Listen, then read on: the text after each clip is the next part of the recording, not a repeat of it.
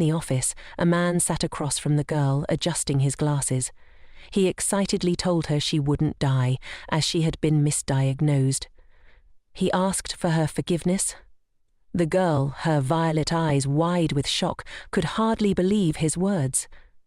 Just recently, Lariette Blanchett had been diagnosed with only 3 months to live. Nervously, she laughed. She had spent those months doing everything she'd ever wanted, believing her death was near. The doctor, however, was confused by her reaction, thinking the news would bring her relief. But Larette's mind was already spinning. She was being pursued by Duke Candle, the great sword of the Empire and god of war, who had sworn to find her wherever she might go. Now, learning that she'd never been sick at all, she felt utterly lost. Jumping out of her chair in a panic, she couldn't understand how to process the new reality. Meanwhile, the doctor, oblivious to her inner turmoil, shared in the joy of the good news. It had all begun 3 months earlier. Lariette had started feeling strange and decided to visit a doctor. She had complained of insomnia and feeling unwell after eating spicy food, as if her heart was racing. After listening to her symptoms, the doctor adjusted his glasses and warned her not to be shocked, as he suspected she had Radura disease, a rare and incurable condition. On hearing this, Lariette was stunned. The doctor explained that Radura occurred in individuals born with an excess of mana and had a 98% fatality rate. He then dropped the devastating news. She had 3 months to live. In a daze, Lariette barely remembered leaving the office. She wasn't ready to die, so she resolved to make a bucket list and complete every item on it. Back in her room, Lariette sat as her maid, Anne, combed her pink hair. Suddenly, Lariette declared that she would fulfill her entire list before she died. She turned to Anne and asked what she would do if she had only a short time left to live. Anne, caught off guard by the unusual question, quickly composed herself, picked up the comb and playfully spoke into it as though it were a microphone. She declared that besides wanting to serve her lady until death, nothing else came to mind. Lariette, touched by her maid's loyalty, told Anne she wanted to buy all kinds of cakes and take a bite of each, without caring about the waste. Ignoring Anne's practical concerns, Lariette insisted on her plan. However, Anne directed her lady to dinner with her family, knowing they couldn't miss the meal. Lariette wasn't eager to go. She had a strained relationship with her family, and sitting at the same table with them was always a challenge. Her father, the 5th Grand Duke of Blanc, was bent on selling her off to a wealthy older marquis to salvage the family's finances. Once a powerful and influential family, they had gone bankrupt. Her mother, Duchess Blanchett, shared her husband's ambitions, pushing Lariette to marry for money. Lariette, despite being the second child, had received no formal support or education. Her brother Ron, the beloved heir, had completed all the inheritance courses, while she was only trained to work in his office as an assistant. Still, Lariette played the part of a naive fool, knowing it was safest to stay silent, to avoid her family's ire. Suddenly, her older brother Ron burst into the dining room. Loved by the family, he always looked down on Lariette. With an irritated tone, he asked why she was there. Unfazed, Lariette calmly replied that she was also part of the family, and had every right to be at the table. The main character suddenly grinned and asked her brother if he was struggling with his studies, mentioning that Joel, their personal magic tutor, had been unusually quiet and gloomy lately. This remark visibly embarrassed Ron, and Lariette couldn't help but smirk to herself. She knew she could outshine her idiot brother if she wanted to. In response, Ron grabbed a glass from the table and, with an exaggerated "oops," poured its contents over Larette's head, drenching her hair and staining her dress. His actions were obviously out of spite, though he pretended it was an accident. Looking at her with a dissatisfied sneer, he announced that she had ruined his appetite. Turning to their parents, Ron said he wouldn't eat until his sister left the room. Lariette stared at him with eyes full of hatred, waiting for her parents to finally reprimand him.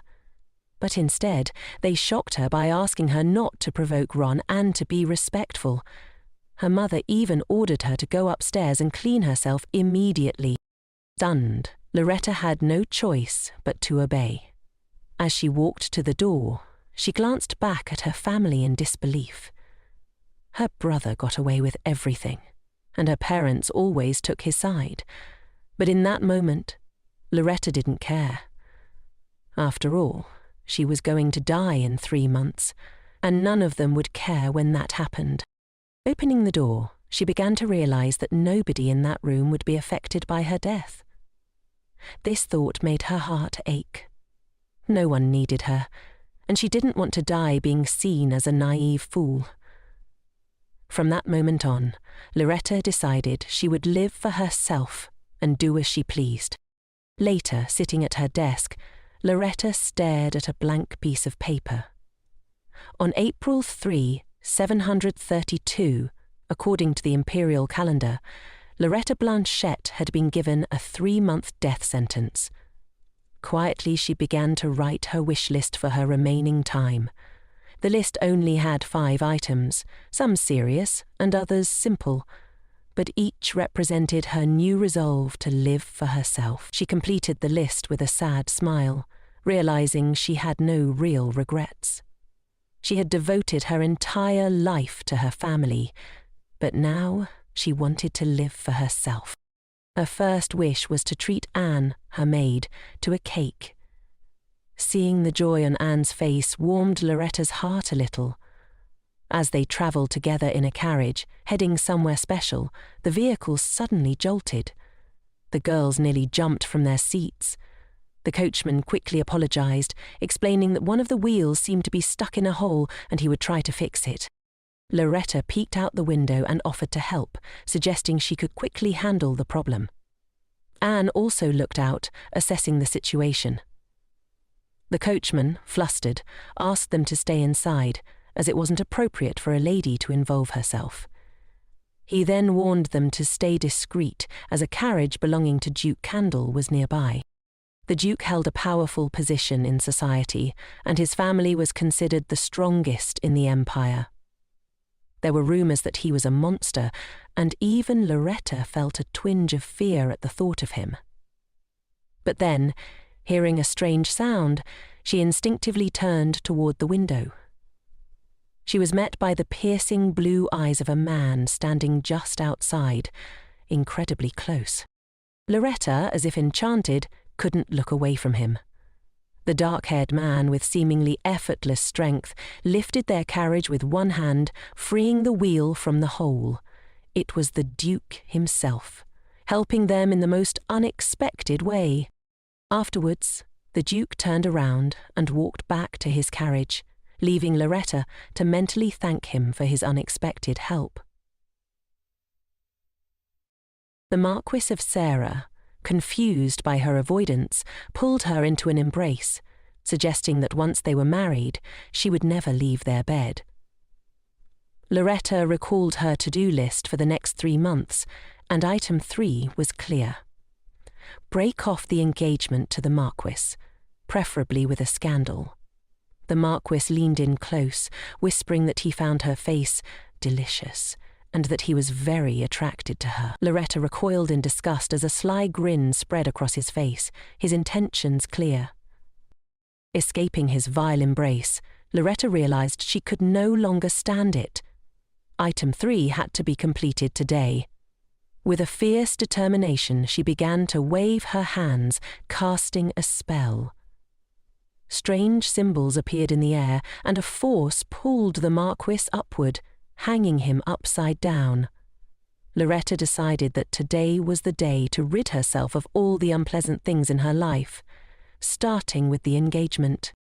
The Blanc family had long been known for producing powerful wizards, and Lariette was no exception.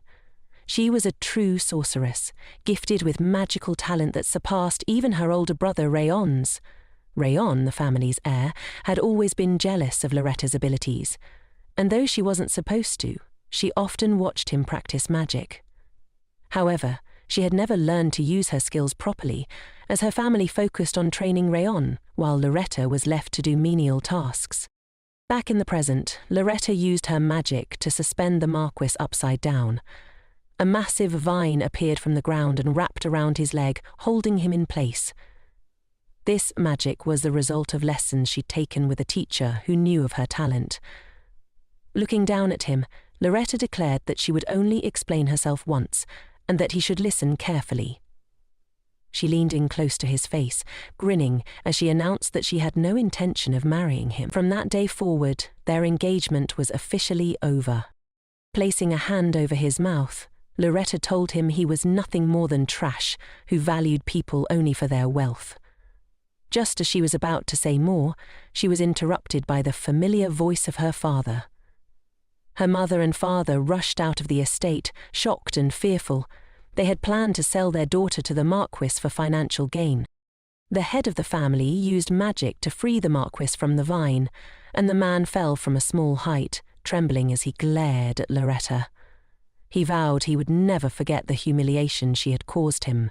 Her parents immediately rushed to apologize, explaining that Lariette was simply immature and foolish for her age. The Marquis, however, insisted that they pretend the engagement had never happened. Lariette couldn't believe her family. They cared more about money than their own daughter. The Marquis, too, was no better, buying people as if they were slaves. Exhausted by the entire situation, Lariette watched as her father escorted the Marquis to the mansion to calm him down. Meanwhile, her mother scolded her, calling her crazy for ruining everything. Lariette responded that she had actually been too late to do this, and that at least someone in the house wasn't completely mad.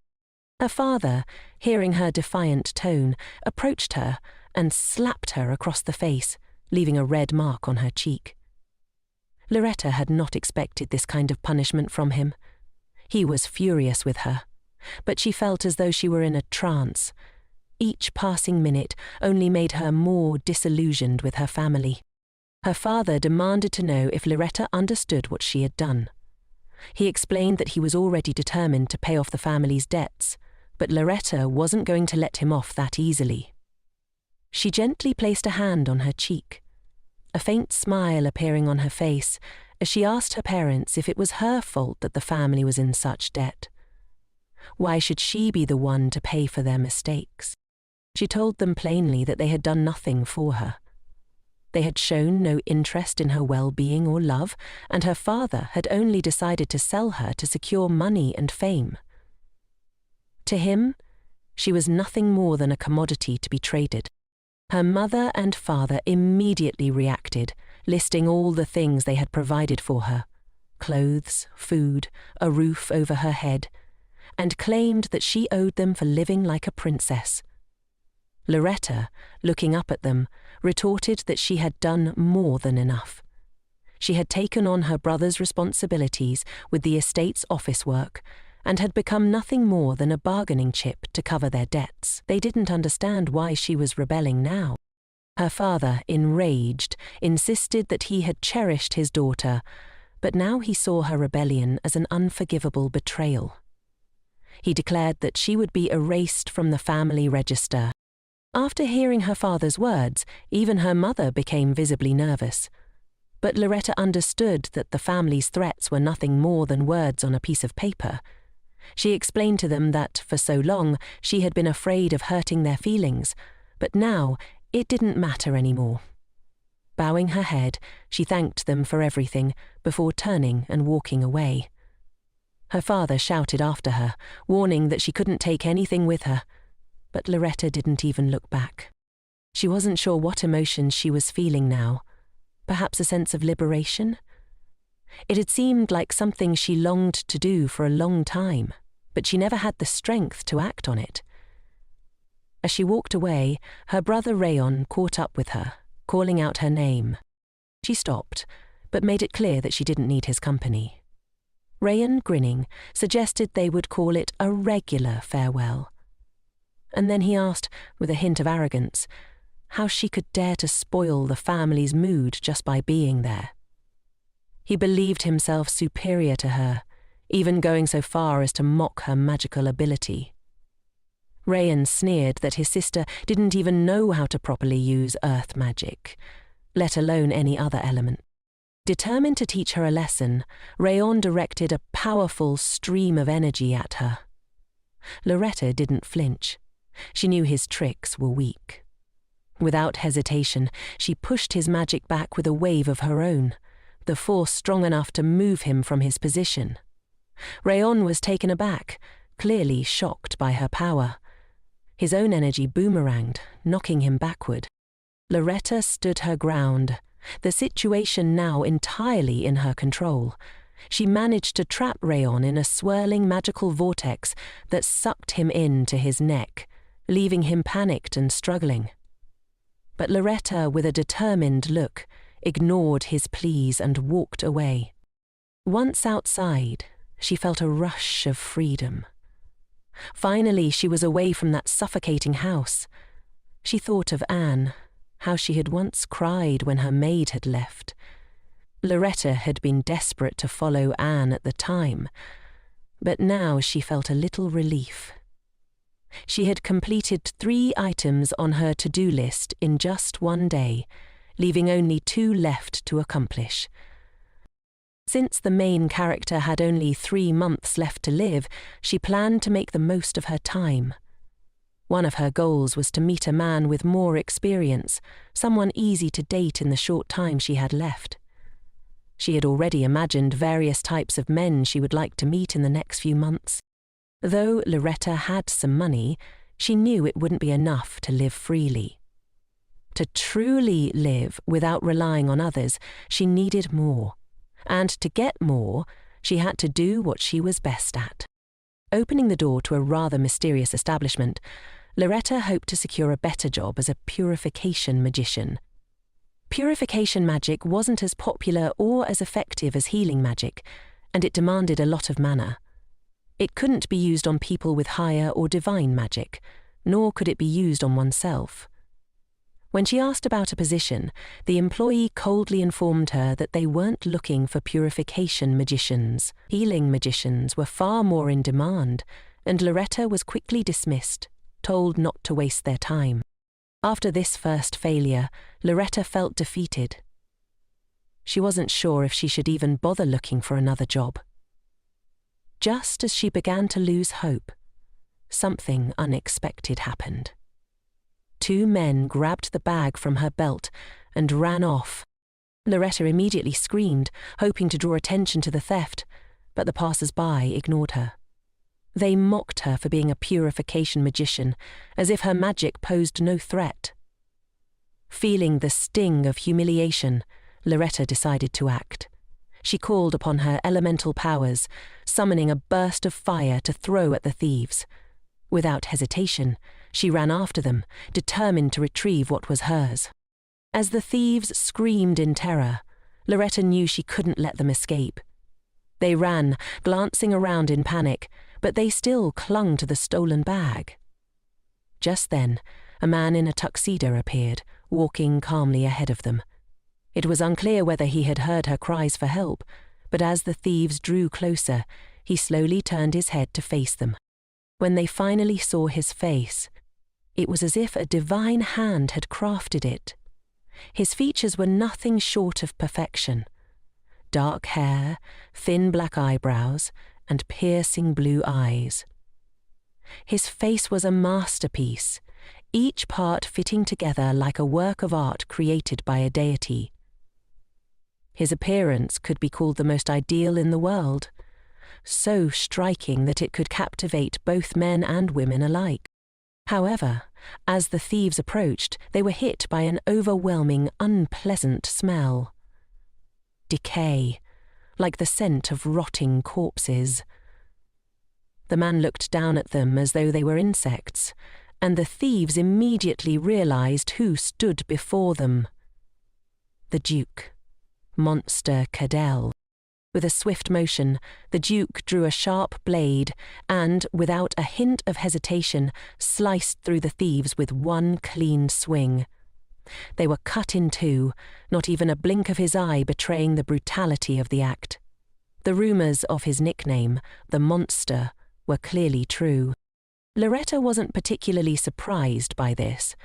The Duke picked up the bag from the ground and handed it to her.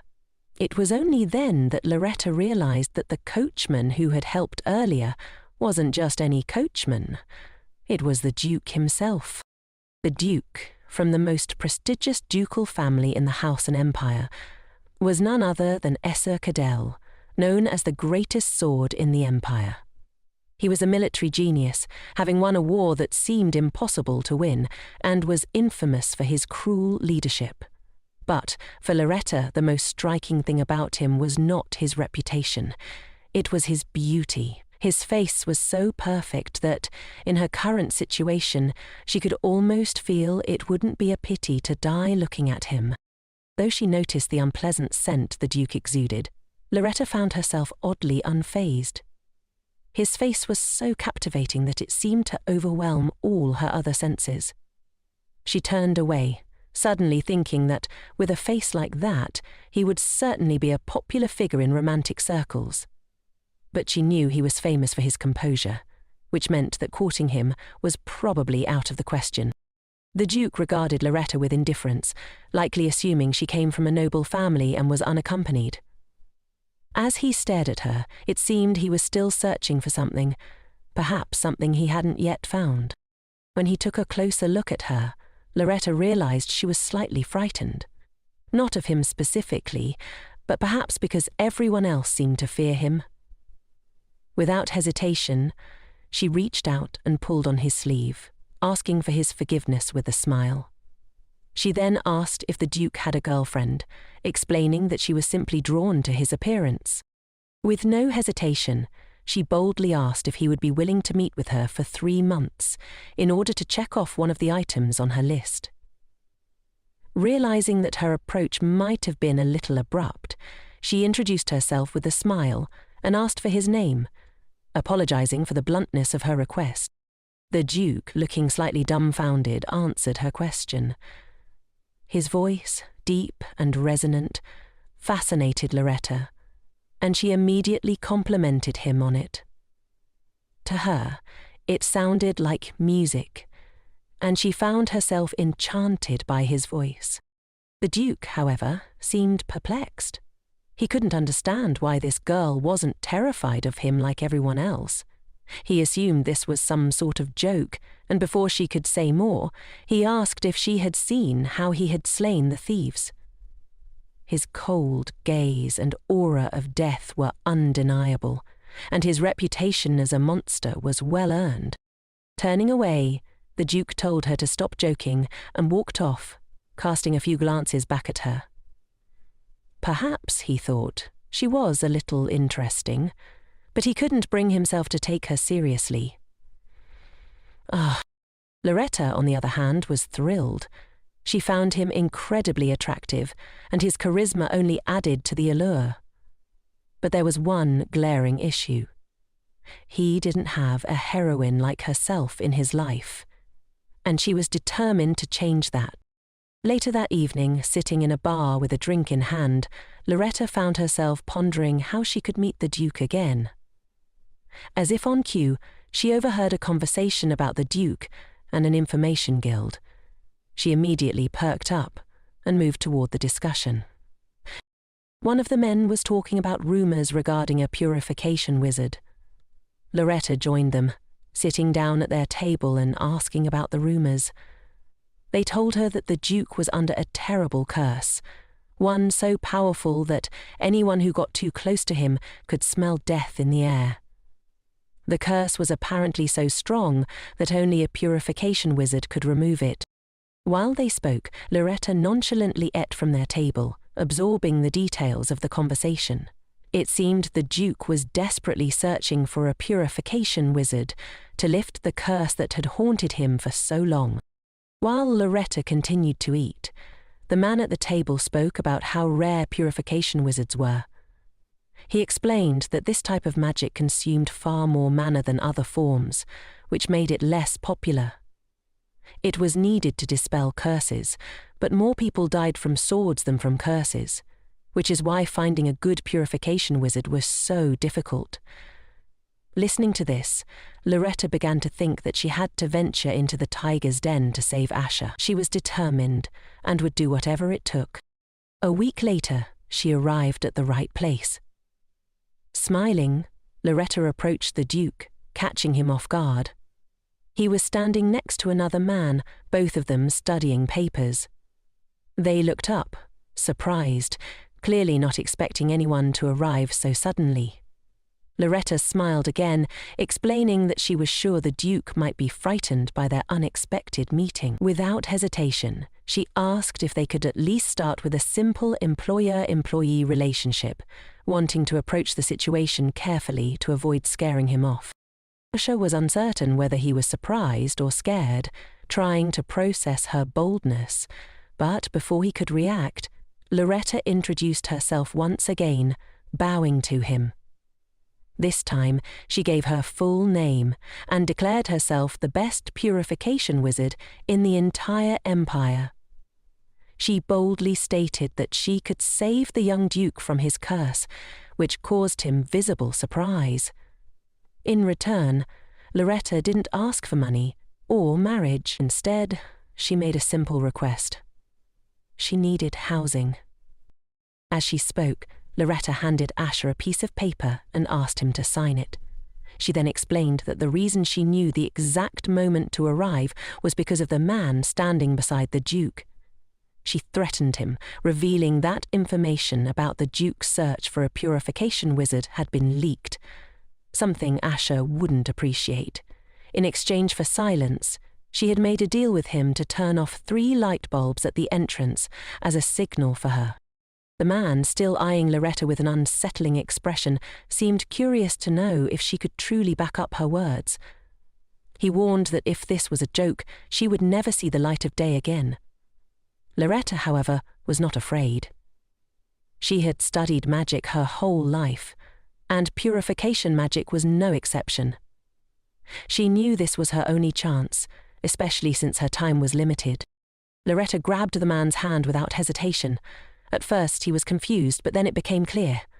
Lariette demonstrated her magic, focusing all her energy on healing his hand, even if just for a moment, to prove her words were true. As she touched him, light filled the room around her, but the curse consumed much more mana than she anticipated. It seemed to drain every bit of her strength, and when she finally released his hand, she felt completely drained. Asha looked at her, initially skeptical. He had lived with this curse for so long and was certain that nothing could change it. He had been warned long ago that the curse would cause his flesh to rot and spread the smell of death wherever he went.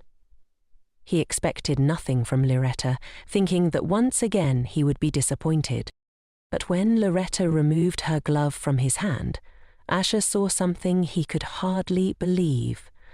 A perfectly healthy human hand. The miracle had happened. It was as if the curse had been broken. Lariette, exhausted, handed him her contract once more, urging him to sign it. Moments later, she collapsed from the effort. The Duke, astonished, realized that this was the only miracle that could truly break his curse. He caught her before she could fall to the floor, gently holding her shoulders to prevent her from collapsing. Asha made up his mind then. He would never let this girl go until her work was complete. He gripped her tightly, remembering the terms of their agreement. He would provide her with room and board for the next 3 months. When Lariette finally awoke, she found herself lying in a soft bed in a luxurious room. Asha was sitting next to her, waiting for her to regain consciousness. He explained that she was now in his family's estate, in the Duke's quarters, and that he had brought her there because it was part of the contract. If she found this rude, he offered to take her back to her home. However, Lariette quickly replied that there was no need. A few seconds later, Asha handed her the signed contract, sealing their agreement. As Lariette gazed at him, a thought struck her. The Duke had signed her papers. He had agreed because she was the first person who had been able to influence his curse. Joy surged through her, and without hesitation, she rushed to him. Although a hug might be a bit too forward, a simple handshake would suffice to celebrate. She extended her hand, shaking his, while he looked at her in confusion. The girl reassured him with a smile, promising to take care of everything. Asher, still processing the situation, replied that their relationship would remain professional, just employer and employee. He then wondered why Lariette wasn't afraid of his hands. He couldn't quite understand her. She, on the other hand, suggested that perhaps she wasn't exactly his type, but with a sly grin, she mused that tastes could change for anyone. Asher, slightly alarmed by her words, even expressed his concern, suggesting she was still recovering and should rest in bed. He told her to take it easy today so they could talk tomorrow, then left the room. Lariette, still buzzing with excitement, squealed into her pillow. Her face flushed bright red, thinking aloud that showing someone your face immediately after waking up should be considered illegal. And then, as drug and Dresden was when they shared a bed, she still couldn't understand how someone like him could be so handsome. Meanwhile, Asher stood outside the door, listening to her heartfelt admiration. Her words embarrassed him to the point of madness. No one had ever spoken to him like that before, and it made him feel utterly perplexed. He thought to himself that Lariette was truly strange. The next day, when Asher was busy with paperwork and sipping tea in his office, Lariette unexpectedly appeared, silently watching him. Noticing her presence, Asher decided to ask if she had anything to say. She simply replied that she was waiting for him to stop pretending he didn't notice her. Then, she asked why he hadn't eaten with her earlier. Asher, taken aback, didn't understand what she meant. So Lariette quickly explained that she had been waiting for him because she thought they would have breakfast together. Surprised, he commented that it seemed she had a good appetite. Lariette, a bit confused, didn't quite grasp his point, but Asher interrupted, asking how much she knew about his curse. Pulling up a chair, Lariette replied that she knew nothing about it. Asher explained that it was a curse of the dead, a powerful curse that caused his skin to rot like the flesh of the deceased. He pointed to the bandages wrapped around his body, revealing that they were enchanted to prevent the odor from escaping. Even purification magic only slowed the rotting process, but it could never lift the curse completely. Lariette asked when he had been cursed, and Asher revealed that it happened when he was 7. He added that the curse was incurable, as killing the caster or destroying the curse itself was impossible. He knew it was a hopeless situation. Asher then thought that Lariette might run away from him after hearing such grotesque details. However, he was prepared to do whatever it took to keep her close, since she might be the one who could lift the curse. Unexpectedly, Lariette grabbed his hand, asking if the curse caused him pain. She didn't fully understand what he was going through, but she could tell it must be hard for him. Looking at him, she promised to remove the terrible curse that had tormented him for so long. Asher, staring into her eyes, was at a loss for words. No one had ever treated him like this before, and for the first time, he began to believe that maybe, just maybe, there was hope. Asher turned away, still trying to make sense of why this woman was not afraid of him. On the contrary, she seemed drawn to him. Everyone else avoided him because of his decaying skin, the result of the curse. But Lariette treated him as if he were an ordinary man, looking at him as if he were handsome and charming. This sudden change in perspective made him feel strange, and for the first time his ego stirred. Lariette took his hand once more, determined to ease his torment. She used her remaining energy to work her magic, and Asher, concerned, asked her to stop. But she didn't listen, so he grabbed her hand to stop her himself. As he did, he noticed how delicate her wrists were, and for a moment he couldn't look away. Quickly he turned his attention back to bandaging his own hands and told Lariette not to overdo it. She smiled, saying that she was just checking and wouldn't have enough mana to continue anyway. Looking at her left hand, she noticed it was already looking much better. The cleansing magic was still working within it. Sweat beaded on her forehead from exertion, but she felt the magic still present in his body. She shared her findings with him, explaining that his body could only hold a certain amount of purification magic at once, and until his left hand was fully healed, other parts of his body wouldn't respond to the magic. Asher, pouring himself more tea, processed the information. He was surprised, but he agreed to let her continue cleansing him, albeit cautiously. Lariette reassured him, promising she would take full responsibility and get everything done before her time was up. She took the tea from him and drank it, determined to see her work through to the end. The Duke couldn't quite understand what Lariette meant when she said she would do everything before she died. She quickly clarified that she meant she would complete her work as quickly as possible. After hearing this, Asher decided to ask her a question that had been on his mind. He wanted to know if she was afraid of him. It was clear from the way he hesitated that he had been thinking about it for some time. After all, he thought he looked terrifying. Lariette smiled sweetly, covering her mouth slightly with her hand. "Do I have any reason to be afraid of you?" she asked, her tone light. But then, her expression became more serious. She decided to address the rumors about him, the so-called demon of war.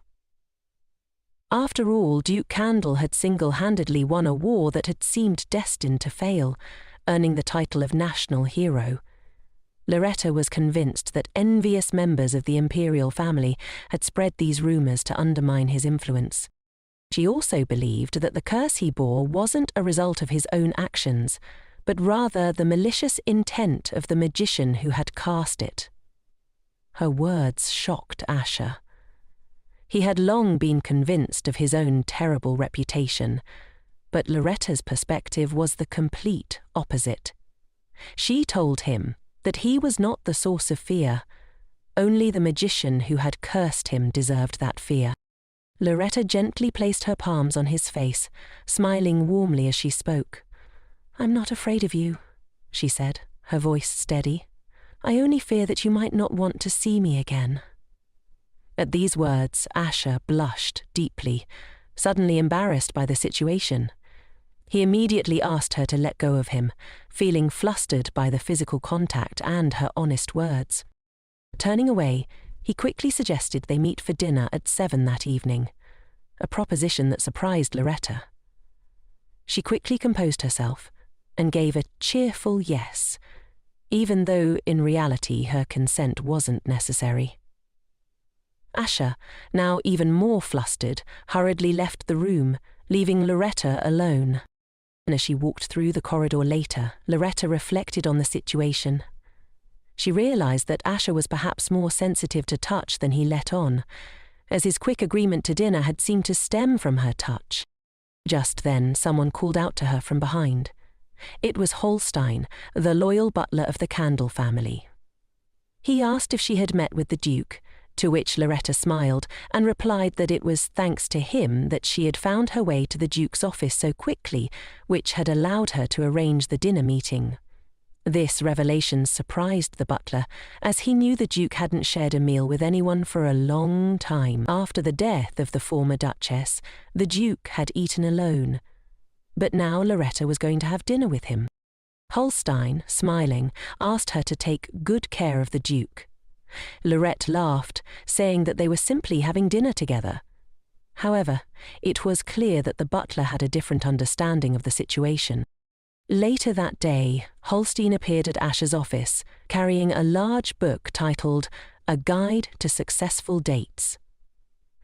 The butler looked at Asher with confusion, but he knew that Asher had been taught meal etiquette as a child and that no new rules had appeared since then. Realizing the book wasn't about etiquette, Holstein felt that it might be about something else entirely. Asher, now looking uncomfortable, realized that he was actually afraid the sorceress, who was 5 years younger than him, might laugh at him during their dinner. Holstein presented the book to Asher, suggesting he read it. Asher, however, was not interested and immediately dismissed the suggestion, saying it had nothing to do with him. He brushed aside the book as if it were useless, which caused Holstein to become somewhat exasperated. In 27 years of service, Holstein had never felt more useful than now. After a few minutes, the butler opened the book in front of Asher and began reading a few of the rules that a man who had invited a woman to dinner might need to know. Asher tried to pretend he hadn't heard Holstein's comment, acting almost like a child before quickly leaving the office, just as he had that morning. Lariette asked if she could make a small change to their contract. Without hesitation, Asher agreed. Moving a little closer, she explained that the payment seemed insufficient compared to the amount of purification magic she had spent. Asher, surprised, noted how directly she spoke. He wasn't used to such frankness, as he mostly only communicated with Holstein.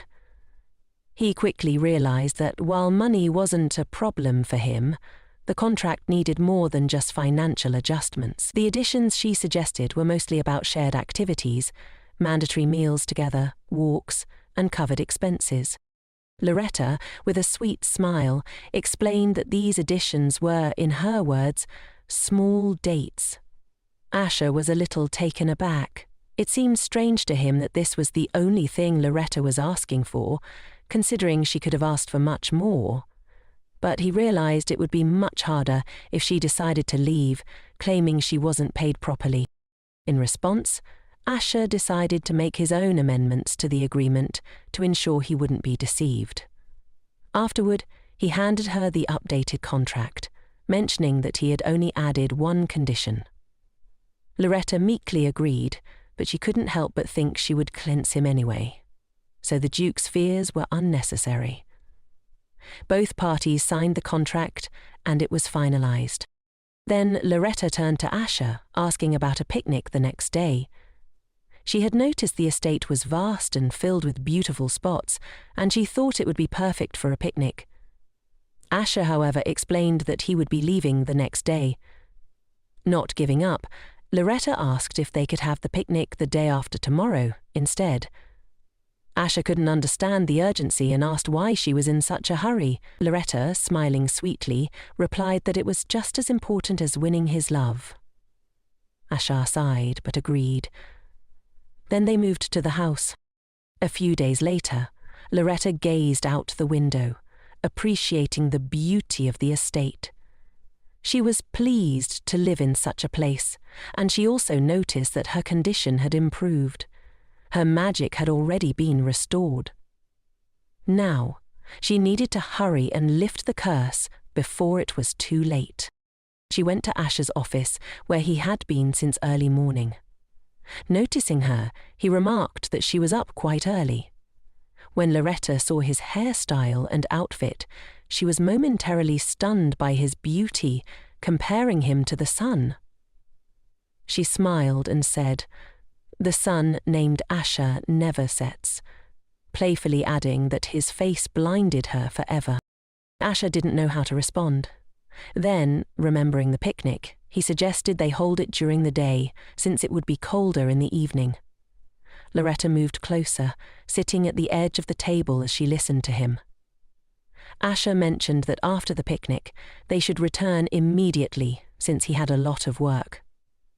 Lariette asked if he really didn't have time to deal with the curse, which surprised Asher. He hadn't expected her to recover so quickly.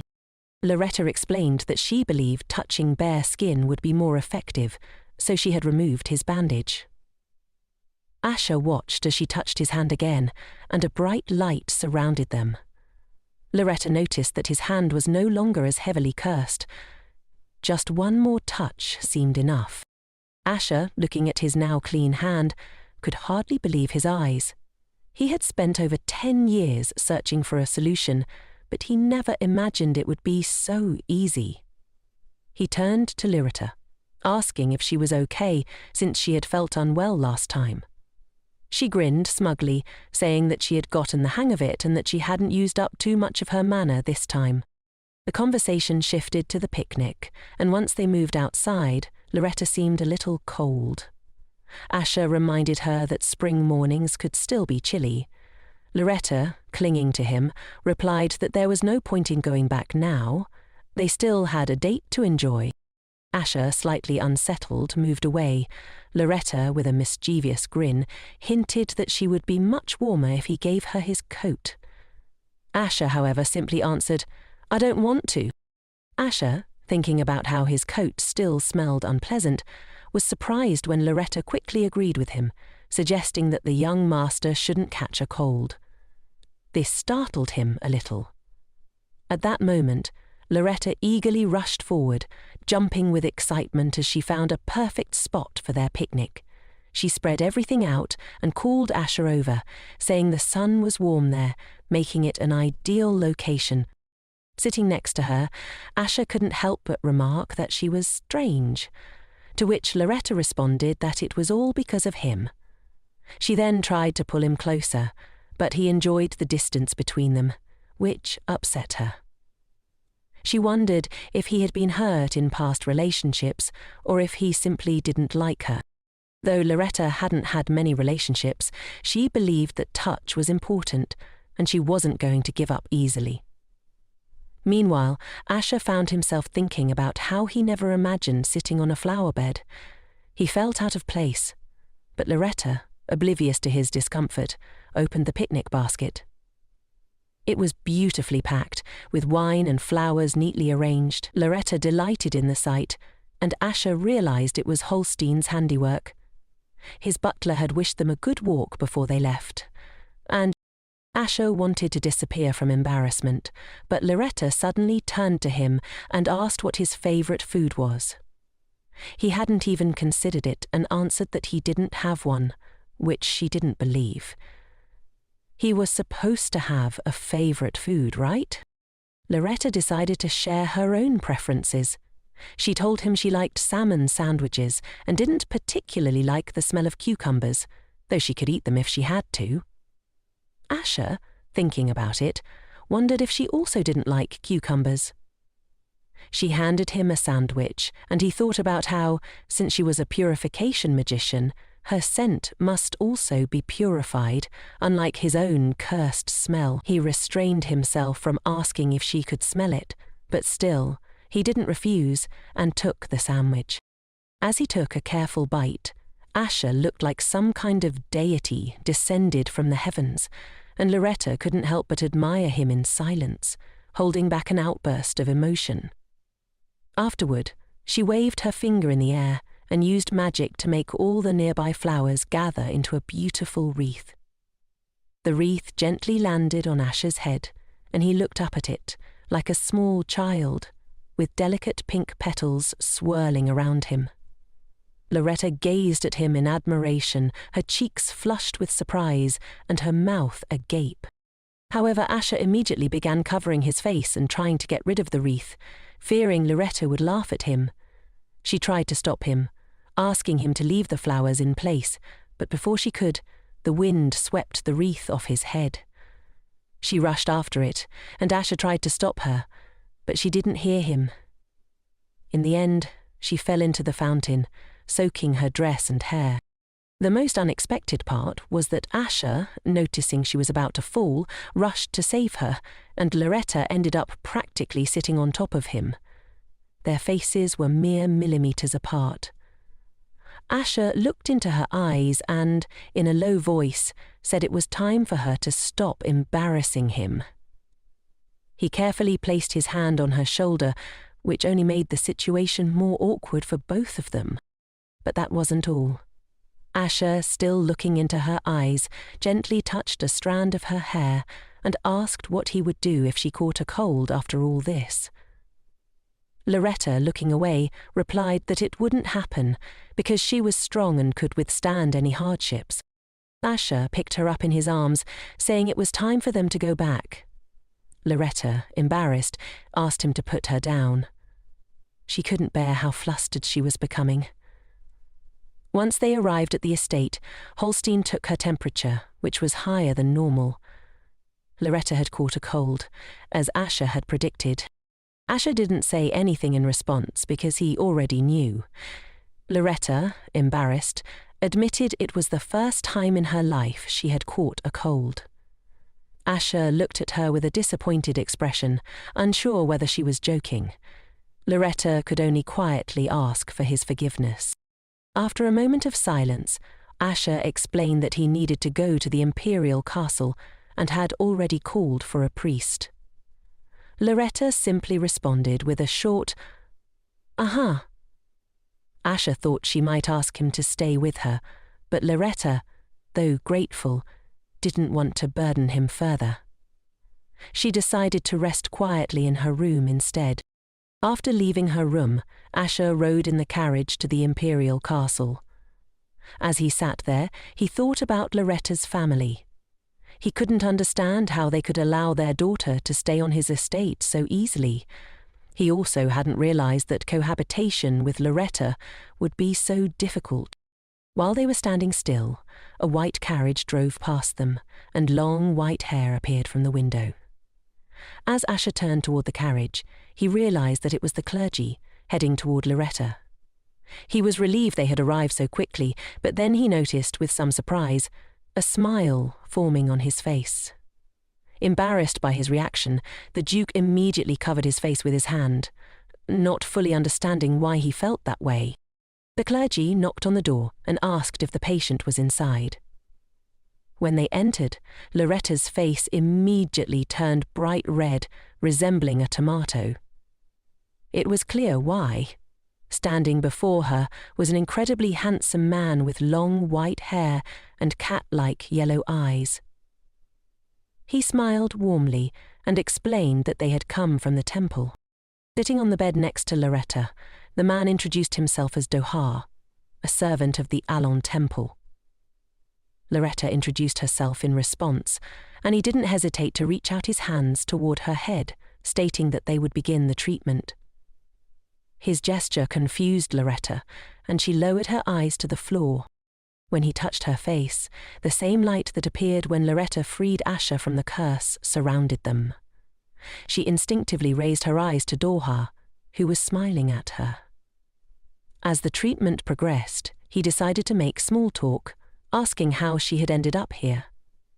The question seemed odd and out of place, but realizing his mistake, he quickly apologized, looking away. Zohar explained that due to the Duke's curse, everyone was shunned, even in the temple, where there was a clear hierarchy. He added that, as a low-ranking priest, he was often ignored by others. Lariette remembered hearing that wounds like his were common among low-ranking priests who didn't have the money to seek help from more powerful figures. Once the treatment was over, Doha said that was all, continuing to sit beside Lariette. She stretched her hands, feeling the positive effects of the magic, and thanked him for the treatment. Still, she felt compelled to do something more. She whispered to Doha, asking if he could come closer for just a moment. He complied without hesitation. Lariette slowly placed her hands on his forehead, and once again a familiar light surrounded them as she used her magic to heal his wounds. This act confused her slightly, as it took more energy than she expected. When she finished, the look on Doha's face was one of surprise. Clearly, he hadn't expected a magician to be so skilled, and he was clearly impressed by what had just happened. A somewhat creepy smile appeared on his face as he asked, almost with a hint of curiosity, whether Lariette was a healing magician. Before she could respond, he made an unexpected offer to her.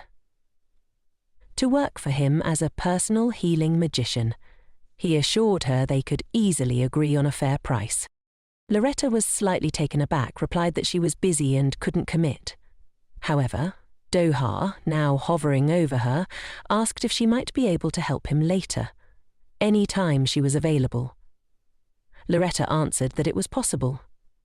He smiled at her with his yellow eyes, pleased by her response, As a sign of gratitude, he promised to continue treating her for free. Furthermore, if she healed him, he would repay her properly. Lariette saw this as a good offer and agreed. Doha, clearly pleased, asked if they could now be considered friends and grow closer. As he moved even closer to her, he explained that he wanted to be friends because he truly liked her.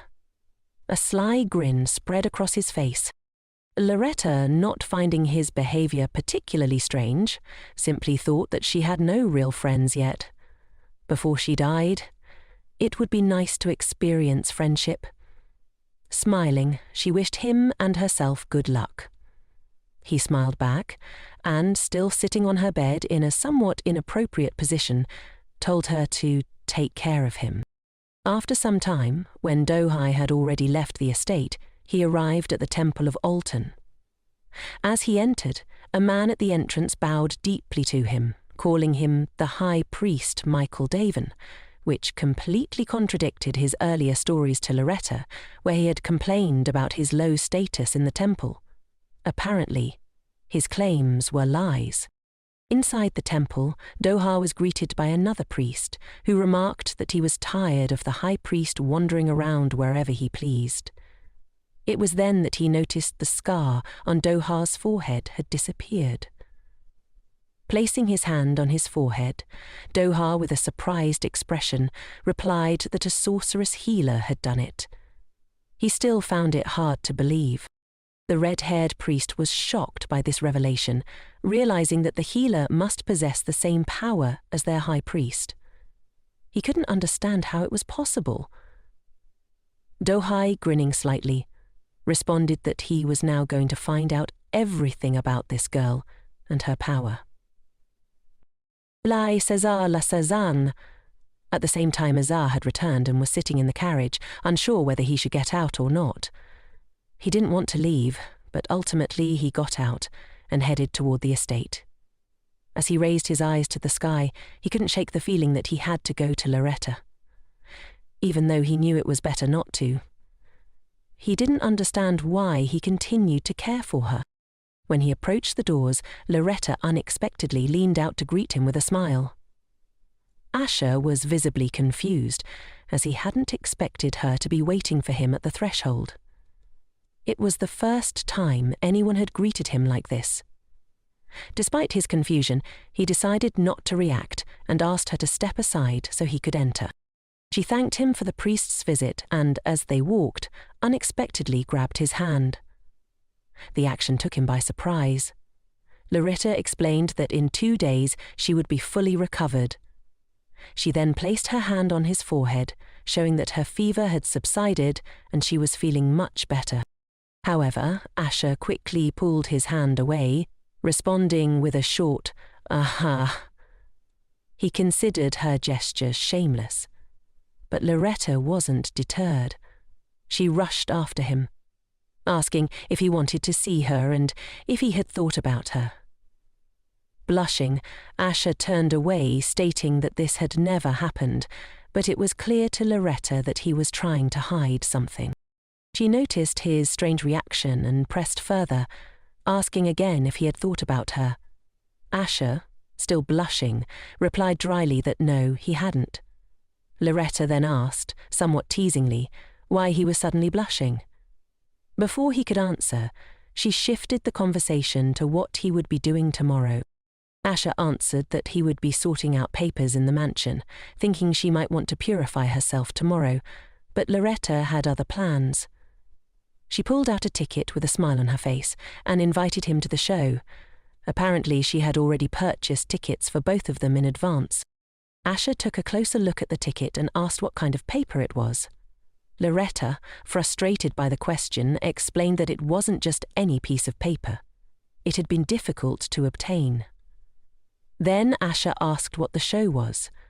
Lariette, excited by his interest, explained that it was a famous performance and that they had premium box seats.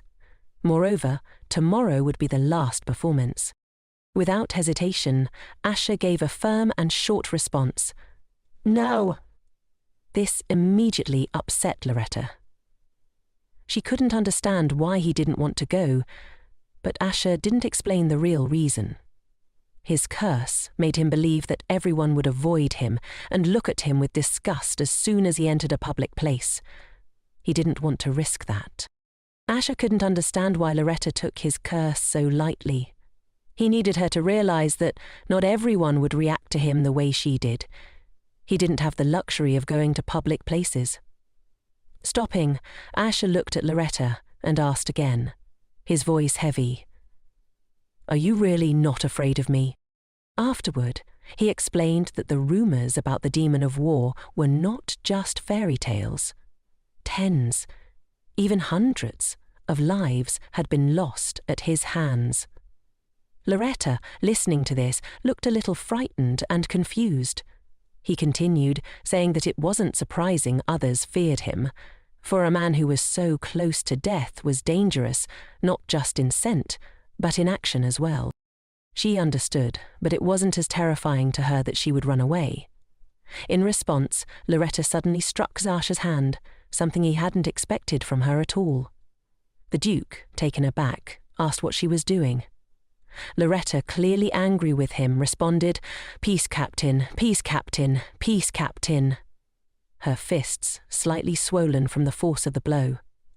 She exclaimed that she had just dared to attack Duke Candle and wondered what he would do about it now. She added that, on top of that, she often looked at his face, held his hand without his consent, and even called him by his name. As she laid out her grievances, the Duke looked extremely confused. Lariette then asked one thing. Was he planning to kill her after all of this? She couldn't understand why he was speaking about himself in such a way. Grabbing his coat, Lariette squeezed the fabric in her hand, demanding a specific answer to her invitation. Yes or no, and if the answer was no, a clear explanation as to why. She was eager to know whether Asher wanted to go to the show with her or not. His reaction, however, left him in complete surprise. He hadn't expected her to behave this way, and so he silently listened to everything she said. After a pause, Lariette instructed him not to worry about others and to focus on what he wanted for himself, something he had clearly not done in a long time. With that, she turned and walked toward her room, dissatisfied. She asked Asher to give his answer by the next morning, as he couldn't give it right away. She added that if he refused, she would go to the show with someone else. Asher stood frozen, as if he had been brought back from the edge of heaven to earth. He struggled to process whether Lariette was serious, or if all of this was just nonsense. His ears burned from the awkwardness of the situation. Sipping at his milk pitcher in the temporary silence, he realized. The next morning it seemed that the Duke had indeed agreed to attend the performance with Lariette, and she was overjoyed by his acceptance. They had already arrived at the venue, and Asher, like a true gentleman, helped Lariette out of the carriage, offering his hand. She beamed with happiness, but suddenly her leg twisted, and she stumbled. She would have fallen if not for Duke Candle's quick reaction, catching her in his arms. It almost seemed as if Lariette had planned the fall, because she was pleased when she found herself in his arms, even managing to secretly hold his hand. For this, he reprimanded her, but she responded that it was only because he had caught her. Asher, still firm, told her not to do that again. Looking around, he noticed a large crowd of people waiting for the performance to start. Lariette noticed how nervous the Duke seemed, his hands shaking slightly. She grabbed his hand, pulling him along, smiling radiantly at him. She reassured him that everything would be fine, especially since they had a private VIP box. She asked him not to worry as they made their way inside. Once the show began, they settled into their seats, watching an incredible performance with talented actors. Time flew by, and as they exited the VIP box, Lariette shared her excitement with Asher, telling him how much fun she had. He responded that it wasn't bad, to which she added that the lead actor was quite handsome. Asher, curious, asked if she really liked the prince, as he found him extremely ugly. Lariette laughed and replied that she simply appreciated beauty in all forms. Then she told him she was going to the restroom and asked him to wait for her in the carriage. Having finished quickly, she returned, her spirits high, looking forward to a nice dinner after their enjoyable day. But just as she was about to head back to the carriage, she heard someone calling her name, shortening it in an overly familiar way. It was Marquis Segre, who, with a smug grin, did not apologize for his previous rudeness. He seemed to take pleasure in the sight of Lariette, who was smiling brightly, while he casually embraced a lady who looked anything but pleased. Lariette reminded him that she had advised him to avoid meeting her again. Preparing to cast a spell to intimidate him at least a little, she was startled to find that he appeared completely unbothered. Without a hint of concern, the Marquis snapped his fingers. He then stated that Lariette didn't understand the situation she was in. Even if she resisted, her body, being so precious, shouldn't go to waste. At that moment, she was grabbed by 2 pairs of hands. 2 men gagged her and forcibly held her in place while Segre approached, his smug grin never leaving his face. He explained that he had been waiting for this moment because he still couldn't forget the humiliation she had caused him that day. Stepping closer, the Marquis touched her face with his palm and, smiling, suggested that since Lariette had become a commoner, perhaps he should make her his concubine. He promised to treat her with great tolerance, given her good looks. But before he could finish his sentence, something swept his hand away. And suddenly, the heads of the 2 men holding Lariette fell to the floor with a sickening thud. The girl remained frozen, terrified, as Asher stood next to her. The young Duke calmly explained that no matter how long he waited for Lariette, she had still not returned. Now he was here to collect her. He added coldly that anyone who dared touch what belonged to Mr. Candle would die. Looking down at her, Asher suddenly turned to Lariette, asking if she was disappointed in him. Lariette, confused and unable to collect her thoughts, didn't know how to respond. Before she could answer, the Marquis, shaking in fear, intervened, asking Asher if he knew who he was. The Duke regarded him with contempt, and staring him down, asked if the Marquis was seriously speaking to him like that. The Marquis, trembling, could only hiccup in fear, clearly too terrified to respond, his current situation worsening by the second. At that moment, Lariette stepped in, stopping Asher and asking him to wait. She explained that, for now, the Marquis was standing right in front of him, and continuing this confrontation would only escalate things. Asher, with indifference, replied that he was the Duke of Candle, but Lariette stood her ground, insisting it wouldn't change anything. The Duke couldn't understand why he should be concerned. After all, he was recognized by the Emperor and had his favor. Taking the life of some Marquis wouldn't benefit him. But Larry didn't let him dwell on it. Grabbing his hand, she pulled him toward the exit, urging him to just follow her and do it quickly. Without another word, they hurriedly left the scene. Already sitting in the carriage, the main character nervously tried to catch her breath. The Duke, however, thought to himself that he didn't care about Maris. His main concern was saving the girl. He turned to her and asked if she was okay, to which she replied, still out of breath, that she wasn't. Asher, turning away to look out the window, silently mused that Lariette would surely end their relationship now, having seen how cruel he could be. Yet, since they were bound by a contract, he reasoned that nothing else should matter to him. But things didn't turn out as he expected. Smiling, the main character praised the Duke, saying what he did was impressive, and adding that he was even cooler than the character in the play. Hearing this, Asher opened his mouth in surprise.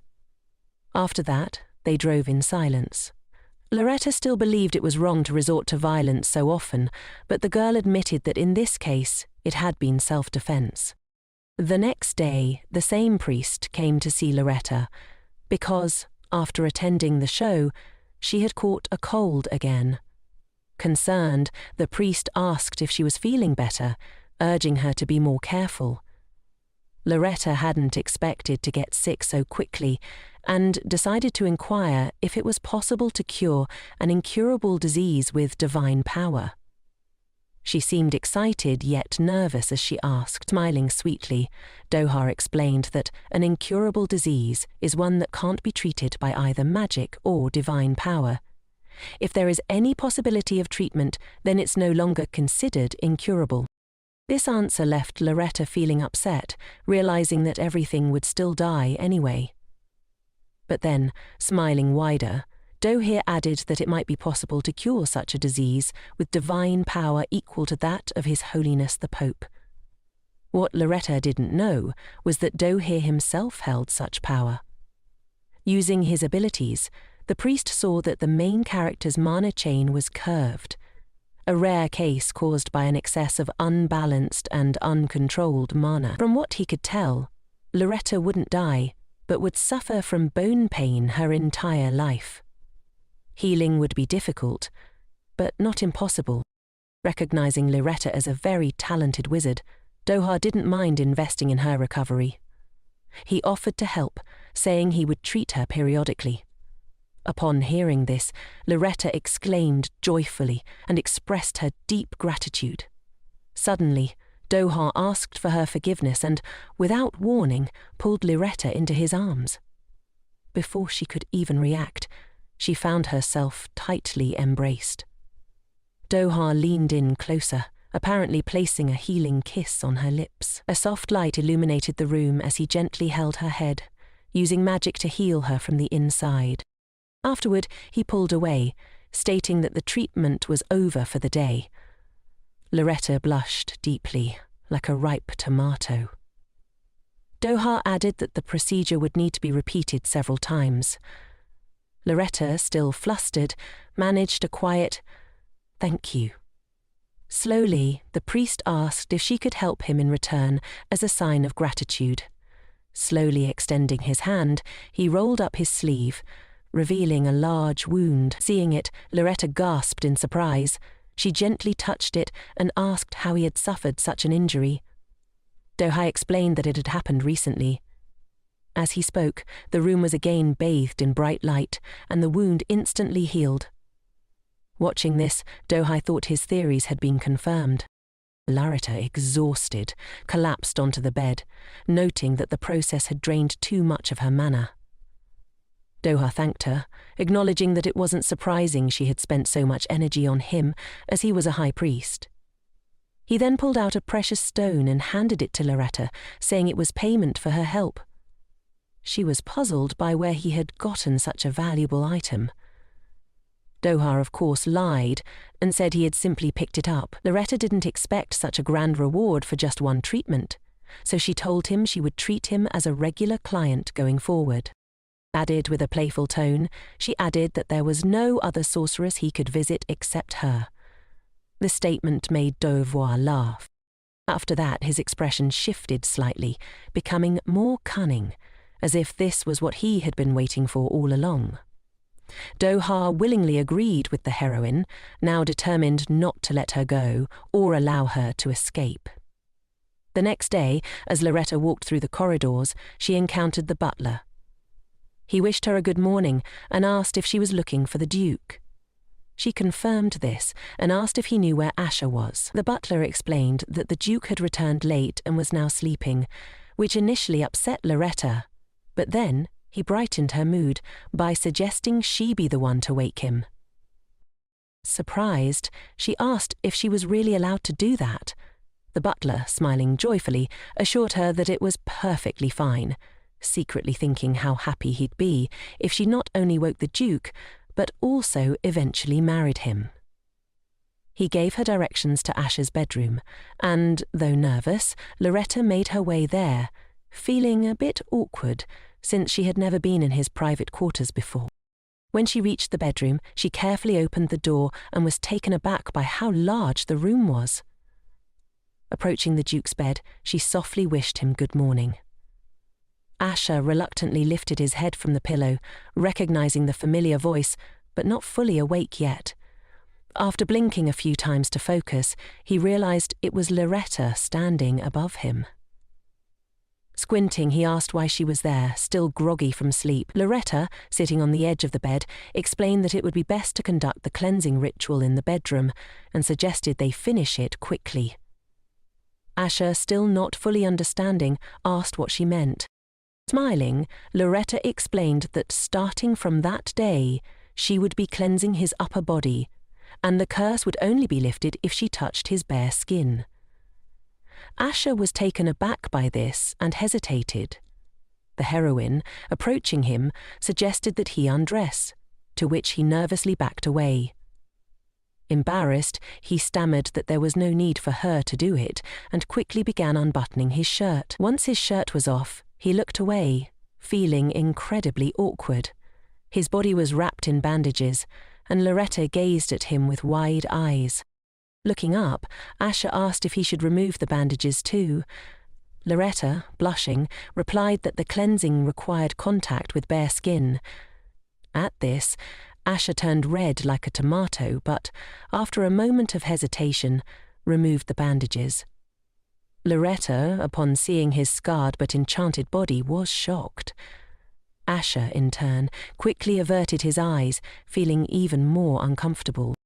Lariette was stunned by the sight, realizing that the curse was far more powerful than she had anticipated. Gently placing her hand on his chest, she began explaining that the curse was too great to be lifted in one session, but she promised to do her best. Asher, nervously covering his mouth with his hand, avoided her gaze, feeling more embarrassed by the second as she got closer to him. Suddenly, Lariette stopped, realizing that she had exhausted too much mana. Weakened, she collapsed onto Asher's chest, alarming him. He called out her name, confused because everything had seemed to be going well up until that moment. With her eyes closed, Lariette explained weakly that her mana had been drained because she had healed the Reaper the previous day. Asher, both embarrassed and bewildered, listened as she casually recounted how she had befriended the Reaper and offered to help him from time to time, as long as it didn't interfere with the curse purification. Still flustered, Asher, struggling to understand, asked if she treated the Reaper the same way she was treating him. Lariette, confused by the question, didn't know what he was referring to. Realizing his thoughts had wandered, Asher cleared his throat and mentioned that he always thought priests were usually women. He then told her to do as she wished. Suddenly, Lariette opened her eyes for a brief moment and, with an unexpected question, asked when he would finally fall in love with her. After that, Lariette collapsed into Asher's lap from exhaustion. The man didn't even have time to respond to her question before his expression darkened. He clenched his fist angrily, seemingly blaming himself for her weakened state. Later, Asher began avoiding her for reasons unknown, while Lariette searched the entire estate for him without success. One day, as she sat at a table drinking tea, she shared her frustrations with Lodin, confiding that the Duke continued to avoid her. She couldn't understand if she had put too much pressure on him, which embarrassed her. Lodin, who had become her close friend while they were searching for Escher, listened attentively. Lariette couldn't help but notice that Doris seemed surprisingly good at giving love advice, and from the way he carried himself, she was sure he had been with many women. Doha caught her gaze and smiled knowingly. Then, with a mischievous glint in his eye, he suggested a bold idea. Make Asher jealous. Slowly, he reached out and twirled a strand of Lariette's hair around his finger, gazing at her seductively. He told her that no man could resist the sight of the woman he loves with another. Lariette, a bit flustered, replied that she didn't have a suitable partner, thinking back to her lack of experience with boyfriends or male friends due to her complicated past with her ex-fiance. Her innocence amused Doha, who suddenly placed his hand on the back of her head and pulled her closer, their faces just millimeters apart. Looking into her eyes, he softly reminded her that he was also a man, subtly hinting at himself as a candidate. Holding her close, Doha managed to talk to her while treating her wounds at the same time. Lariette was surprised by his boldness, and the idea of making Asha jealous didn't seem so bad after all. She even allowed herself to imagine Asha begging her not to leave him, pleading with her as he feared going mad without her. The thought made her blush, though she quickly pushed it aside, realizing it would probably hurt Asha in the long run. Lariette thanked Doha for his help, telling him that she would figure out her own way to handle the situation. She was confident that she could win over the Duke without resorting to manipulation, mentally urging Asha to wait for her. Late that night, as Asha quietly returned from his business and tried to slip into the estate unnoticed, a voice called out to him. It was Lariette, sitting on the steps.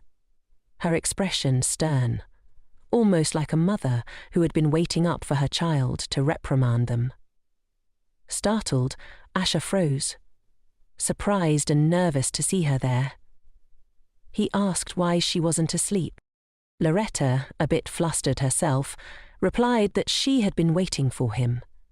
She complained that it had been hard to get a glimpse of him recently, as his busy schedule seemed to keep him away. Rising from the steps, she approached him, raising her head to meet his eyes. It was clear to her that it was time to confront him directly. She reminded him of their agreement to take walks twice a week, and asked if he had forgotten. Asha wasn't sure if the ache he felt was from the stress in his stomach or a deeper pain in his heart, but one thing was certain. Whenever he stood in front of Lariette, he felt strange. It was precisely this strange, unfamiliar feeling that had driven him to avoid her in recent days. Not wanting to prolong the discomfort, Asha quickly invited her to take a walk in the garden tomorrow, then diverted his eyes to avoid her gaze. Lariette began to realize that she was the only one truly holding on to their relationship.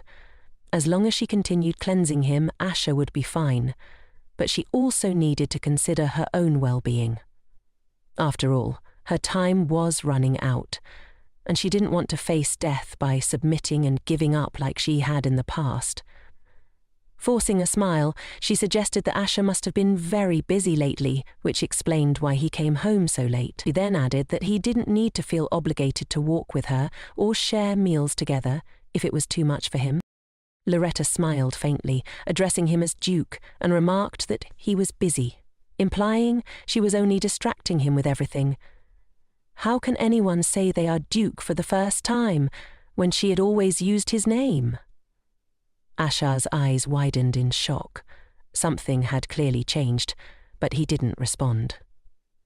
Lariette continued, saying she would go eat with her priest friend and that she would forego their walks and dinners, giving him the freedom to focus solely on his work. Asha, still speechless, watched as her lips trembled before she quickly turned away and climbed the stairs to her room, leaving him standing there alone, uncertain of what to say. Once in her room, Lariette lay on her bed and opened her notebook, the one her father had given her, much like the way he had once gifted Rayon a sword encrusted with precious stones. She remembered her brother recounting how his skin had tanned from his journey to the west, sharing joyfully about the refreshing air, the pristine water, and the wonderful people he'd met. Lariette felt a pang of sadness, realizing that she had never been on any trips herself. Despite her desire to do so, she'd always been left out of discussions and decisions. Now, she questioned why she couldn't do what she wanted, even in her final days. The reason she had sought a relationship was to create some happy memories before her time ran out, but it was beginning to feel like a burden to Asha. This confused her, especially since he had never shown hostility towards her. In fact, the way he looked at her during the performance had only made things more complicated. Burying her face in her pillow, Lariette thought about how lonely she felt, trying to figure out what to do next. Meanwhile, Dohai was changing into more casual clothes, revealing the scars that covered his body. His subordinate, Joshua, noted that Dohai had been wearing the robes of a low-level priest too often lately. Joshua found it odd, given Dohai's exceptional status and immense divine power. He wondered why someone like him would need to disguise himself. But Dohai brushed off the comment, asking if everyone else wore similar attire. Ignoring the question, Joshua then inquired if Doha was planning to meet with that sorceress healer again. As Dohai tied his hair back into a neat ponytail, holding the hair tie between his teeth, he answered with a simple yes. Joshua grew concerned, reminding him that the girl served Duke Candel, and if Dohai's identity as the future pope were discovered, it would bring shame to the church. Amused, Doha asked if Joshua truly believed he could be caught so easily, but Joshua remained nervous, suggesting that it might be better to lead Lariette to the Temple of Altion, where she could serve the next pope directly. However, Doha shrugged off the suggestion, replying that he was just an ordinary person, before leaving the room. As Joshua watched him go, he couldn't help but think about how interested Doha seemed in Lariette. She was the eldest daughter of the Duke of Blanchett and the fiancée of Marquis Ezra, whose recent actions had been troubling. Lariette possessed powerful healing abilities and a vast reserve of mana, and it was clear that she was a purification sorceress. She had become close to Duke Candel, who sought her help to break the curse that plagued him. It was evident the Duke would spare no expense for her services, and Joshua suspected Lariette was in love with Asher, doing her best to capture his attention. Doha, now seated in his carriage with a sly grin, contemplated how difficult it would be to make Lariette his personal healer and flirt with her while their relationship remained shallow. He realized he would need to put in more effort to win her over, especially since Lariette clearly liked him as well. But despite this, he couldn't quite figure out how to seduce her. As they approached Asher's estate, the door to Doha's carriage suddenly swung open, revealing an anxious Lariette. She asked him if he had any free time today. Surprised, Doha replied that he did, wondering why she needed to know. Without hesitation, Lariette climbed into the carriage, asking him to spend the day with her, to go out, eat and shop together. She explained that they were embarking on the jealousy operation, a desperate plan she had come up with in an attempt to gain Asher's attention. Smiling to himself, Doha eagerly agreed, as if this was what he had been waiting for. His prey had fallen right into his hands, agreeing to his plan under the guise of a harmless operation. He decided to invite Lariette on a date as part of the café. Doha had been growing increasingly frustrated at how long it was taking to be served. As Lariette explained that dessert would take a little more time, she and Doha sat on a bench. Lariette, curious, asked if he liked sweets, to which he replied that he did. Seemingly out of nowhere, she questioned why he was allowing her to treat him. Suspecting there might be some catch, Doha, looking slightly confused and a bit saddened, explained that he typically avoided getting hurt, but they were supposedly forced to seek treatment outside the temple by the high priest's orders for the lower-ranked workers. Hearing this, Lariette gave him a thumbs up, struggling to hold back tears.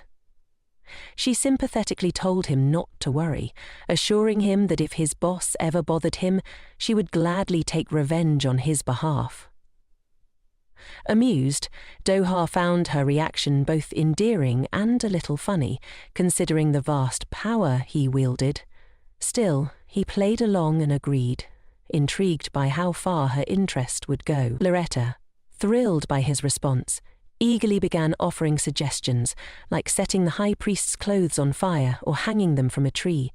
She enthusiastically promised to do whatever she could to help.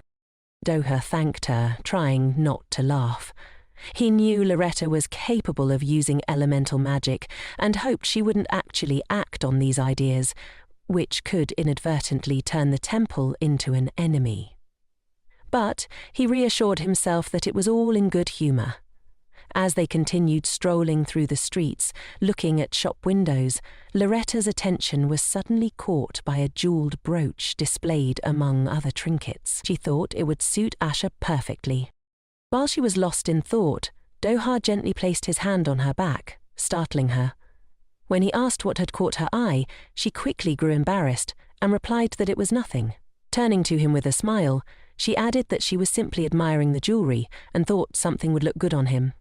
Doha, with a smile, encouraged her to go inside and ask about the price, even though he had no use for the decoration himself. Without hesitation, Loretta rushed into the shop. As Doha strolled nearby, he accidentally brushed shoulders with someone. Without a word, he adjusted his clothes and continued walking, but the stranger began shouting, demanding to know why the lower priest hadn't apologized to his elder. The man introduced himself as someone talented, who had become a layman in just 5 years, clearly expecting deference, until he resumed his holdover on the bed. Doha, remaining calm, simply told him not to itch under his ear and to continue on his way. However, the layman was incensed by his tone and grabbed Doha by the collar, yelling that he had no idea who he was dealing with. The layman threatened Doha, boasting of his status and clearly believing himself superior. Doha, growing tired of the situation, considered his options. He thought briefly about using his divine power, enough to burn this man to ashes if he wished, but realized that revealing his true identity wasn't an option, as there were too many onlookers. For now, he decided not to resist, and with a slight bow, apologized to the elder, even though the situation was reversed. The layman smirked, assuming Doha was finally submitting, but his triumph was short-lived.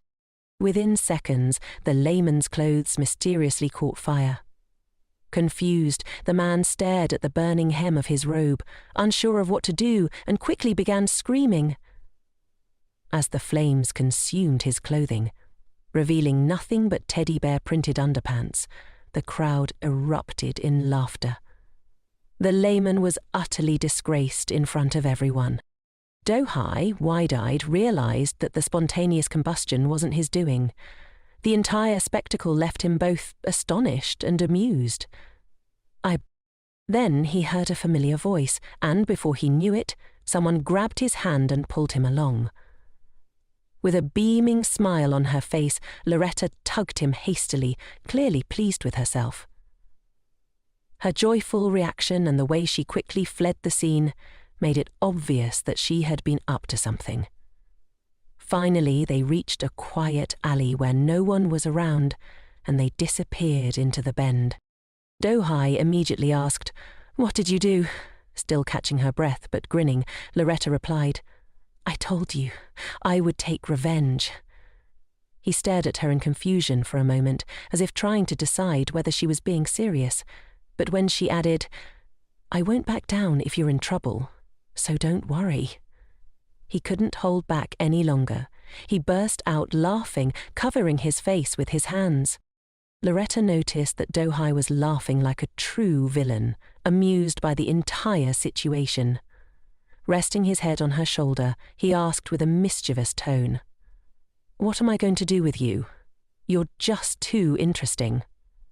His hand gently wrapped around her neck as he smiled, his voice rising slightly. "It's so fascinating. I want to have you completely." Meanwhile, back at the estate, Asher sat fuming in his room. The butler had just informed him that Loretta had spent the entire day with the priest. Only now did it dawn on him that the priest was a man, not a woman as he had originally thought. The butler, sensing the tension, warned the Duke that if he didn't act soon, things between Loretta and this new friend could escalate beyond mere friendship. Standing in the middle of his room, Asher began to grasp the reality of the situation. He had no idea how far Loretta's relationship with Doha had progressed. As he tried to reassure himself that even if they became lovers, it shouldn't matter to him, images of them walking together, kissing sweetly at the end of their outings, tormented him, Sitting on the bed with his face in his hands, the Duke told himself that Lariette was only there to cleanse his curse, nothing more. Their conversations about dates and affection were fleeting, he tried to convince himself. But his head spun, and he couldn't shake the strange feelings churning in his stomach. Looking down at his hands with disappointment in himself, Asher couldn't understand why he felt this way. Who would want a monster like him? Surely Lariette only pitied him, offering sympathy and comfort out of kindness, nothing more.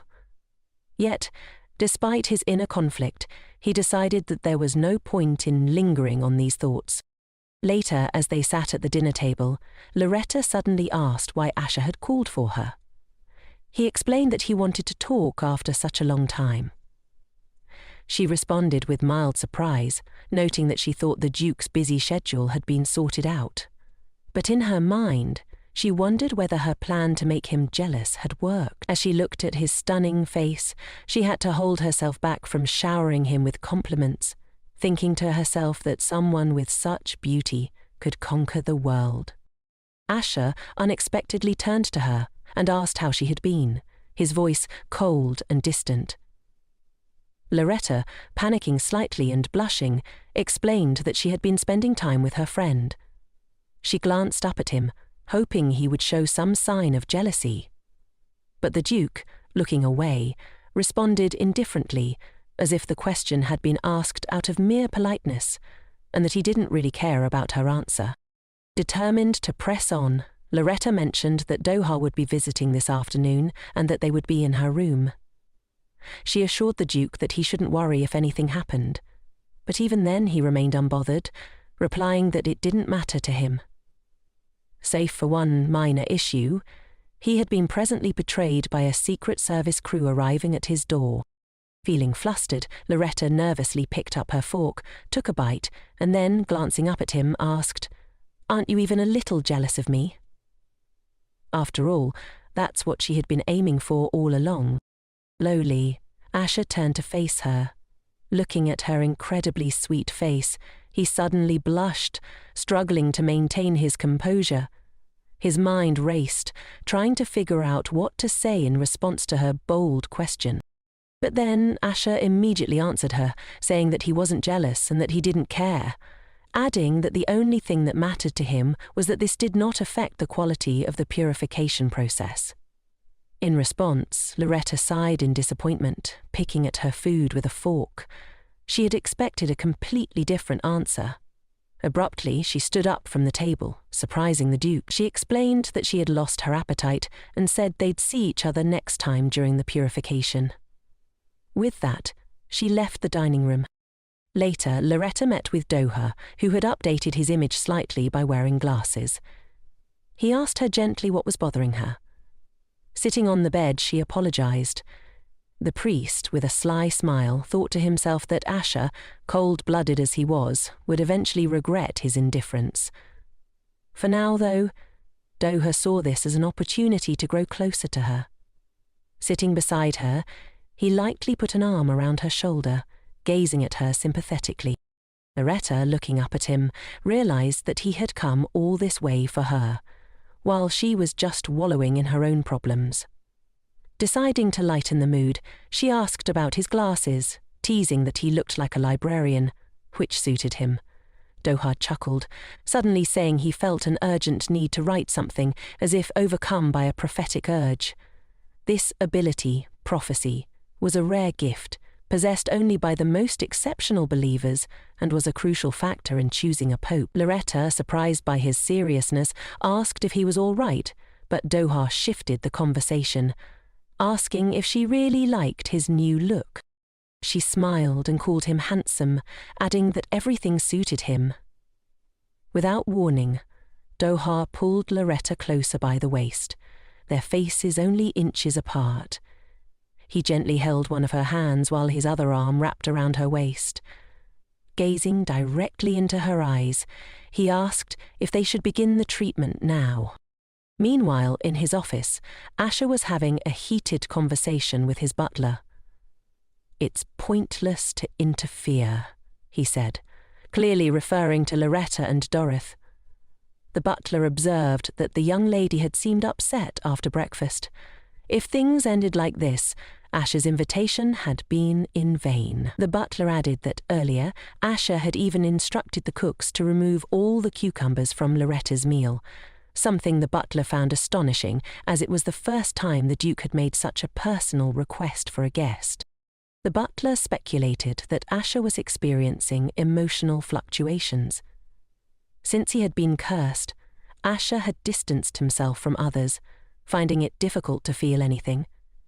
Now, looking at the Duke, the butler sincerely hoped that he would find happiness. He advised Asher to stop hiding his true feelings. Hearing this, Asher was momentarily confused, but the butler turned to leave, suggesting before he exited that the Duke visit Lariette and her guest. "Don't think about anything but your heart," he advised. Asher didn't know how to respond to such advice. He couldn't tell what his heart was saying. He insisted that he shouldn't feel jealousy or anything of the sort. After all, he believed he was incapable of love. When he had been cursed as a child, he had been told that he would forever symbolize torn flesh. The curse had been cast by a witch, and Asher had lived ever since with the belief that his very presence would bring the stench of death. His heart had never been touched since. Yet, despite his doubts, Asher decided to heed the butler's advice and visit Lariette.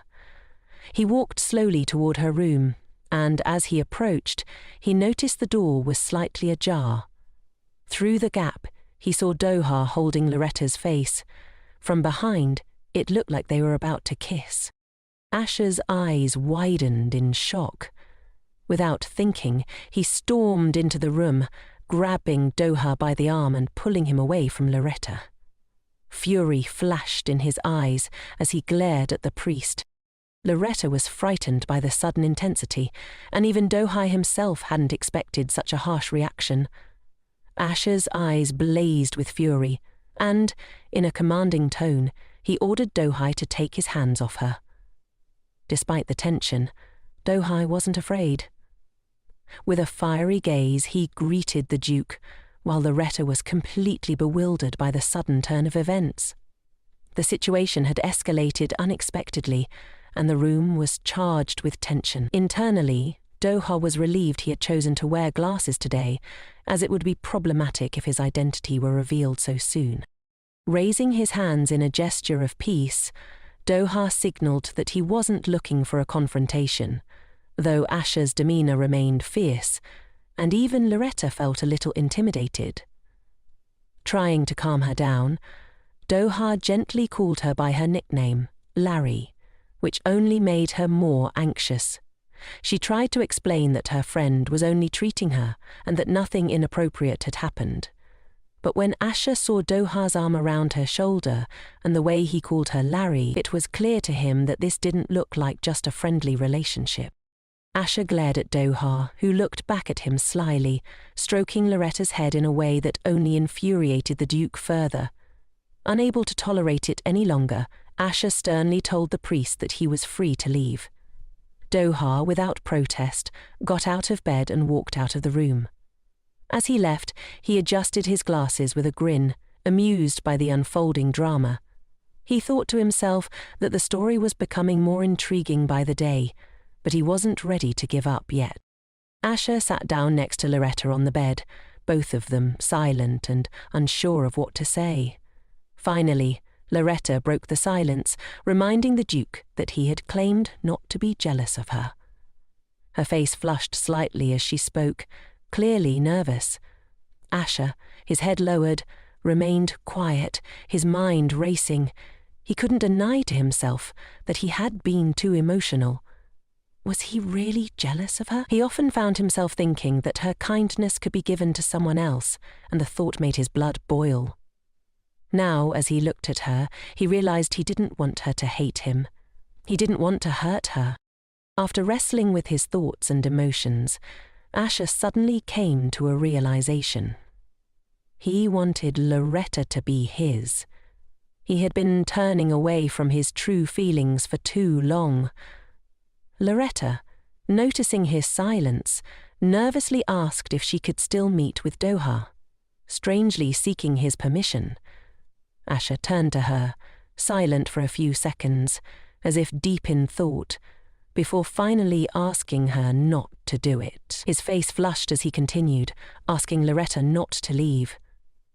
It was as though he had held that request on the tip of his tongue for so long, and now it had finally slipped out. He admitted that he had never imagined his heart could beat so fast. With his head lowered, Asher explained that even when he didn't want to, his thoughts always drifted back to her. He confessed that just imagining her with another man made him want to cut off the hand that had touched her. Loretta's mouth dropped open in shock as she listened to his unexpected confessions. She had never thought she would hear such words from him. Then Asher, lifting his gaze to meet hers, admitted that if this was what jealousy felt like, then yes, he was insanely jealous. As he reached out a hand to touch her face, he stopped midway, fearing he might hurt her. He continued, saying that he felt lost, unsure of where these strange emotions were taking him, but despite his confusion, he finally asked Lariette if her offer for a romantic relationship was still valid. He confessed that he liked her. Lariette, wide-eyed and trying to process everything she had just heard, suddenly smiled. A blush spread across her cheeks as she joyfully gave him her answer. Yes, she wanted to be with him. She threw herself into his arms, surprising him. Asher, embarrassed, blushed deeply as he awkwardly hugged her back, his heart racing wildly. Moving slightly away from him, Lariette smiled and declared that she looked forward to their relationship with great excitement. Asher, still stunned by everything, quietly echoed that he was looking forward to it as well. He couldn't believe what was happening, that this was real. For him, this was a first, a new experience of love, something he had never imagined for himself. As they sat together, each was lost in their own thoughts. Lariette dreamed of spending the next 3 months with excitement and joy, while Asher was already making grand plans for their future. He imagined renovating the garden, picturing Lariette living in the house with him for the rest of their lives. After some time, Lariette decided to present Asher with a list of plans that they could carry out together. She eagerly awaited his opinion and perhaps a few suggestions of his own. Curious, Asher asked what the list was for, and Lariette explained that these were activities they would do together. But as he skimmed through the list, Asher's heart sank. There were so many things he felt he couldn't do because of his weakened body. He flipped through the notebook, hoping to find something else, but Lariette abruptly stopped him. "There's nothing important beyond that," she said nervously, her heart racing. She didn't want him to see the next pages, where she had listed her private wishes. More importantly, she didn't want him to discover that she was terminally ill, especially now that they had just begun their relationship. When Asher saw a crossed-out item on the list, city tour, he tensed immediately, knowing who she had spent that day with. Though he didn't say anything, the thought gnawed at him. Sensing his discomfort, Lariette quickly explained that it was merely a wish list, not something she specifically wanted to do with her boyfriend. Seeing his tense expression, Asher, trying to mask his feelings, suggested that she didn't have to fulfill all the points with him. But instead of feeling relieved, Lariette burst into laughter. "You're so cute when you're jealous," she teased, and Asher was stunned. No one had ever called him cute before. Blushing slightly, she leaned closer, looked him straight in the eyes, and softly said that she wanted to complete every item on the list with him. Only him. She then asked, in a sweet voice, if he liked her plan. Before Asher could respond, Lariette hugged him, her excitement bubbling over like a child's. She told him how much she loved the idea of doing all these things together. Soon after, they found themselves in one of the Empire's finest boutiques.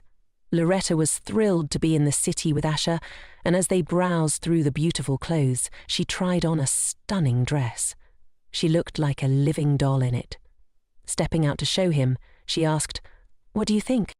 Asher was speechless, his mouth slightly open in surprise. The shop attendants helped her select more dresses, but Lariette was curious about Asher's opinion. Yet he remained silent. After a while, Asher quietly said that she didn't need to choose any of the dresses because he was prepared to buy her everything she liked.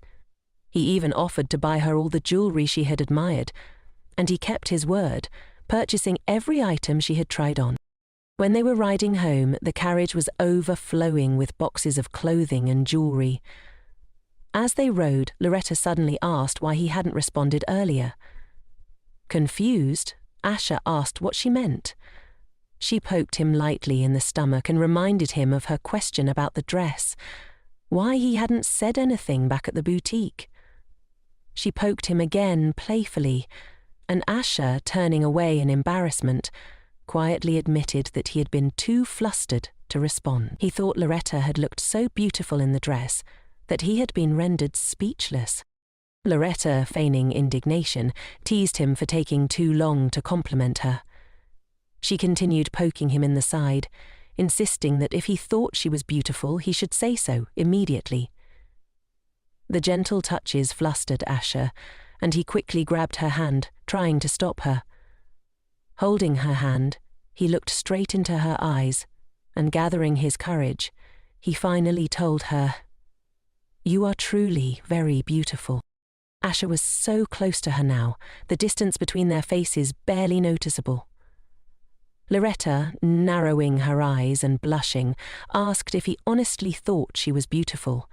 Then, with a bold smile, she suddenly asked him to kiss her. The request embarrassed Asher deeply, but Lariette, resting her hand on his shoulder, was ready for the kiss. Asher, on the other hand, was not. Their faces inched closer, and just when they were about to kiss, the coachman's voice suddenly interrupted them. He announced that they had arrived, asking where to move the luggage. Startled, the couple froze, staring wide-eyed at each other. Embarrassed beyond words, Asher bolted from the carriage the moment the door opened, leaving Lariette behind, surprised and confused by his sudden departure. A few days later, Lariette, dressed beautifully for dinner, sat down at the table, feeling a bit sad. Since their interrupted kiss, there had been no progress in their relationship.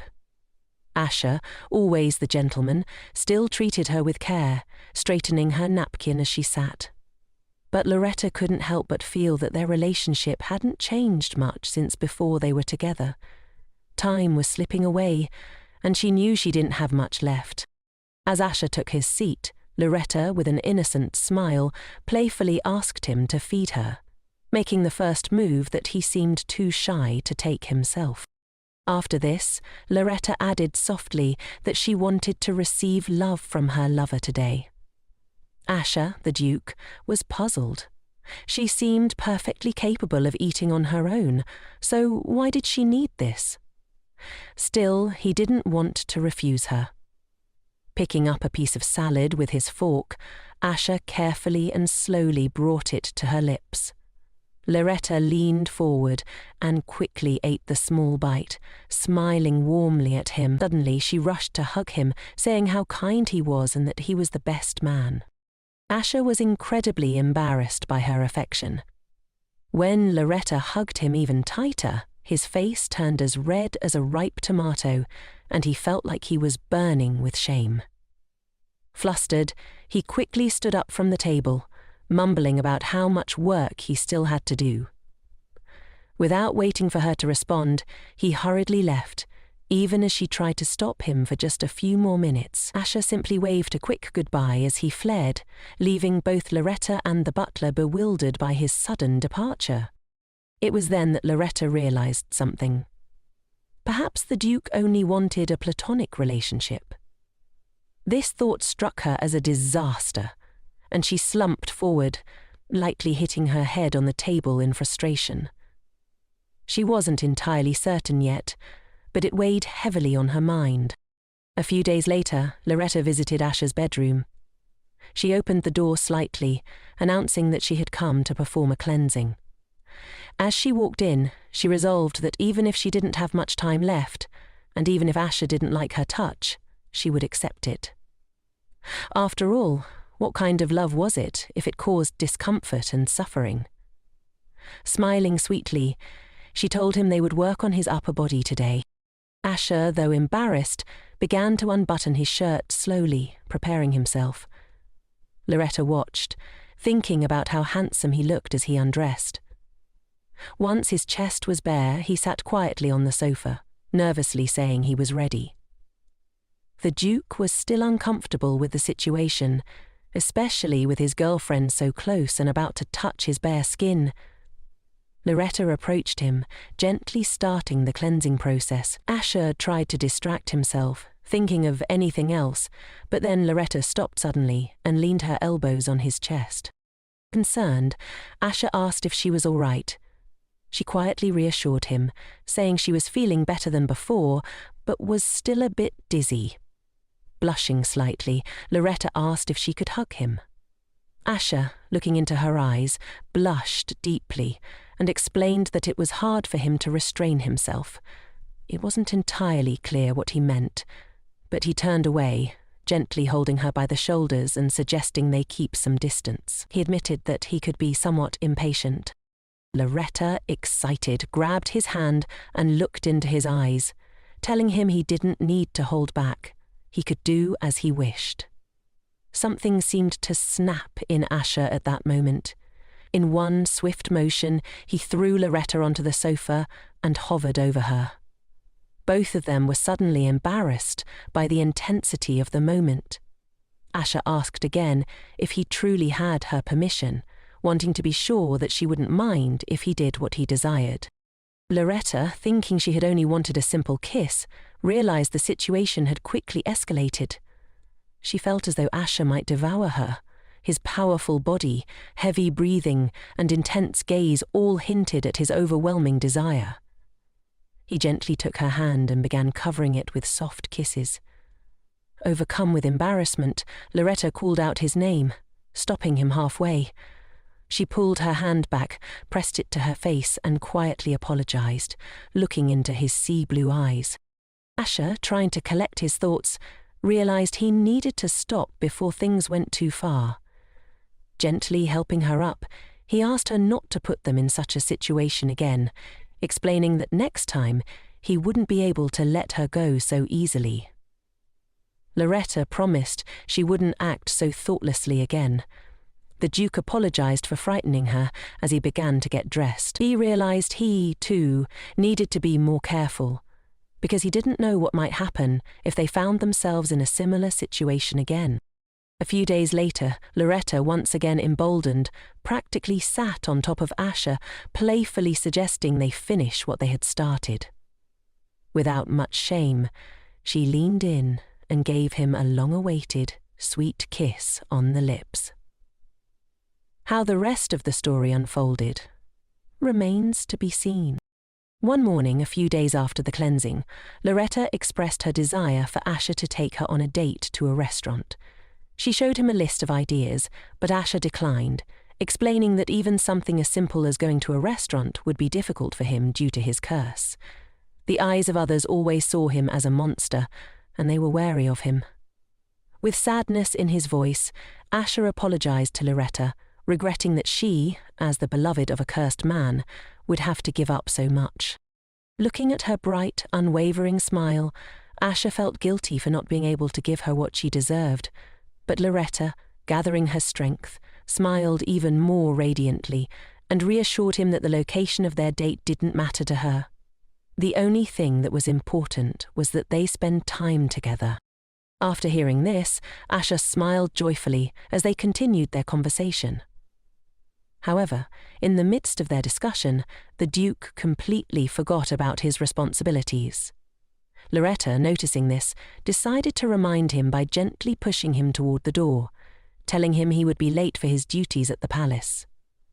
Asher agreed, adding that he would return to her very soon. He thought to himself that he would finish his work quickly, then come home to have dinner with her. They could enjoy a relaxing evening, talking over a drink and discussing interesting topics. He planned to ask her about her day, how she had adjusted to her new surroundings, and what kind of alcohol and snacks she preferred. But the meeting turned out to be far longer and more tedious than expected. After an hour of pointless discussion, Asher, frustrated, decided to speak up. He asked the men present how long they intended to keep up this useless argument. Upon hearing this, the room immediately fell silent. Even the emperor was taken aback. However, one man grew indignant at the duke's blunt behavior, especially in front of his majesty. Angrily, he slammed his fists on the table. Asher, crossing his arms, understood that the father of his beloved Lariette was the one speaking. He wasn't sure whether to ignore the outburst or take action, but it was clear from the man's reaction that only a single glance from the Duke was enough to put him in his place. The Emperor, considering the situation, decided it was time to bring the discussion to an end. With the word "end" spoken, Asher immediately rose from his seat and rushed home. Larette's father was furious at what he considered an impudent departure, seeing it as an affront to his authority. One of the gentlemen next to him remarked that Asher was incredibly fortunate, for he knew just how fierce the Duke could be. He was puzzled as to why this man was so eager to challenge him, and, with a sly grin, he advised the irate father that, if he wanted to save his family from decline, he needed to be much wiser. Larette's father, beside himself with anger and shame, stormed out of the hall. He walked down the corridor, clenching his fists in frustration. In his mind, he blamed everything on his daughter. If only someone had managed the household better, perhaps their finances wouldn't be in such a mess. Furthermore, with his son-in-law, Rayon, spending recklessly, the family situation was worsening. His wife blamed him for Larette's decision to run away, claiming it was because she hadn't received proper education. However, as long as Rayon worked for the imperial family, they still had money. Still, the situation was only deteriorating day by day. Lariette was the only one who had dared to confront him, and he thought that if she returned and apologized for her actions, everything would be fixed. He believed that if she cried and repented, he would show mercy and welcome her back into the family. As he walked further, he asked himself where else Lariette could find a father as wonderful as him, mentally urging her to return before it was too late. Later that evening, Lariette, clearly out of breath, hurried into one of the rooms to ask the butler where Asher was, since he was no longer in the hall. The butler, smiling sweetly, explained that the Duke had gone to change clothes, but was concerned about leaving Lariette waiting. Hearing this, Lariette calmly exhaled. Just then, Asher appeared behind her, having arrived quietly. He asked, teasing her if she was running, noticing how short of breath she was. Lariette, startled, turned around and asked when he had arrived. Asher, stroking her hair and smiling, reassured her that there was no need to meet him in such a hurry, though it was clear how much he appreciated her eagerness. As they moved to the sofa, Lariette, still embarrassed, reflected on the Duke's experience with relationships. She couldn't help but wonder if, with such a body and face, this could truly be his first love. Asher, looking at her thoughtful expression, couldn't understand what she was thinking, especially since her face seemed to change with every passing moment.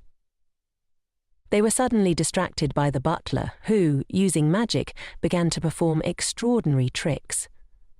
Fruits floated in the air, and bottles juggled themselves. Both Asher and Lariette were amazed by the spectacle. The Duke, particularly surprised, hadn't known his butler could do such things. The butler, bowing his head proudly, explained that as a butler, he was trained to do everything. After hearing this, Asher immediately left the room, wishing the couple a pleasant night. After a while, Lariette and Asher clinked their glasses joyfully, toasting to each other's health. Asher thought to himself that it was enough for him that they were together. Lariette, however, poured more alcohol for herself, drinking quickly. Asha watched with concern and asked if she was drinking too fast, but she reassured him that she was fine and asked him not to worry. While she continued drinking, Lariette reflected on how alcohol had been her only solace before leaving home. Asha, noticing her mood, asked her how the drink tasted. She immediately shared her opinion and then told him that before his arrival she had walked through the garden. She mentioned that the fountain where they had once fallen into had no water, which had disappointed her. Asha listened intently, his face lighting up with love, as if every word she said was the most interesting thing in the world. He gazed at her with affection, and she, in turn, looked at him with the same warmth. Then Lariette suddenly brought up Dohai, explaining that he was just a friend and had helped her a lot with her relationships. Feeling a bit embarrassed, she asked Asha if it would be all right for her to continue her treatment with the priest, as he was the best healer she knew. She added that it wouldn't matter if Asha was against it.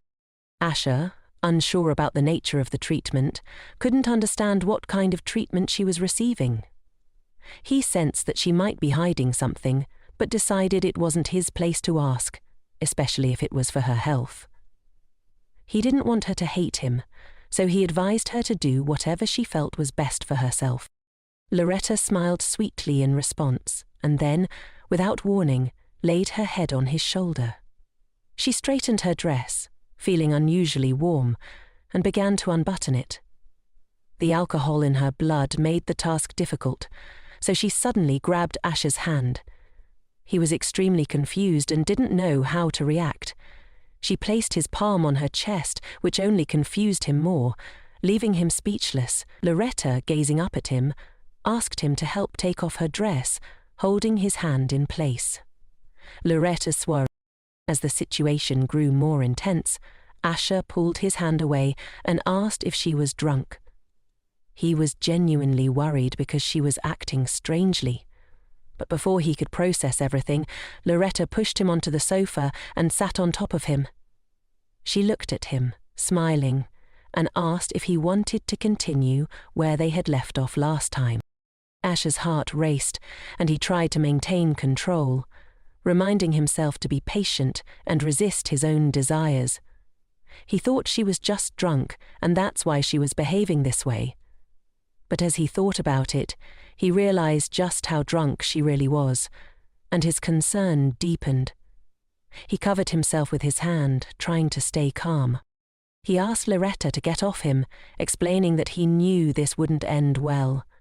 She smiled and giggled, replying that she would only get off if he fulfilled her wish.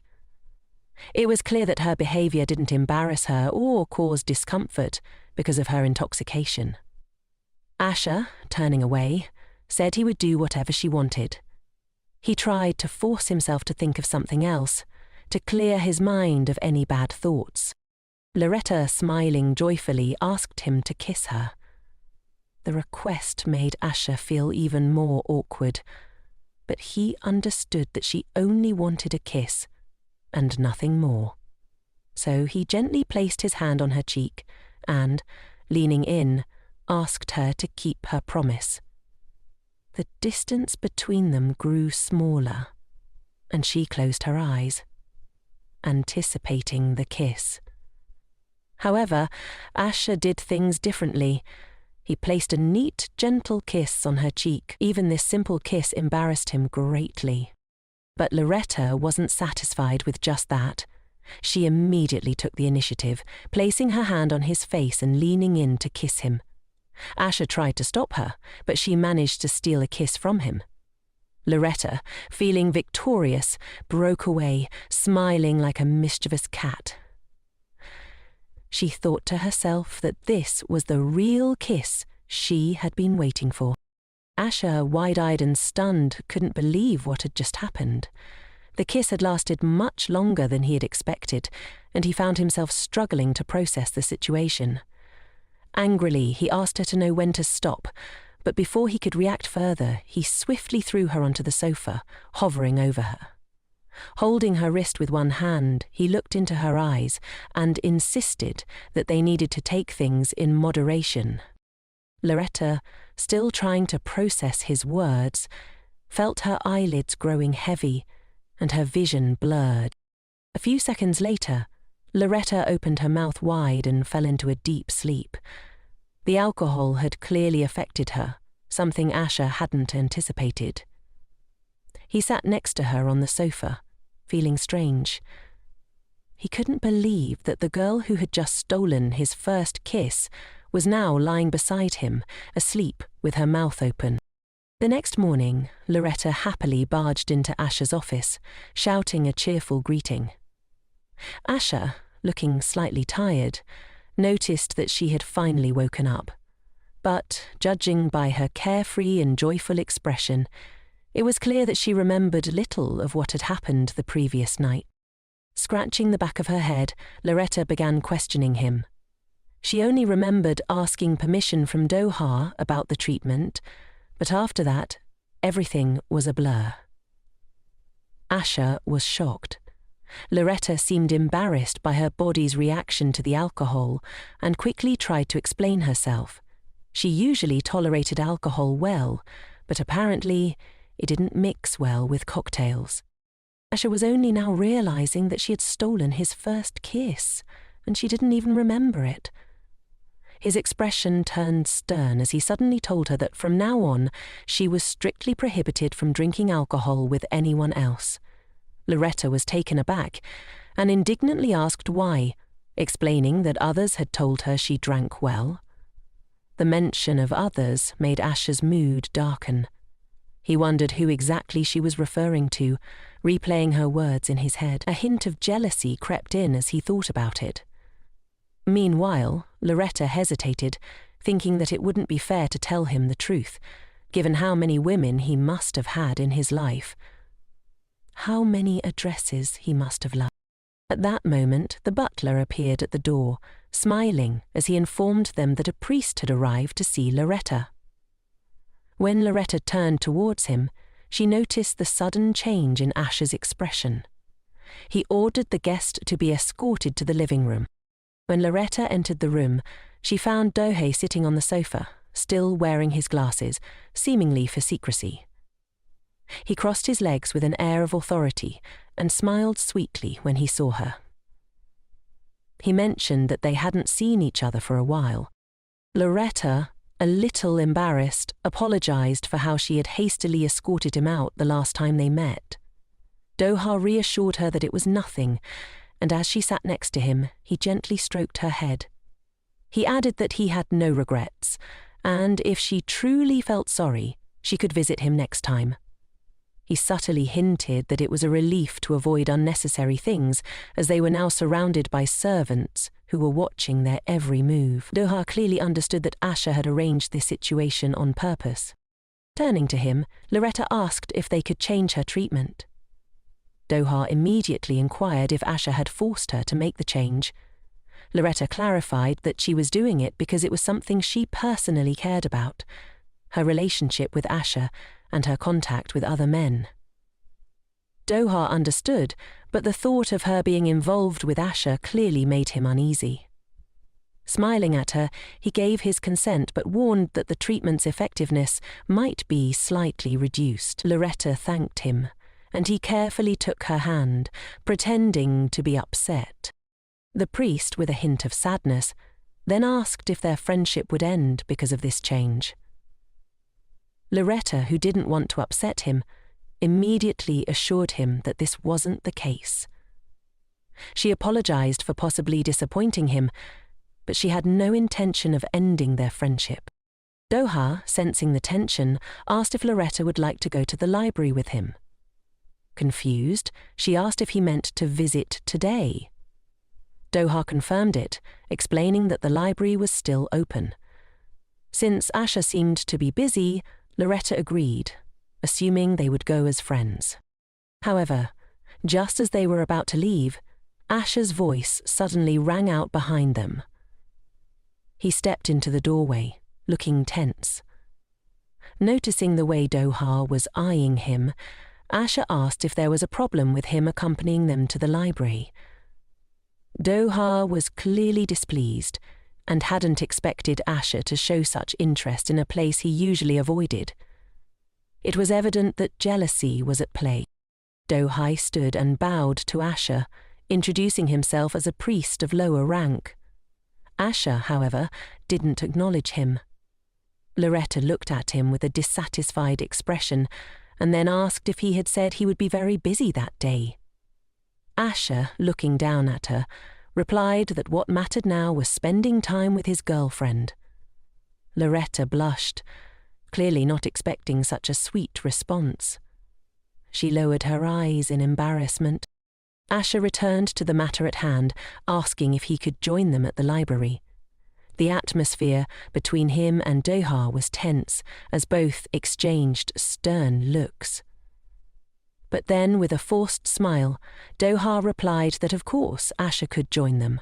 It would be an honor. Asher, satisfied with the response, asked the butler to prepare a carriage for them. In the carriage, the couple sat next to each other while Do-ha sat across from them. The atmosphere was slightly tense, though Lariette, ever joyful, hoped her friend and lover could become friends, allowing them all to spend time together. As Do-ha gazed out the window, he was gripped by a strange unease. It felt as though he shouldn't be going anywhere.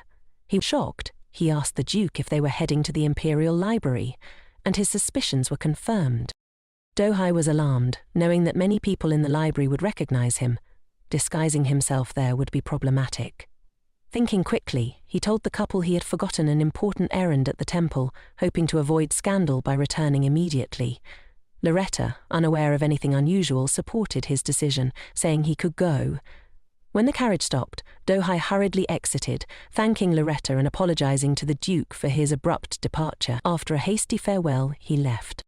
As the carriage started moving again, Lariette turned to the Duke with a smile and joyfully announced that this was apparently turning into a date at the library. She gently took his hand, and they rode the rest of the way in silence, feeling a bit awkward. Both were as red as tomatoes, with Asher, the Duke, trying to calm himself by reminding himself that he was a man, not an animal, and nothing untoward would happen in such a situation. On arriving at the library, they wandered through the shelves. Lariette soon noticed how loosely Asher was holding her hand, and teased him, saying that at this rate she might fall. But Asher was preoccupied with how small and delicate her hand felt, as if it might break with the slightest pressure. Lariette then wondered aloud if their real purpose for visiting the library was because of Do-ha's earlier request. She had no idea what they could actually do here, so she decided to explore the library, with Asher following her like a loyal puppy. Lariette found this endearing and, after stopping abruptly, playfully pulled him into a hug and whispered for him to stop following her around like a puppy and instead find a book to read. Asher blushed and asked if she really had to whisper that, especially in such a manner. Lariette reminded him they were in a library and needed to be quiet. She then sent him off to pick a book while she did the same. As Lariette reached for a book on a high shelf, she imagined Asher would soon appear to help her, but instead, a stranger handed her the book, clearly hoping to flirt. Disgusted, she looked into his eyes and sternly told him to leave, giving him no opportunity to pursue his advances. The man left, frustrated by her rudeness, but Lariette paid him no further attention and returned to her plan of catching the Duke's attention. This time, it worked. Asher approached and gently took the book from the top shelf for her. Turning, Lariette teasingly asked if he had witnessed her previous struggle with the book or how she had so boldly dismissed the stranger. Asher smirked and whispered that he liked her assertiveness, but asked her to only behave that way toward other men, not him. He replied with a grin that it didn't, but warned her that if she ever tried to run, Duke Candle would find her no matter where she went. As they walked through the corridors of the Imperial Palace, they chatted about their shared love of brownies and debated the merits of different toppings, eventually agreeing that brownies with ice cream would be the perfect treat when they returned. However, their conversation was interrupted by a familiar voice. Lariette turned in shock, knowing Rayon stood before them, displeasure written across his face. He greeted the Duke with a stiff bow, and then turned to his sister, noticing how happy she looked. Lariette panicked, unsure of what her brother wanted. She feared he might say something cruel, as he often did, and embarrass her in front of Asher. Desperate to avoid a scene, she gently touched Asher's hand and asked if he could return without her, explaining that she needed to speak with her brother. Asher offered to wait, but Lariette insisted it would take a while, and reluctantly he agreed, leaving the siblings alone. As soon as Asher was gone, Rayan crossed his arms and sneered, incredulous that Lariette was wagging her tail for the Duke. Lariette snapped back, warning him to watch his words if he didn't want to be buried in the Imperial Palace's backyard. Rayan nearly shouted in anger, accusing her of causing a stir at home and embarrassing their family by living with the monster Duke. Lariette grinned bitterly, asking if there was anything left to disgrace. Rayan countered that their mother had fallen ill because of her, and went on to belittle her, warning that just because she had magical talent, it didn't mean the world would bow at her feet. He sneered, saying that she was just obsessed with the Duke monster, and suggested she return home, where there was plenty of work waiting for her. Lariette gave a firm, clear response to her brother, saying she didn't care. Not a single muscle twitched on her face as she told him they should sort out their household affairs themselves.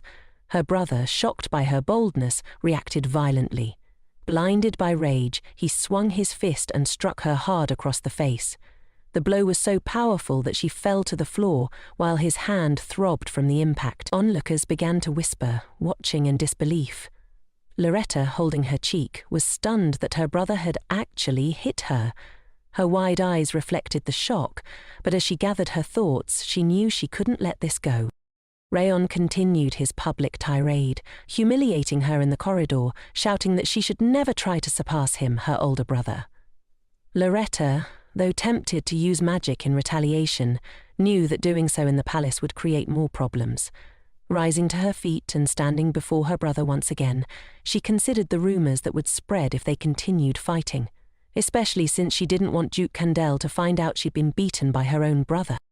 Then, in a swift and unexpected move, Lariette delivered a sharp blow between Rayan's legs. He doubled over in pain, unable to even cry out. With a smirk, Lariette declared that she didn't care and stormed out of the palace. Realizing more than 2 hours had passed, she decided to visit a doctor to treat her cheek. When she arrived, the female doctor assessed the damage and touched Lariette's cheek gently, revealing that her cheekbone was injured from the strong blow. After a quick healing attempt, Lariette looked in the mirror and was disappointed to see the bruise still visible. The doctor explained that a higher-level healer or priest would be needed for complete healing. Lariette left the clinic, pondering how difficult it was for those without wealth to access proper medical care. Feeling embarrassed about showing up to Ear like this, she wondered what to do next. Suddenly, a familiar hand rested on her shoulder. Turning around, Lariette saw Madame Chabet, who immediately expressed concern over why she was out so late alone. After some brief conversation, Madame Chabet invited Lariette to her boutique, thanking her for all the dresses she had donated. Lariette agreed, and soon they were inside the shop, where the Madame picked out a stylish headpiece for her. Madame Chabet, sensing her distress, shared how her boutique was a haven for people with their own struggles. She put her hands on Lariette's shoulders and expressed her hopes that the rest of her day would be better. Moved by the woman's kindness, Lariette thanked her sincerely, realizing how comforting it was to know she wasn't alone. Madame Chabet called her by name, surprising Lariette, who hadn't realized she was recognized. They had never met formally before, as Lariette's close ties to her brother had kept her distant from the Madame and the Princess. But now, Lariette no longer considered herself part of the Blanche family. With a warm smile, she asked Madame Chabet to simply call her Lariette, and the Madame happily agreed. Returning home, Lariette was met by a worried butler and concerned servants. They had clearly been looking for her. She was touched by their concern, feeling grateful for the people in the mansion who cared for her. Then, familiar footsteps approached quickly. Asher, more worried than anyone else, rushed to her side. His eyes were filled with panic and concern. Lariette felt guilty for making him worry, but was also pleased to see how much he cared. Apologizing for her lateness, Lariette smiled, explaining that time had flown by after reconnecting with her family and making a few purchases. Asher, though still clearly worried, didn't press her further. Instead, he extended his hand and invited her inside. Just as she placed her hand in his, the hair she had been trying so hard to hide her bruise under slipped, revealing the injury. Asher's expression darkened immediately. He gently brushed her hair aside, examining the bruise. With gritted teeth, he asked who had done this to her. Lariette tried to figure out how to explain the situation, but it was clear she could no longer hide the truth. Asha deduced that it was a blow from a fist, and that a low-level healer had attempted to treat it. Lariette was shocked by his precise assessment. Remembering how protective Asha could be, she became nervous, realizing how dangerous it could be for the one who hurt her. Asha, still frowning, declared that whoever did this would pay. Lariette, now worried, took his hand and softly apologized for causing him concern. She insisted that she could handle the situation herself and didn't want to waste his time on it. Asha reassured her that everything was fine, but he couldn't let the incident go so easily. He told her he would call a priest to heal her properly, which brightened her mood. While he didn't pry further, the Duke remained deeply troubled, unable to simply forget what had happened. Asha, while in his office, summoned Gerard, the leader of the scouting squad, who knelt respectfully before him. Without turning to face him, Asha ordered Gerard to investigate and report back. Gerard, understanding the gravity of the command, swiftly left. Staring out of the window, Asha was consumed with thoughts, trying to figure out who had attacked Lariette. Something must have happened after he left, but that wasn't his only concern. The situation within the Blanche family troubled him deeply, and he needed answers. As much as he hoped it was just his own worries, he couldn't shake the feeling that something was seriously wrong. Meanwhile, in the main temple of Alon, an important annual meeting of high priests was taking place. Michel, one of the key figures, felt nothing but boredom as the meeting dragged on. Suddenly, one of his subordinates entered the hall, calling for him. This interruption outraged one of the high priests, who scolded the newcomer and criticized Michel for not managing his staff properly. Michel, amused by the man's reprimand, agreed sarcastically, adding that he would indeed take better care of his subordinates.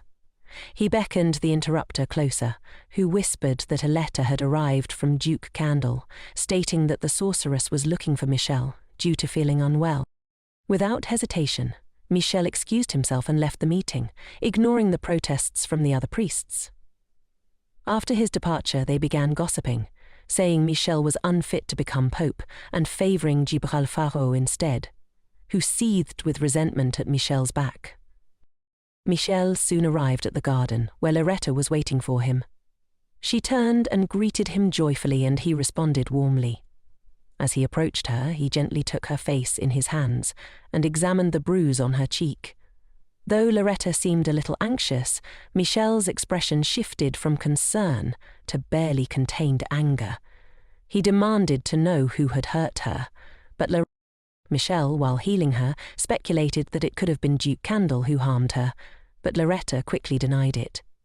With a sweet smile, Michel reassured her that if the Duke had been responsible, she wouldn't have survived. Despite his attempts to coax the truth from her, Lariette stayed quiet, and Michel found himself both frustrated and amused by her loyalty. He resolved to find out who was responsible, knowing that if Asha didn't get to them first, he would deal with the offender himself. As they sat together, Michel asked Lariette to give him her hand. Trusting him, she extended it, and he placed a bracelet on her wrist, explaining that it contained divine power and a mild healing effect. Lariette was shocked by the gift and protested that it was too expensive, but Michel waved her concerns away, insisting it was a gift from a friend. Michel, smiling, told her not to worry and asked her to spend more time with him in the future. Back in his office, Asha was reading a book the butler had given him about maintaining a strong relationship with his girlfriend. The book warned against rushing physical intimacy, stating that it could overwhelm a girl. Asha was stunned and horrified at the thought of Lariette becoming tired of him, or worse, wanting to break up. The idea filled him with dread, and he couldn't shake the memory of the person who cursed him, telling him that no one could love a monster like him. Determined not to lose Lariette, he vowed to be cautious. Later, during a cleansing session in Asha's office, Lariette was focused on healing him. She was relieved that it was taking place in the office and not in his bed, as the last time had left her blushing and flustered. Meanwhile, Asha struggled to maintain his composure, holding on with all his strength.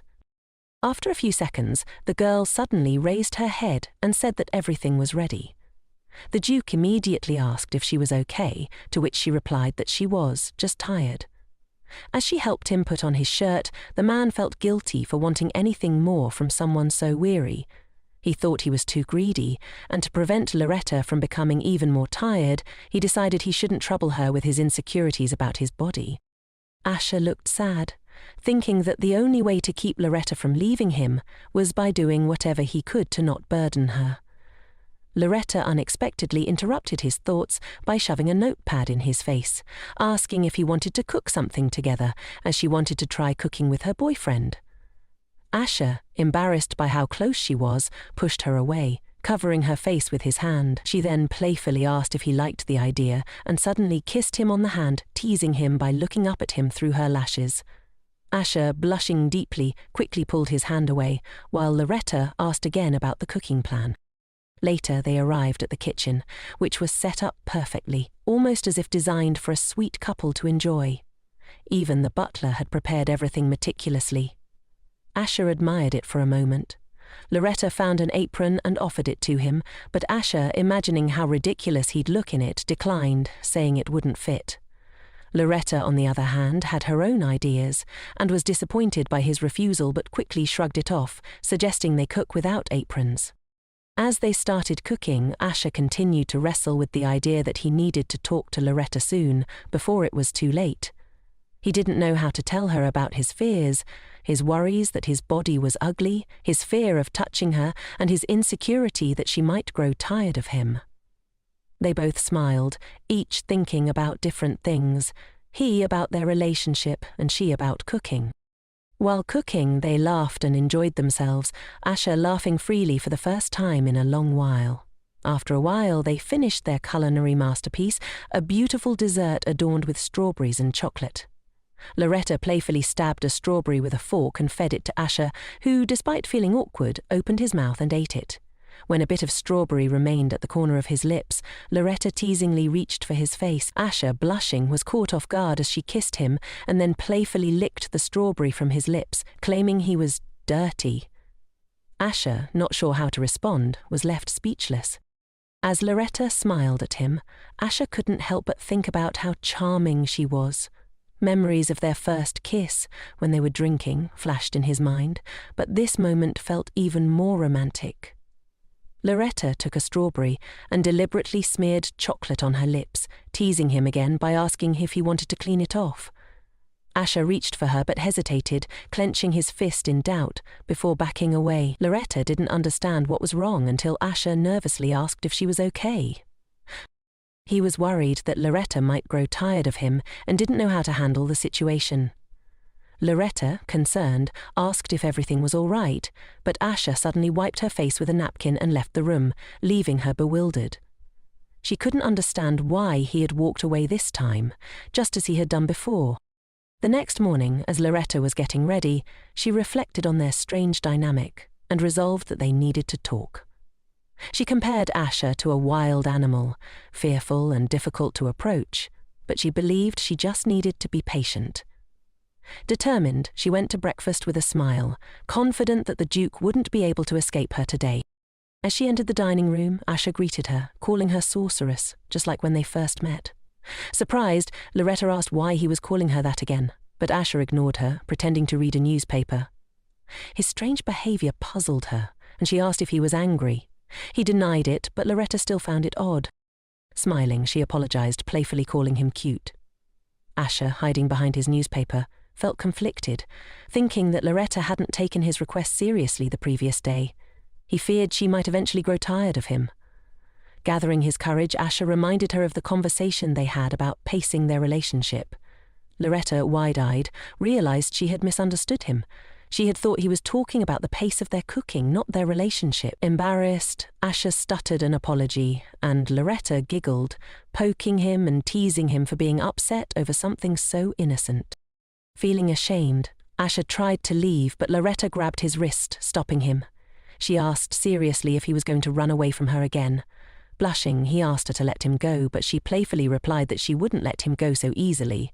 When Asher quietly said that her grip was painful, Lariette immediately released him, concerned. Taking advantage of the moment, Asher hurriedly left the room, leaving Lariette behind, trying to figure out what had just happened. As Asher rushed outside, His thoughts were filled with self-criticism. He felt pitiful, convinced that Lariette would eventually tire of him. But as he glanced back, he saw her standing by the window, teasingly showing him her fingers like horns. They both smiled, their earlier awkwardness melting away. From that day on, Lariette followed Asher everywhere, teasing him about holding hands and warning him not to run away. Despite his embarrassment, Asher couldn't help but smile, finding joy in her playful company. A few days later, while Dad was sitting at the table having breakfast, the girl suddenly remembered that, during her teasing of Candle, she had forgotten something important. She couldn't quite understand what exactly the guy had meant by holding off. Looking at him now, Lariette found herself thinking that she wanted to move forward with him as soon as possible, while she was still relatively healthy. Besides, they had signed a contract for 3 months, and now there were only about 10 weeks left. Determined to clarify, the girl asked Issa what exactly he meant. Slowly, he inquired if she was referring to the progress of their relationship. She confirmed his guess. Blushing slightly and without raising his eyes, the Duke explained that he wanted to take things as slowly as possible. His words seemed to pull Lariette out of reality for a moment. Asher deliberately avoided her gaze as he ate a piece of meat, but then suddenly Lariette blurted out loudly to the entire hall that she wanted to move forward with Candelaki soon. The maids who overheard this dropped their dishes in shock, standing with their mouths agape, unsure of what to do. The butler quickly escorted them out, muttering something about prolonging the family line. Realizing what she had said aloud, Lariette froze, while Asher turned as red as a tomato, sitting with his mouth open in disbelief. Embarrassed, Asher stammered, asking what she meant by her outburst. Smiling, Lariette replied that she was talking about hugs, kisses, and the like. Before she could finish, the Duke hastily shoved a piece of bread into her mouth, as if to silence her. He sat, staring at her with a confused expression, clearly not wanting to hear any more. Then, as if trying to change the subject, Asher began talking about how his body was slowly decaying from the curse. It was clear that this topic troubled him deeply. As she chewed her bread, Lariette listened attentively as he continued to explain that his skin had torn in places, and that the area around his heart was covered in scars. The Duke believed these scars made him hideous, earning him the title of monster. It was because of this that he found close contact with her difficult. Feeling guilty, the Duke apologized, but the girl, smiling gently, reassured him that nothing could be done about it. Determined, Lariette told him that she had no choice but to work even harder to lift his curse. Asher was taken aback by her words and looked at her in surprise. She took his hands and promised to take good care of him, vowing to break the curse as quickly as possible. After that, she teasingly added, he would surely want to move forward with her. Her words seemed to spark something in Asher. For the first time, his heart fluttered, a strange sensation he hadn't felt before. It was as if his heart was ready to leap from his chest. Overwhelmed, Asher gently pulled Lariette into his arms, and she responded in kind. As they embraced, Asher tried to understand whether these feelings were love or something entirely different. Later, as Lariette lay in bed, staring at the ceiling, she thought about how urgently she needed to cleanse Asher from the curse. Rising from bed, she decided she would start with the upper part of his body, even though she knew how difficult it would be to lift such a powerful curse. Who could have placed such a curse on him? Lariette realized it had to be the work of a skilled magician who harbored deep hatred for Duke Candle. She finally understood how difficult it must have been for Asher to live with this curse. Even dating her had been a test for him. Reflecting on this, a sudden thought occurred to her. She might not have been his first lover. However, her intentions were simple. She wasn't seeking a serious relationship, but merely wanted to check something during these 3 months. The next day, Lariette followed the butler, thinking she was being stealthy. However, the butler quickly turned around, catching her off guard, and asked if she needed something. Startled, she hadn't expected to be discovered so easily. He explained that a butler's skill was being observant, though Lariette found no connection between those skills and surveillance. Smiling, the butler guessed that she wanted to ask about Essa's power, wealth, or perhaps whether the Duke could make her happy. Nervously, Lariette shook her head and, after a moment, hesitantly asked if Asher had been in a relationship with anyone before her. The butler visibly tensed, thinking carefully about his response. Smiling slightly, he told her that as far as he knew, Asher hadn't been with anyone before her, although he wasn't certain of all the details. Lariette laughed, asking if her question had been silly. The butler respectfully bowed before they both went their separate ways. As Lariette walked down the corridor, she spotted Asher and called out to him. He immediately turned toward her, just in time to catch her as she flung herself into his arms, her face beaming with joy. Lifting her slightly, he gazed into her eyes, but reminded her gently that running in the hallway was dangerous. Lariette, still smiling, asked if he had been coming to see her. Asher confirmed her guess. After a few moments of silence, Lariette asked him for a hug. Confused, Asher looked at her blankly, but she reminded him that he had allowed hugs. With that, she pulled him into one of the nearby rooms and closed the door behind them. Tentatively, he placed his hands on her shoulders, hugging her gently. She asked if they could continue, but Asher was visibly embarrassed. He held her close, hiding his face in her hair. The warmth of his body comforted her, and everything seemed perfect, until she felt something pressing against her. The mood shifted abruptly, and Lariette blushed deeply, hoping it was just his sword. Asher quickly pushed her away, his face flushed with embarrassment. He stammered that it was enough for now. The Duke, mortified, could only hope that she hadn't noticed what had just transpired. Although the situation was not at all what it seemed, Lariette only pretended not to understand, but she knew everything immediately.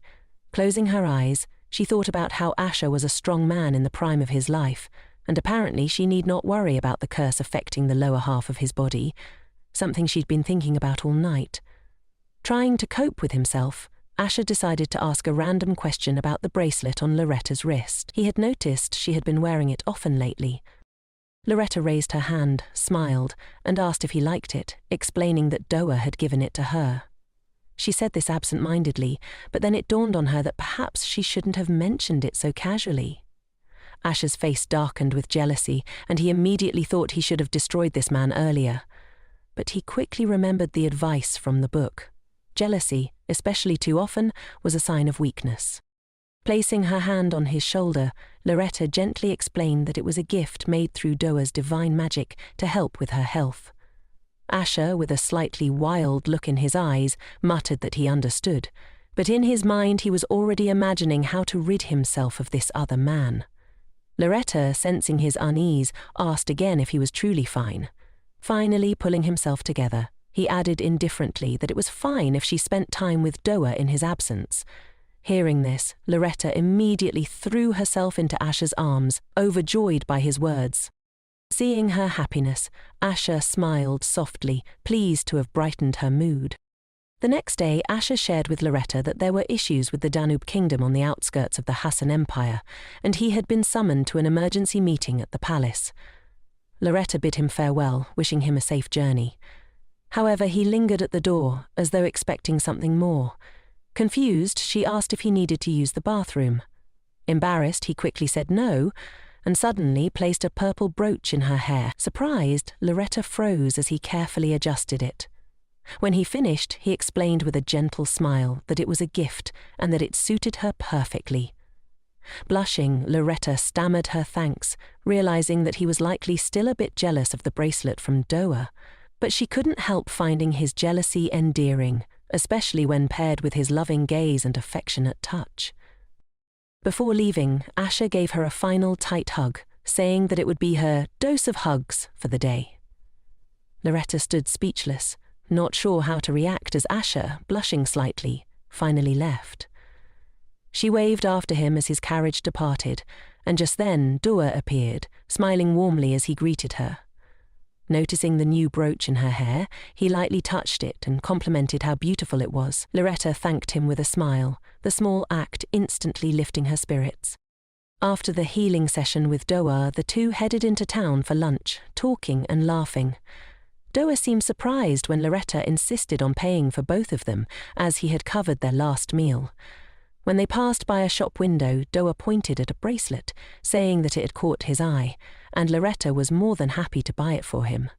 After a small struggle with the clasp, Lariette helped fasten it onto his wrist, teasing him that he should ask for help when he needed it. Grateful, Doa gave her a sweet smile, remarking how nice the bracelet looked on him.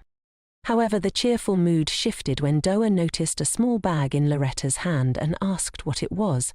She casually replied that it was a gift for her lover, and Doa's face briefly changed, though he managed to hide his displeasure with a forced smile. As they continued walking, he brought up some rumours he had heard, particularly about Duke Asher cutting off the hand of the Marquis of Segra at the theatre. Lariette tensed, thinking he was referring to an incident with Rayan, but she played along and confirmed that Asher had indeed been protecting her during the confrontation. Though she felt relieved to admit it, Lariette couldn't shake the fear that her parents might find out she had been at the theatre with Asher. The thought terrified her, especially if they demanded that Asher be punished. Panic started to set in, and Larette's mind raced with worry. Doa, sensing her anxiety, gently cupped her face and asked her to look at him, assuring her that everything would be fine. His words were filled with warmth, and his gentle touch helped calm her nerves. Lariette, though still anxious, nodded, trying to believe his words. As they continued their walk, Doa joked about becoming a high-ranking priest, though in truth the title was nearly impossible to achieve. His teasing managed to pull Lariette out of her dark thoughts, and she smiled, feeling comforted by his light heart. Just as things seemed to settle, disaster struck. The wall above them began to collapse unexpectedly, sending massive stones hurtling towards them. In that moment, Lariette acted on instinct, using her limited defensive magic to shield them both. But she knew her abilities might not be strong enough to save them, and she resolved to protect Doa even if it meant sacrificing herself. She laid her magic, hoping it would be enough to save him. Doa noticed her intentions, and as Lariette closed her eyes, ready to accept her fate, she waited for the inevitable crash of the stones. While Larette's mind was preoccupied with thoughts of Asher and his smile, something incredible happened. Doa shielded her with his body, preventing even a single stone from hitting her. To him, her life was more important than anything. After some time, people began gathering around the scene, staring curiously at the ruins. Lariette slowly regained consciousness, and the first thing she saw was Doa holding back the falling stones. Confused, she couldn't understand how she was still alive. The priest, standing over her, shouted in concern, calling her crazy for what she had done. He was using the same shields that she had conjured for him to protect her. Lariette smiled weakly and told him that the most important thing was that he wasn't hurt. He looked at her with terrified eyes, wanting to say so much but unable to find the words. He was deeply worried, unable to imagine what might have happened to her if he hadn't intervened.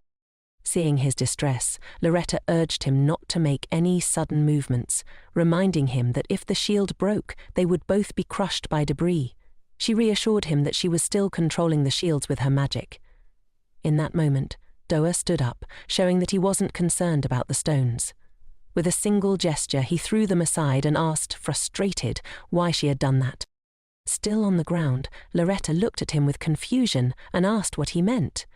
His question seemed strange to her. Doa, however, was deeply concerned. He wanted to know why she had put up shields only to protect him, leaving herself vulnerable. Lariette couldn't understand his anger, as she didn't think her life mattered as much as his. To her, his safety was more important. Lying there with him hovering above her, she explained that they were friends.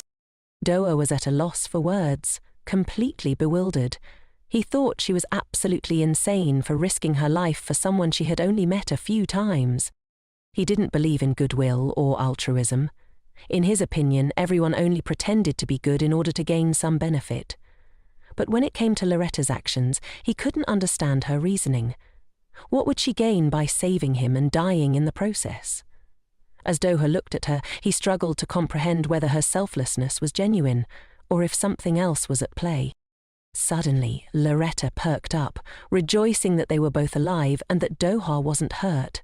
She began praising him, admiring how impressively he dealt with the wreckage, and teasing that he was so close to promotion that he had no time for these trivial matters. Still worried, he asked if she was hurt, helping her to her feet.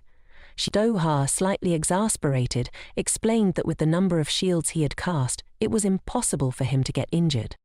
However, he noticed that Lariette was wounded, despite her pretending otherwise, which irritated him. Placing a hand on her shoulder, he began healing her while firmly asking if she realized how close she had come to dying. Lariette, with a calm voice, responded that it was fine, stating that everyone dies sooner or later. Pulling her closer, Doha declared that she could not die because he would not allow it. This statement shocked her. Holding her by the shoulders and looking into her confused eyes, he resolved that he could forgive her for thinking of someone else while being near him. After all, he still had time. But Lariette couldn't die without his permission. He urged her not to be so reckless about her injuries. Lariette, noticing how alarmed he was, thought that he must have been deeply shocked. Dodi glanced back at the rubble and realized that no matter how old the building was, it couldn't have collapsed on its own. Puzzles formed in his mind, and he began to suspect something was amiss. Meanwhile, Lariette, observing his irritated expression, was surprised. She had never seen him so angry and couldn't believe he was capable of it. Nevertheless, she was glad her friend was unharmed, which warmed.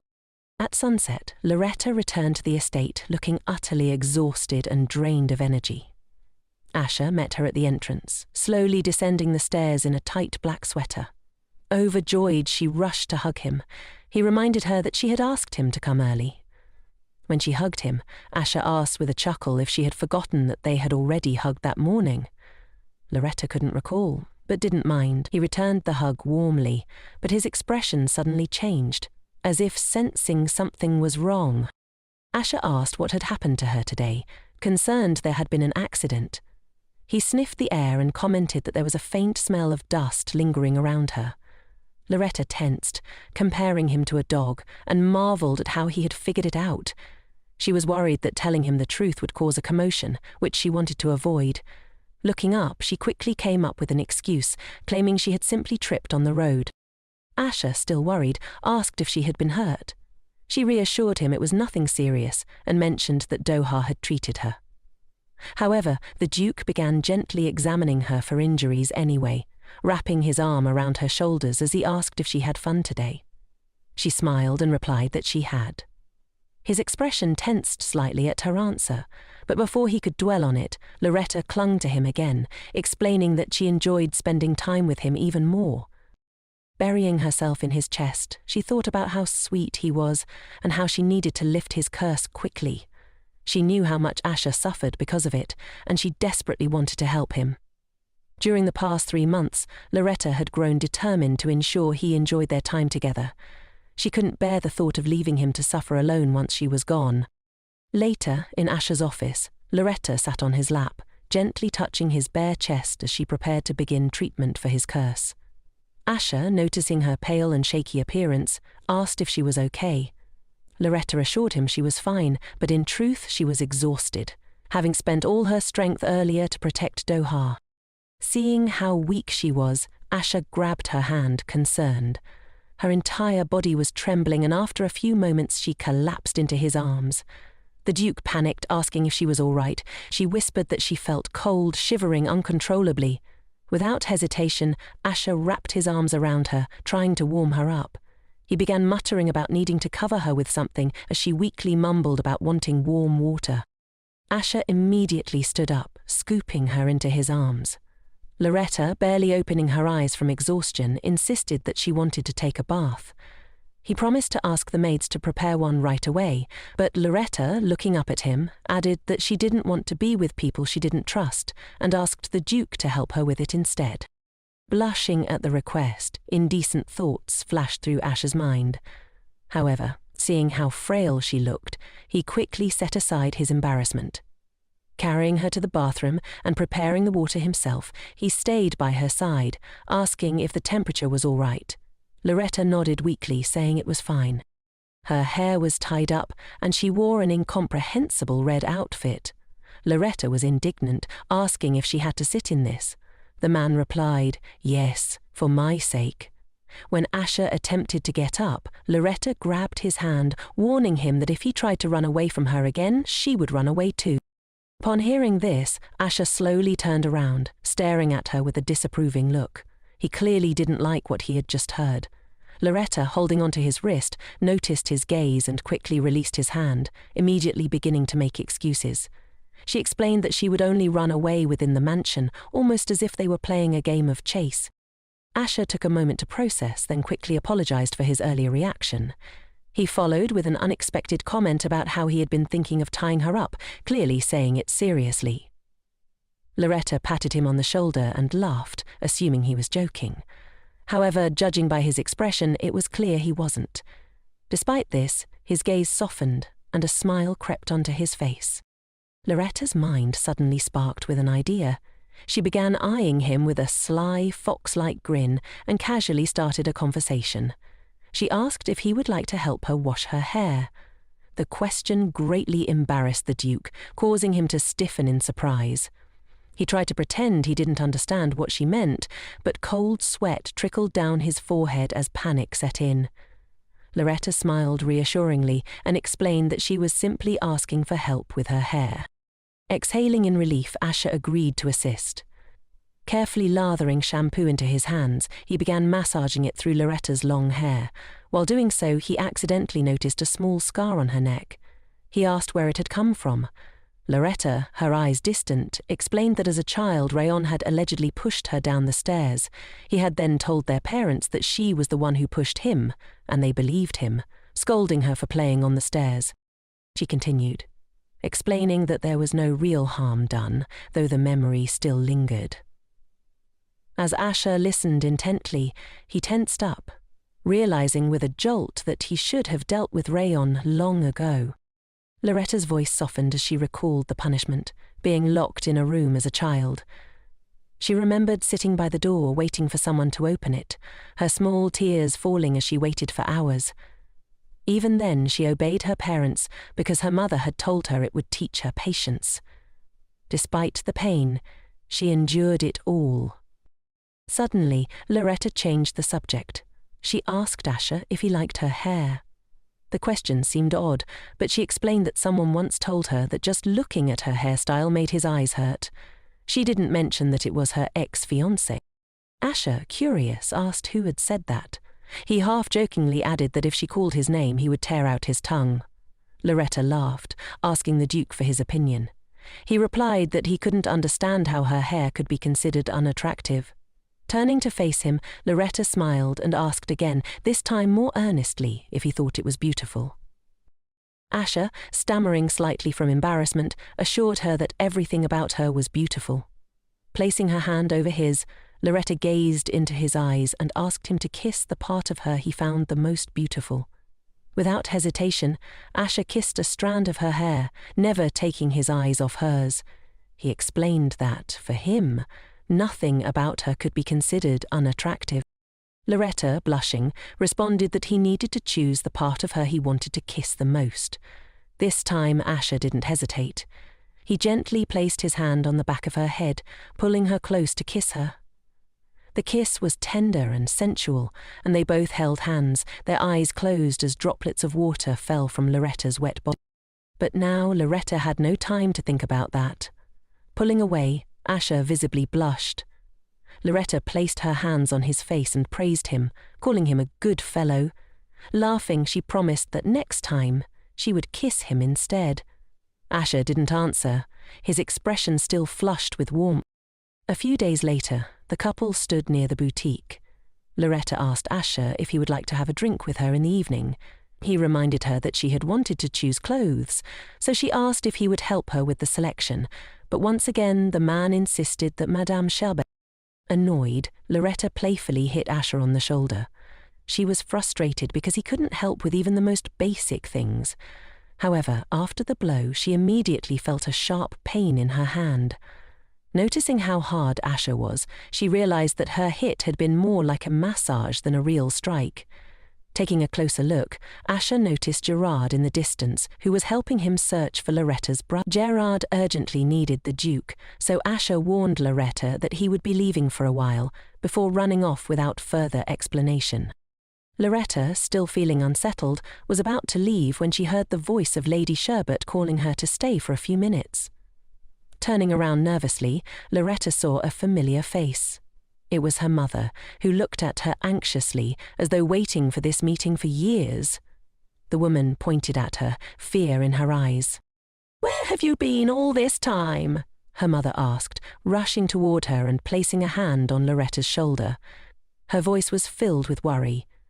Lariette, however, immediately shrugged her hand off and raised an eyebrow, coldly explaining that she had been relaxing at massages and shopping at boutiques, things her mother never seemed concerned about. "Don't you know who I am now?" Lariette quipped with a grin. "I'm a duchess." Her mother felt ashamed and turned away, unable to meet her daughter's gaze. "I couldn't do anything," she muttered. Lariette, unable to take it anymore, sharply responded that her mother could have, but simply chose not to. Slowly, she looked up at her mother and quietly said goodbye, as though a piece of her heart was being torn away. Without waiting for more excuses, Lariette turned and ran away from the boutique, sprinting down the empty streets as if trying to escape from the nightmare of the encounter. But just as she was about to disappear into the distance, someone grabbed her wrist, stopping her. At that moment, a hand firmly grasped hers. "Lariette, are you all right? Who made you cry?" Larette's previous panic instantly subsided with those simple words and the comforting touch. "I'm not crying, I just missed you so much. I ran out. Let's just go straight home today." From that day on, Lariette seemed increasingly absent-minded. Even for today's hug, Candle had to remind her, and when she did embrace him, it felt perfunctory. Candle wished he could stay by her side, but he had an important meeting to attend. The weather outside mirrored Larette's somber thoughts, gloomy and overcast. Earlier that day, she had received a letter from her mother. It was filled with pleas for forgiveness and a request to meet in person. The sentiment expressed between the lines made Lariette laugh bitterly. Still, she eventually agreed to the meeting. Her mother had been waiting for some time and beamed when she saw Lariette arrive. "Try this, it should taste good," her mother said, her tone so gentle and apologetic, a stark contrast to the harsh words Lariette remembered. "Don't you have something to say to me?" Lariette asked, her voice cold. Her mother lowered her head, her expression full of regret. "I've been so sorry lately. I didn't take good care of you before, and only after losing you did I realize how precious you are. I even fell ill and was bedridden for so long because of it." Lariette abruptly stood up, interrupting the confession. "I've heard your apology, but I don't plan to return." As Lariette prepared to leave, her mother suddenly started confessing again. "Lariette, I'm really sorry this time. I didn't mean to..." Before Lariette could understand the cryptic words, a hand reached from outside the room, and in an instant everything went black. She lost consciousness. Blanche, who had orchestrated it all, glanced at her limp body with disdain, as if she were nothing more than trash. Turning to Larette's mother, he spoke with a chilling calm. "Didn't I tell you, apologies never bring a runaway daughter back?" The cold handcuffs that now bound Lariette had magic woven into them. Blanche had gone to great lengths to ensure she would not escape this time. Just like that, Lariette was returned to the room where she had been imprisoned as a child. When morning came and the sun finally broke through the window, the door behind her opened. "I locked you up so you could reflect," Blanche said, stepping inside. "But it seems you've learned nothing." "I didn't do anything wrong," Lariette retorted. "Didn't do anything wrong." Blanche's voice was thick with anger. Before Lariette could continue, his hand struck her hard across the face. The blow left her reeling, but before she could regain her bearings, he grabbed her again. One slap wasn't enough to quell his rage. "You say you..." His words trailed off as the slaps were drowned by the sound of thunder outside. This time, Lariette no longer had the strength to stand. "I spent so much money raising you and you ran off to that monster's house," Blanche spat. "You even instructed that creature to disfigure your brother's face. Until you reflect properly, don't even think about leaving this room." After Blanche's fury subsided, Ron stepped in, his voice dripping with mockery. "Look at you now. It's pathetic. Do you know what kind of humiliation I've suffered because of you?" But before Ron could revel in his cruelty, Lariette lunged and bit off a piece of flesh from his outstretched hand. "Told you, you lunatic," Ron shrieked, terrified. Lariette spat the flesh from her mouth with contempt. The arrogance Ron had just moments ago dissolved into fear. "She's gone mad," he muttered, backing away, horrified, "just like that monster Duke." This brutal scene was all witnessed by Zhou Lang. After Ron fled the scene in a panic, Lariette collapsed to the ground, her strength drained. In the solitude of the cold, empty room, she finally let her facade fall. Alone, her thoughts turned to that warm figure. "Where are you now, Candel?" Just then Anna's voice broke the silence. "Miss, Duke Gandel is here." Larette's silent prayer had been answered. Despite everything her father had done, using her as a tool, showing his dominance through slaps and imprisonment, when faced with Candel's wrathful gaze, Blanche cowered like a beaten dog, too terrified to utter a word. The cold room seemed even more hollow as Larette's longing for Candel intensified. Her thoughts clung desperately to his image. "Miss, Duke Candel is here. He's downstairs right now," Anna repeated. Blanche stormed out of the room, muttering curses under his breath. "Duke Candel, you're being incredibly rude," he growled. Candel stood at the entrance, his face calm but eyes burning with fury. "I'm here to pick up my lover." Blanche instantly paled. I don't know what you mean," he stammered. "I'm saying I'm here to take Lariette," Candel replied coldly. "Duke Blanche, you'd better let her go. I'm afraid you won't be able to handle the consequences if you don't." Blanche's bluster faltered. He could see now that Candel wasn't asking for permission. He was issuing a command. Inside the room, Lariette trembled as she heard of Candel's arrival. She rushed to the window and, through the glass, finally saw his familiar figure. "Candel, you've finally come to get me." Without hesitation, she yanked down the curtain, wrapping it around her left hand. In the next second, the glass shattered under the force of her strike. Barefoot, she stepped through the scattered shards, barely feeling the pain. The sunlight that greeted her was blinding, but it was nothing compared to the overwhelming relief that surged through her. "Candel!" Lariette shouted his name for all to hear as she stood on the windowsill, basking in the light of her newfound freedom.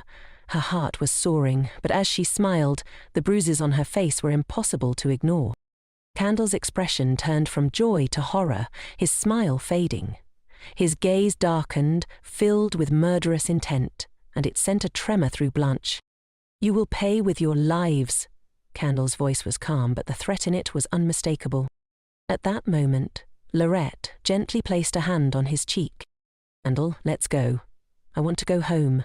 Back to our home?"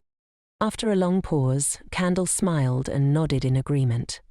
Seeing this, Blanche erupted in fury. "Where are you taking my daughter?" he barked madly. But Candel's only response was a cold, piercing gaze. Blanche's confusion deepened as he glanced at the bruises on Larette's face. "I didn't hit her that hard. Why such a fuss?" he thought, unable to comprehend the severity of his actions. The reason Candel had arrived so swiftly was thanks to Joel's tip-off. Joel, one of the few in the household who treated Lariette kindly, had secretly helped her. Once inside the carriage, Candel wasted no time tearing off the shackles that bound Larette's wrists. The contrast in their emotions as they headed home was stark. "Candel, thank you for coming to get me," Lariette said softly. But Candel's heart was heavy with guilt. He had even considered destroying Larette's family entirely. "I'm sorry, Lariette, I came too late," he murmured, his voice filled with regret. Lariette didn't respond directly to his apology. Instead, she looked up at him, her eyes searching his. "Candel, can I kiss you? I really want to kiss you right now." Candel hesitated only for a moment. "Of course, if you're willing," he replied, his voice gentle. After a while, Lariette was the first to pull away, but Candel wasn't ready to let go. "Lariette, I haven't had enough. Can I keep kissing you? No matter what, it never feels like enough." It was in this moment that Lariette fully realized her feelings. "Candle, I like you," she confessed, her voice trembling with sincerity. This time, her words came from the deepest part of her heart. She hadn't fully understood how much she liked him until now. Although she knew the story's ending, she couldn't stop herself from following her heart. For the first time, the thought of being separated from him terrified her. Their emotions burned in the intensity of each other's gaze. All that remained was their undeniable love. But then, Lariette paused, realizing that her condition wasn't quite right for things to go further. Candle seemed to sense it too. "As much as I want you right now," Candle said, his voice thick with desire, "this isn't the time." "All right," Lariette agreed. "Everything as you say." Just as they were about to settle into each other's arms again, the clever butler, usually so tactful, interrupted them at the worst possible moment. "The priest has arrived," he announced. His timing couldn't have been worse. Larette's heart raced as Dausha, the priest, entered the room, his gaze as cold and unsettling as Candle's. "Lariette, who did this to you?" Dausha asked, his voice low and sharp. His tone sent a shiver down Larette's spine. "I believe I told you before," Dausha continued, his eyes narrowing. "Don't get hurt so easily. It seems you didn't take my words to heart." At that moment, his gaze fell on Larette's wrist. She followed his eyes, suddenly realizing what he had noticed. "The bracelet you gave me. It was too beautiful. I couldn't bear to wear it," she explained hurriedly. Dausha's frown deepened. "And because of that, I didn't notice," he muttered. But something else caught his attention. The slightly disheveled state of her lips. His eyes narrowed in suspicion. "These injuries, they couldn't possibly be from your lover." Before he could finish, Lariette interrupted him firmly. "How could it be? I was kidnapped." Her words hung in the air, sharp and decisive, leaving no room for doubt. After Dausha's treatment, Lariette quickly recovered. As Dausha finished up, she reminded Lariette, "Remember to wear the bracelet next time, all right?" Just then, Dausha noticed something she had missed before. Larette's feet were full of glass shards. "You didn't mention this injury. Were you planning to just leave it like this?" Dausha asked, concerned. As she gently stroked Larette's foot, Larette's face flushed bright red. "Dausha, my feet are dirty," she muttered, embarrassed. In Larette's mind, Daexia must have been cherished all her life. This kind of work, tending to wounds, probably seemed foreign and beneath her. Little did Lariette know, Daexia's early life had been anything but glamorous. Humiliation and hardship had been her constant companions as she grew up. After Dausha left, Lariette turned her attention back to Candel, determined to continue healing him. When Candel removed his shirt, revealing his impressive physique, Lariette blushed. His 32 abs gleamed, the curse that once marred his body nearly gone. "Lariette, are you sure your body's okay?" Candel asked, his concern clear. But Larette's mind wasn't focused on herself. During the day they had been inseparable, but now, standing together, they felt an awkwardness between them, as if meeting for the first time. Gently, Lariette began to caress Candel's body, and with her touch, the last trace of the curse on his upper body disappeared. "Candel, the curse on your upper body is completely gone," she said, her voice soft but triumphant. Candel looked down at himself, hardly able to believe it. "Lariette, I can't thank you enough," he said, his voice filled with gratitude. But Lariette wasn't done yet. "Oh, Candel, it's too early to thank me," she replied with a smile. "I'm about to finish healing you completely. The lower body evolution is next." Suddenly they both froze, realizing the implication of her words. As Lariette had been focused on healing his upper body, she had forgotten about the curse lingering on his lower body. For a moment they stood there, faces flushed, unsure of what to do next. After all, the previous evolutions had required Candel to remove his clothes. Didn't that mean the next evolution would too? "The next evolution will take a while. Let's rest for now, we have time." "We'll deal with it next time," Lariette said, trying to sound casual. At that moment, Candle shyly lowered his head. "Actually, that area is fine," he mumbled. His voice was soft, but to Lariette, it sounded deafening. Larette's face burned, and she quickly interjected, "Please, Candle, don't explain any more." She hadn't expected the curse to be so humanized, and it caught her completely off guard. To avoid curling her toes in embarrassment, Lariette fled the scene this time. Back in her room, she replayed the events of the day. From Candle rescuing her to Dausha treating her injuries and Joel and Annie tipping her off. They were all people who had become so important to her. Yet, for the first half of her life, she had foolishly devoted herself to her family, always seeking their approval. If it hadn't been for her terminal illness, she likely wouldn't have met Candle. Nor would she have experienced someone showing jealousy because of her. These new attachments in her life made Lariette even more fearful of separation. Still, in her eyes, Candle didn't seem to love her with the same intensity she felt for him. So, even if she died, he would probably move on. After all, they had only been lovers for 3 months. Just then, a sudden clap of thunder outside startled Lariette. In the flash of lightning, she thought she saw Blanche's figure again, her palm raised menacingly with each rumble of the storm. One thunderclap after another roared through the night, making the figure in Larette's mind grow clearer and more menacing. Desperate to escape the haunting vision, she bolted barefoot down the corridor. The only person who could save her now was Candle. Candle looked at her, concerned. "What's wrong, Lariette? It's cold outside. Come in," he said softly. Trembling all over, Lariette sat down on the sofa without a word. "Would you like a cup of tea, or are you feeling unwell?" Candle asked. "No," Lariette murmured. "I'm just afraid of the thunder, but more than that, I think I'm scared of being alone."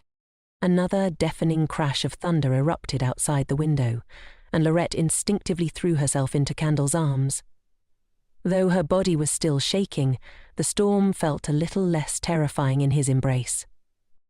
As Candle held her, it reminded him of the fears he too had faced in the past. In that moment, it was as if they were seeking solace in each other, both hoping to find redemption. "Can I sleep here tonight? I'll just hold your hand," Lariette whispered, her voice fragile. Candle hesitated, and Larette's heart sank.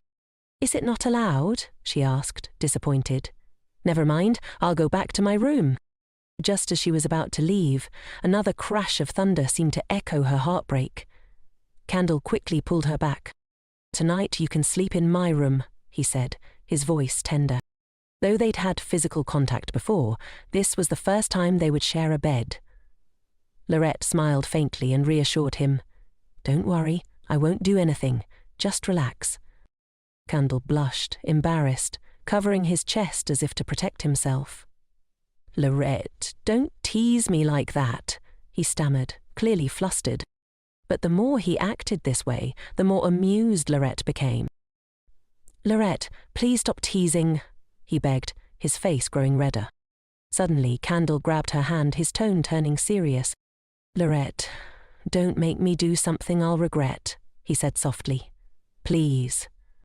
Another loud clap of thunder startled Lariette, her fear evident on her face. Candle paused, realizing that her playful demeanor was just a way to cope with her terror. He squeezed her hand tightly, pulling her close once again. This time he embraced her fully, whispering soothing words as she trembled in his arms. The thunder outside seemed to become an unexpected ally, cocooning them together in the storm. Meanwhile, at Duke Blanche's mansion, Ron remained severely injured, unable to get treatment from any clerics. Every time they tried to reach one, they were told none were available. Ever since Candle's last visit, Ron had been living in fear.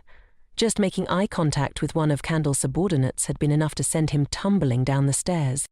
His previous injuries had yet to heal, and now he had a broken leg too. He cursed under his breath. If only that girl Lariette were here.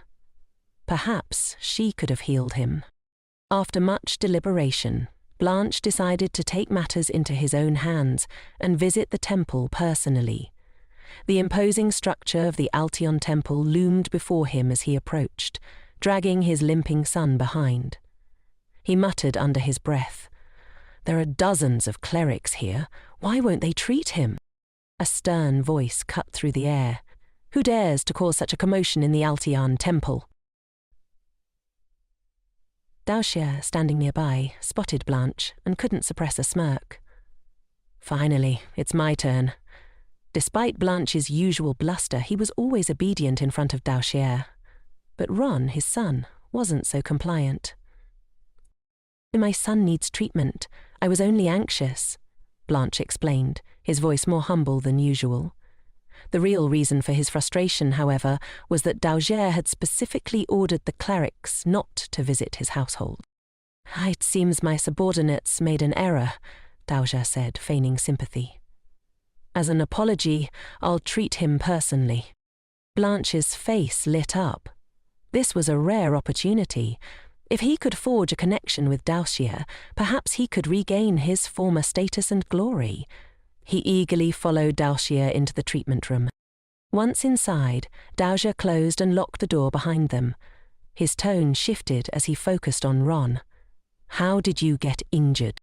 "I missed a step," Ron mumbled, trying to maintain some dignity.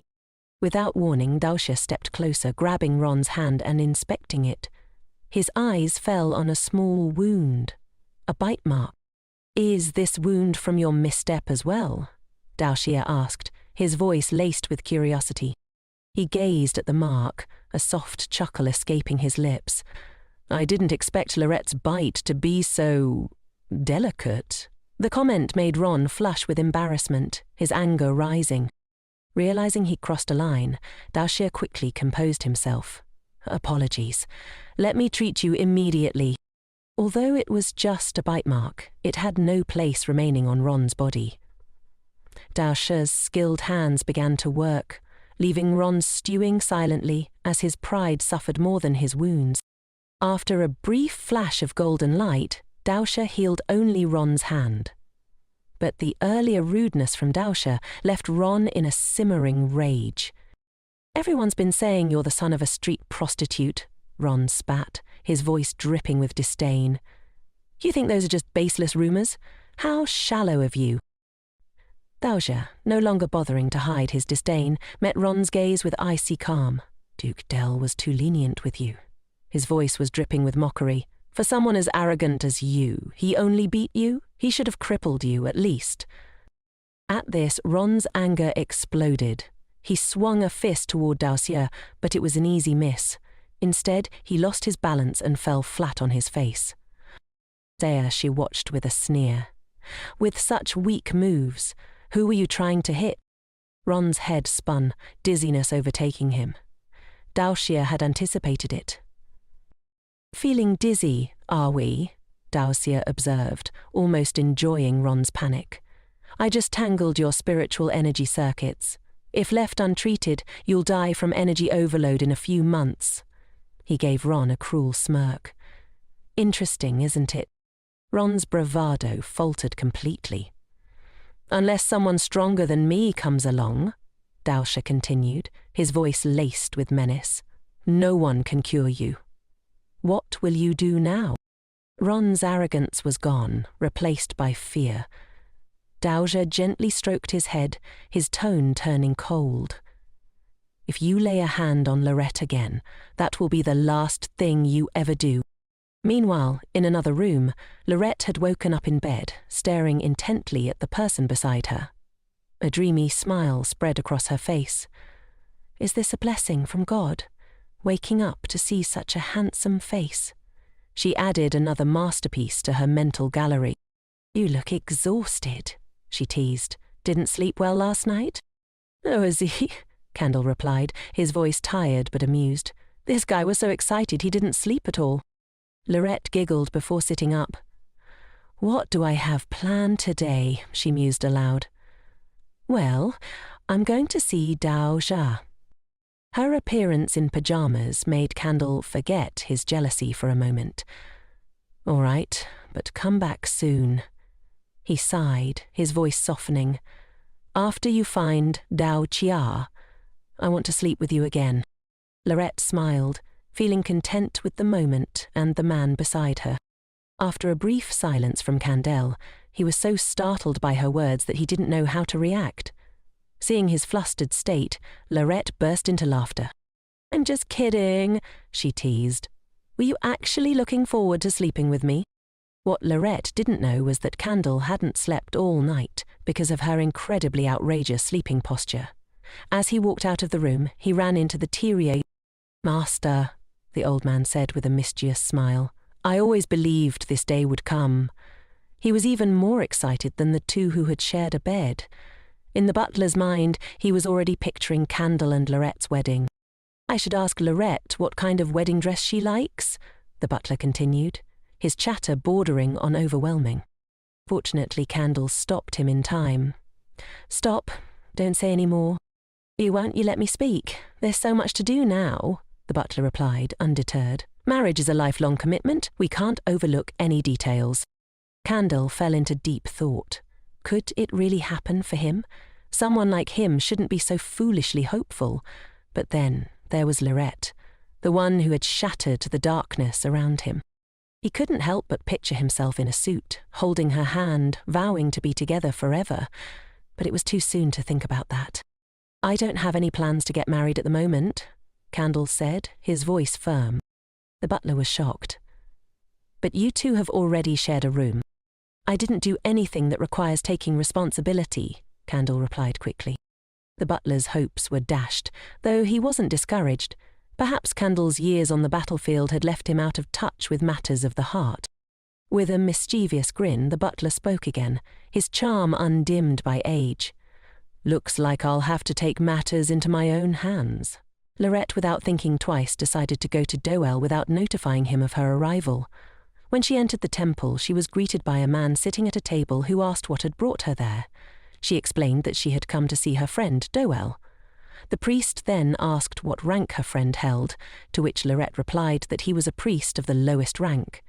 As Lariette began to describe him, she thought of Doel as a handsome guy with silver hair, looking cute in her mind. However, the priest thought of him as stern and intimidating, which left him a little shocked.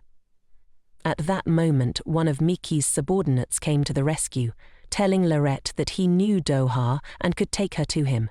That's why he had rushed over. As they headed to meet Doha, Lariette couldn't understand how a low-ranking priest could afford to live in such luxurious chambers. She wondered where the Outen Temple got so much money. Suddenly, the door opened and Doha appeared in the doorway, looking a bit nervous, as if he was in a hurry. He asked her why she had come out of the blue. Smiling at him, she asked if her visit had surprised him. With a smile, he admitted that he was indeed surprised by her appearance, and asked if she had come just to see him. Lariette explained that she wanted to thank him for yesterday's treatment, and added that she had a request. Doha immediately thought she wanted to get closer to him for personal gain, but Lariette quickly dismissed such notions, asking the priest to teach her how to use magic. He smiled and replied that he was just a priest. Lariette then explained that divine power and mana were quite similar in nature, and that she was involved in purification magic. Doha knew well that she practiced purification, but she continued to explain that while she had a lot of mana, she had never been taught how to control it. She didn't want to remain helpless. She wanted to be able to stand up for herself when necessary. Looking up at him, full of determination, Lariette explained that Doha was the only one she could trust for training. She didn't know any other magicians. With a grin, Doha agreed to train her, but he had one condition. She would have to fulfill one of his future requests, no matter what it was. Leaning close to her ear, he whispered his request. Lariette looked at him seriously, telling him he sounded like some kind of swindler. Doha looked at her in confusion, as she nervously imagined he might ask her to do something ridiculous like write his name with her butt and dance in the street. Hearing her strange assumption, Doha burst out laughing, reassuring her that his request would be more reasonable. He suggested they agree that the request would be within her capabilities, and that the rest would be decided by her conscience. Smiling, he asked if she was satisfied with these terms. Without hesitation, Lariette agreed, saying the negotiations were complete. Excited by the idea, Lariette invited Doha to start training her immediately. As she waited for his response, Doha realized he was truly interested in this girl and wanted to learn everything about her. He might even lose interest eventually, but for now he wanted to get closer to her. Just as he was about to agree, his subordinate entered the room, saying that someone was looking for him. Doha turned around nervously, immediately thinking it was the old man who wanted to see him. Apologizing to Lariette, DOA explained that work was waiting for him. Lariette, understanding she had come unexpectedly and taken up his time, had no complaints. Smiling at her, he promised to visit her soon to begin her training. Nahimal. Doha thanked his subordinate for his chambers and, to avoid revealing his true identity to Lariette, referred to him as senior. It felt odd, especially since Lariette had expressed her gratitude for borrowing her friend's room. As she waved goodbye to the men with both hands, she thought about the awkward situation Doha must be in, considering he doesn't even live in his own room. Lariette decided that next time she shouldn't show up so recklessly. The men smiled sweetly at her and waved goodbye. Mikkel whispered to his subordinate, commenting on how poorly he acted. The subordinate admitted he still had a long way to go compared to the high priest's skill. Doha responded, saying that such skills are vital for those serving at the Temple of Alton. As they walked down the corridor, Doha asked if the old man was looking for him. His subordinate confirmed it, saying that the high priest, Alton, was indeed seeking him. Doha braced himself for the priest's nagging and wondered if Heel, perhaps not in the best condition, wanted to talk about the possibility of Doha becoming his successor. Doha assumed this would be a test. Meanwhile, when Lariette returned home, she found Esser there, who had also just arrived. Rushing to hug him, she exclaimed that this was fate. As he embraced her, Esser reflected on how dull his day had been until he saw Lariette. Her presence made him happy, possibly because she was a purification wizard and had cleansed his heart of all its troubles. Suddenly, Helstein approached them, looking slightly sad. He apologized, saying the new maids had been assigned to wash the blankets, but they weren't dry yet. However, he reassured them that the Duke's blanket was in order, though there was an issue with Larette's. It was clear Helstein was playing his usual game, trying to bring them closer together. Esser rolled his eyes and asked why they couldn't just buy a new blanket. Helstein, ever resourceful, explained that they had contacted all the boutiques, but none had anything suitable for the Duke of Candle, and it would take several days to supply new blankets. The Duke, of course, couldn't give a lady a low-quality blanket. Esser, seeing through Helstein's ploy, dismissed his excuses as nonsense. Lariette, however, didn't understand, and reassured everyone that everything was fine. To make things easier, Esser offered to give his blanket to Lariette. She looked at him and asked how he would sleep without it. Esser replied that he would manage, despite the cold night, but Lariette, unaware of the butler's schemes, simply accepted his offer. Helstein, seeing that his efforts hadn't gone far enough, boldly suggested that they sleep together for one more night. Lariette thought it was a good idea, while Esser stammered in embarrassment. Lariette, noticing his reaction, asked what was wrong. Did he really not want to share a bed with her? Blushing, he tried to deny it but couldn't finish, as Lariette changed the subject, saying she was hungry. She then added teasingly that he shouldn't worry. She wouldn't touch him like she had the previous night.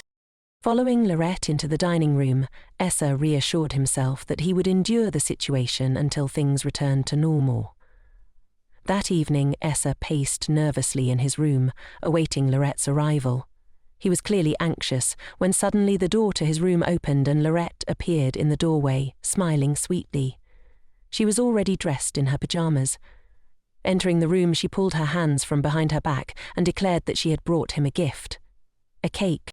Sitting down on the sofa by the table, Esser asked if she planned to eat the cake now.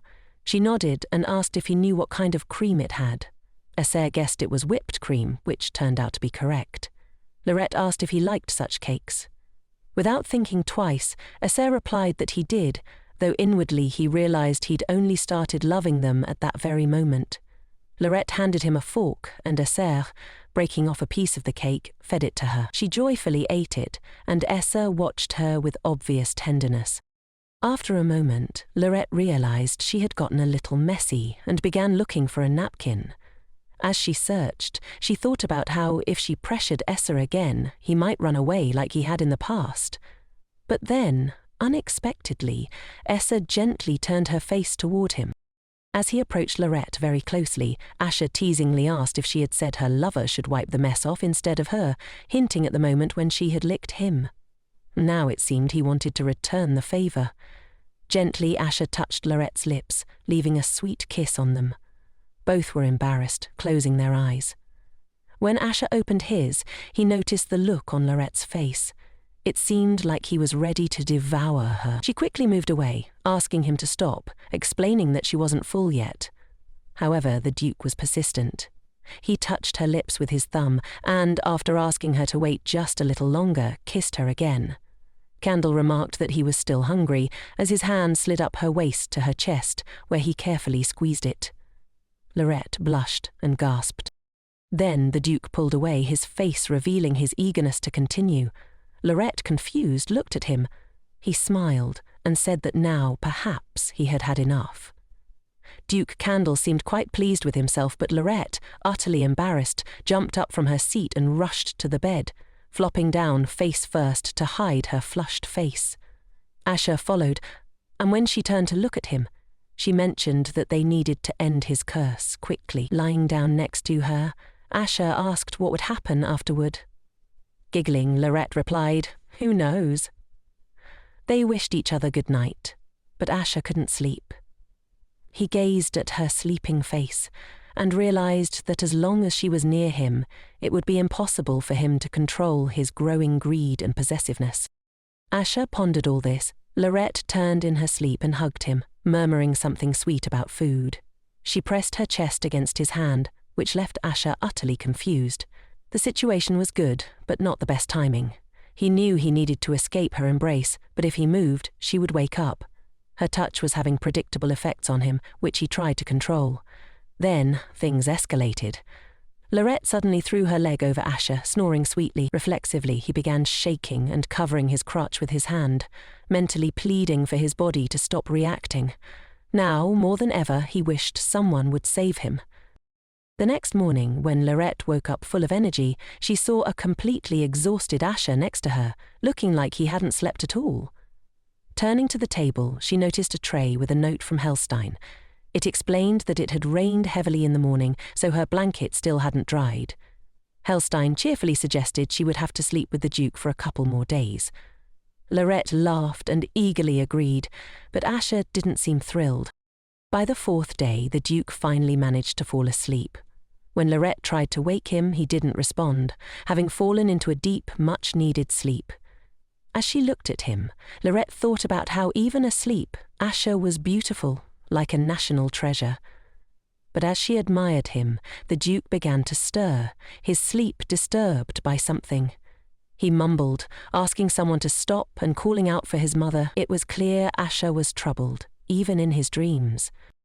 Lariette remembered the tragic rumours about the Duke of Candle. The Duke and his wife had died when Asha was still very young, and while Asha was fighting on the battlefield with his cursed body, distant relatives had been battling for the family's wealth and power. Stroking his head gently, Lariette thought about how much hardship he had endured at such a young age. She promised herself that she would free him from his curse, body and mind, giving him the chance to live the joyful, ordinary life he deserved. Smiling, she whispered softly that even after she was gone, she wanted Asha to be happy. Suddenly, she was grabbed by Asha's hand. He jumped up from his pillow, looking at her with anxious, red-tinged eyes, asking what she had just said. Larette's heart raced as she stammered an excuse, saying they would never part. Asha, still tense, explained that he thought she was talking about leaving him. Trying to calm him, she assured him that she wouldn't leave, though in her mind she was thinking about the remaining month under their contract and how sad she would be to part with him. Asha, closing his eyes, asked her to stay with him. Smiling, Lariette promised she would, but only until the contract ended. The next morning, when the Duke woke up, he tried to remember his dream. It felt like it had been a good one, but he couldn't recall the details. Lariette, rising from her pillow, asked him if he had slept well, mentioning that she would now begin to cleanse the lower part of his body. Hearing this, Asher turned bright red with embarrassment. They both sat there, thinking about it, their faces flushed. Jumping out of bed, Lariette announced that she would save the lower body cleansing for next time and that she needed to visit Madame Sherb. She asked if Asher needed to go to the imperial castle. The Duke suddenly became depressed, thinking about the possibility of a war with another kingdom, which would mean he and Lariette wouldn't be able to spend much time together. Reading his thoughts, Lariette told him that he would need to do something with her later. Asher, curious but cautious, asked what she meant. Hoping she wouldn't suggest anything too strange, he agreed to her offer. Lariette beamed with joy, excited that Asher had agreed so quickly, as she had many joint plans she wanted to carry out with him. Later, when Lariette met Madame Sherb, Gerard, a skilled fighter and commander, was quietly watching them. He had been tasked with guarding Lariette, though he couldn't quite understand why. It was likely Asher's will. Madame Sherb apologized to Lariette for sending her that letter. Smiling, Lariette assured her that it wasn't Madame's fault. Madame Sherb then explained that they had decided not to accept any more members of the Blanchett family, except for Lariette. However, Lariette wasn't worried about that. Her family was out of money, so they couldn't afford anything grand anyway. Lariette suddenly noticed someone sitting behind the curtain in the room. Nervously, she asked if anyone else was there, offering to come back another time if necessary. The curtain was pulled open, revealing a figure she initially thought was a young man. He spoke, commenting on how long it had been since they last saw Lady Blanchett. Lariette bowed deeply, only to realise moments later that it wasn't a man at all. It was Her Highness, Princess Elizabeth Harrison. Embarrassed beyond measure, Lariette found herself face to face with the princess, known throughout the kingdom for her stunning beauty. Princess Elizabeth, radiant as ever, had been engaged to Rayon, a match arranged by the Emperor back when the Blanchett family still held influence. However, Rayon often teased the princess, claiming she was too haughty and questioned why she thought she was better than him. Unfazed, he even told her that if she surpassed him in any way, it wouldn't matter, because she was destined to be his wife anyway. Needless to say, this arrogance earned him a thrashing, and their engagement was promptly called off. After the broken engagement, Lariette had avoided the princess for 5 long years, feeling a deep sense of shame. Now, however, Lariette was shocked by how much the princess had changed in those 5 years. Elizabeth had completely transformed, adopting a striking appearance more akin to a prince than a princess. Her new look took Lariette aback. Smiling, the princess broke Larette's reverie, casually mentioning that she didn't realise Lariette was so close to Madame Cher. Lariette, who was no longer listed in the family registry, felt a pang of discomfort at the reminder of her fallen status. But Princess Elizabeth had noticed something different about Lariette. Using her last name, she commented on the change, which prompted Lariette to abruptly request to be called by her first name instead. Surprised, the princess grinned, asking how Madame Cher could have kept someone like Lariette hidden from her for so long. She then remarked that she was eager to get to know Lariette better. Lariette, equally flustered and intrigued, said she was happy to meet the princess as well. Princess Elizabeth leaned forward, tucking a strand of Larette's hair behind her ear, and, looking her directly in the eyes, told her to call her Eliza. The princess's beauty had a powerful effect on Lariette, leaving her nearly breathless. As she rode in her carriage later that day, Lariette found herself deeply conflicted, unable to understand why she was making promises to people when she knew her time was limited. It seemed that just as good things were starting to happen, she was already on the brink of death. Resolved to die quietly and unnoticed, Lariette reminded herself that she didn't need deep connections now.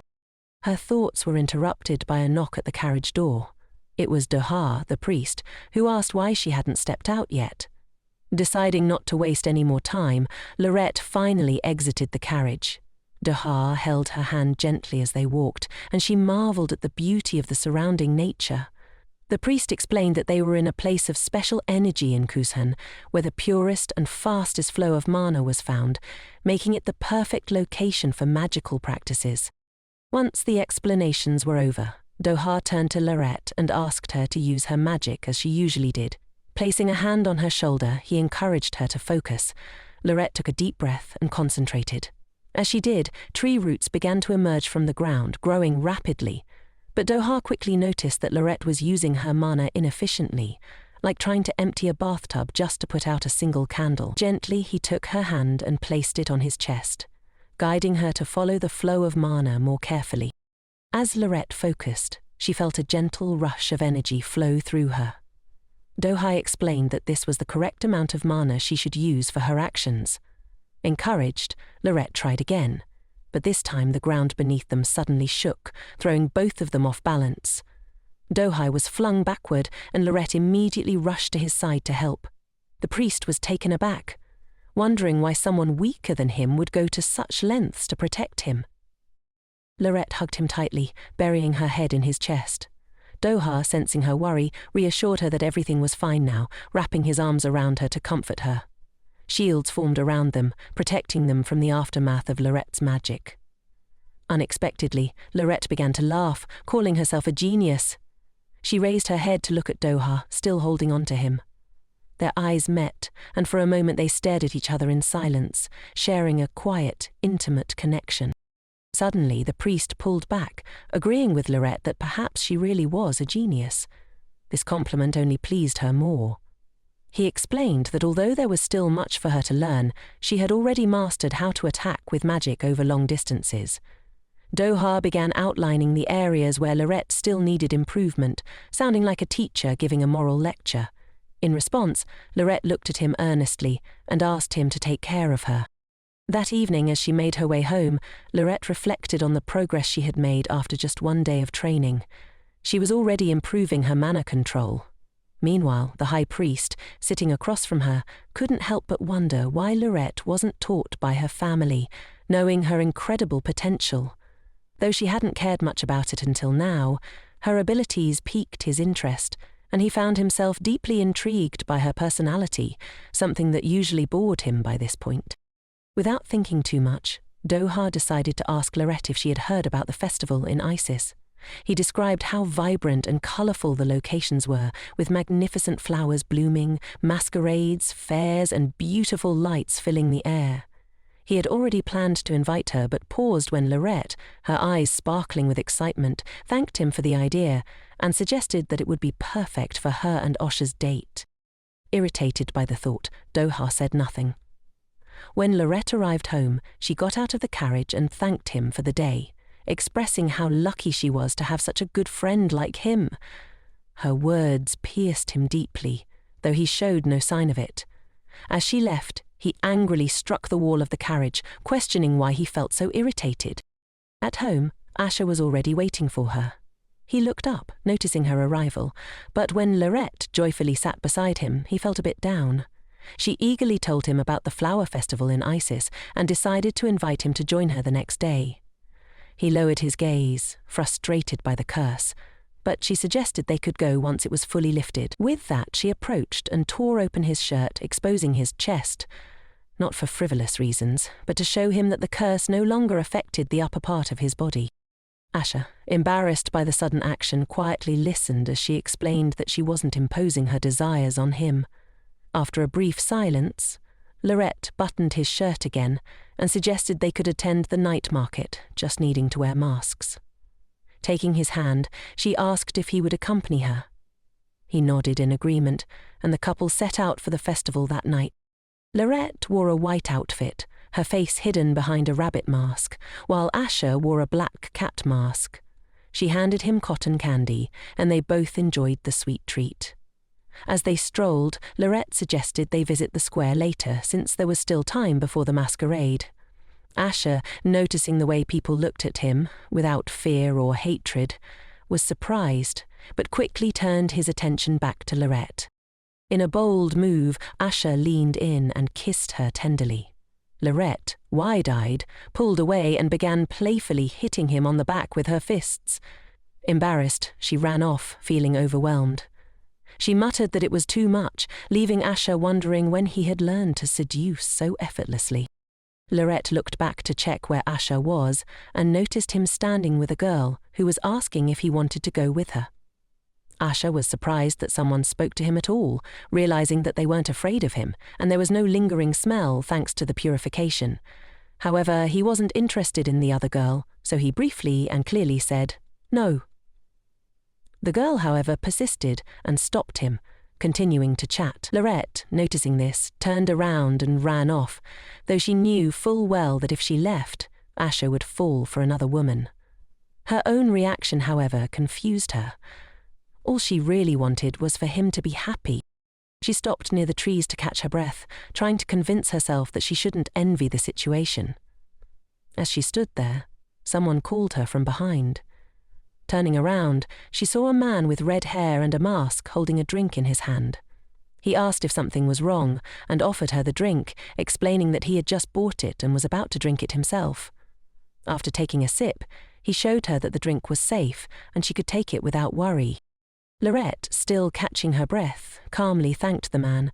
When he saw her face, his expression changed to one of surprise and he gasped, covering his mouth. He blushed bright red and confessed that it was love at first sight. Lariette, looking dissatisfied, quickly replied that she already had a lover, making it clear that she wasn't interested. The man, after looking at her for a moment, remarked that he had been correctly informed that people in the capital were very harsh when rejecting her, and it seemed that was true. Lariette noticed that he had a Western accent. He then asked if he had been rude to her, suggesting that even if he had been rejected, he should have behaved properly. Extending his hand to Lariette, he confessed that he had fallen in love with her at first sight because of her incredible beauty, and asked if she would accept his friendship. Lariette, stunned, suddenly thought that such confessions were popular 15 years ago. Without hesitation, she told him no. At that moment, Asha decided to intervene, attacking the man from behind. The stranger skillfully blocked Asha's sword with his own. Duke Candle, watching this unfold, was furious that the man had dared to say such things in front of him, questioning if he was tired of living. The red-hamed man, grinning, responded that he wasn't interested in dying, and asked if this was her lover.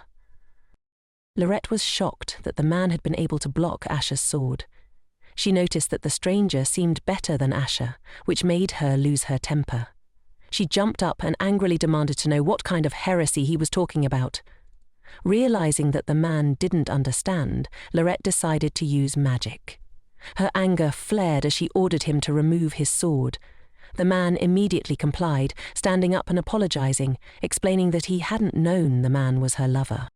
Once they had put away their swords, the stranger continued, saying he assumed Lariette's words were a lie, otherwise he wouldn't have confessed. Lariette, undeterred, explained that whether her words were true or not, a refusal was still a refusal. Pointing at the man, she called him an impudent fool in an alpaca mask. The man, looking genuinely sorry, apologized once again, saying he didn't know, but that he truly regretted it because she had touched his heart. With that, he left, leaving the couple alone. Asha, still guarding Lariette like a small, jealous dog, gently hugged her from behind and buried his face in her hair. He quietly asked why she had suddenly left him. Then he wondered what might have happened if Lariette had accepted the stranger's confession. Lariette, turning slightly to face him, explained that she had simply gotten lost. She apologized, then patted Asha on the head, trying to reassure him. Lariette thanked him for finding her. The man was surprised that Lariette had been waiting for him and decided to ask if that was true. The heroine confirmed that it was and added that she had missed him very much. Asha, with a gentle smile, replied that he had missed her too. Slightly retreating, Lariette asked if he was surprised by her sudden disappearance.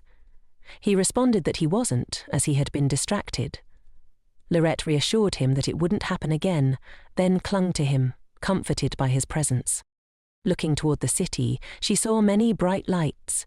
Turning back to Asha, she asked if they were going dancing. The man reminded her that they had both lost their masks. Lariette, realizing the situation, thought it might be better to go home, but the man assured her everything was fine. The main character was surprised, as they could easily attract unwanted attention. She asked again if things were really okay, and he smiled, replying that everything was perfect because his beloved was with him. When they arrived at the masquerade, Lariette noticed it was different from a formal ball, much freer and more joyous. Smiling, she pulled Asher to dance with her, and he, smiling back, couldn't believe such a day had come. Without the stench of decaying corpses, without people staring at him with fear and disgust, and without feeling like an outsider, as Duke Candle once did. Lariette had given him a new life, an opportunity to live as a normal person and not as a monster. He never imagined he could dance in front of others, and even though his dancing was clumsy, Lariette looked at him with such love that he couldn't comprehend how he could not love her back. Gazing into Asher's eyes, Lariette smiled sweetly and confessed her love. The Duke, filled with emotion, told her he loved her too. They stood together under the fireworks, savouring the moment. When Asher leaned in to kiss her, Lariette playfully covered his mouth, saying they couldn't kiss in public. Asher, closing his eyes, kissed her hand instead, and looked at her with embarrassed eyes. Lariette, blushing, asked indignantly what he was doing, making him worry that she didn't like it. In truth, all she could think about was how soft his lips were. Turning to him, Lariette explained that she didn't dislike it at all. Gently rubbing her hand, Asher asked if he could kiss her on the lips instead. Though she enjoyed the attention, Lariette decided to tease him and, making eyes at the Duke, provocatively asked if he wanted to sleep with her. At her words, Asher froze, his mind racing through different interpretations of sleep. Until he was left speechless, Lariette grinned and teasingly noted that Asher could only kiss her, calling him shameless. Asher stammered, blushing, but before he could respond, she placed a finger on his lips and declared there would be no more kisses for a while. Asher was horrified at such a punishment. The next day, as Duke Candle was dressing, he asked Lariette if she planned to kiss him today. Lariette, hanging lazily from the bed, didn't understand what he meant at first. He was referring to the daily kisses she would give him, boosting his confidence. Embarrassed, Asher finally asked, hiding his face in shame, if she would call him handsome and kiss him today. Without hesitation, she replied, no, which shocked him. Peeking out from under the blanket, Lariette reminded him of the punishment they discussed the night before. Duke Candle was stunned, thinking she must be joking, but Lariette explained she was absolutely serious. A bit nervous, Asher promised not to kiss her in public again, but Lariette remained firm in her resolve. Then, with a sad look, Asher sat down opposite her and asked if she really wasn't going to kiss him. Slowly, he leaned in towards her lips. But Lariette, blushing, stopped him with her hand, explaining that the kiss ban applied here too. The Duke was incredulous that he was truly forbidden from kissing her. Lariette, smiling, repeated her words and wished him a safe journey. As he left, his mood noticeably deflated, Lariette broke into a sly smile, thinking how endearing it was that the Duke, like a little child, was begging for her kisses. And it would be that way for several days. A few hours later, Lariette met with Doha, who immediately noticed how happy she looked. Unable to contain herself, she eagerly boasted about how wonderful her date with Essa was, all thanks to Doha's recommendations. Listening to this, the priest grew increasingly irritated, as he felt he should have been the one on a date with her. To avoid hearing more, he hastily suggested they start training. Suddenly, Lariette remembered a strange man she had met at the festival, which she reported to Doha. She explained that an unexpected man from the West had confessed to her, and she found him quite odd. The priest, curious, asked what exactly he had confessed.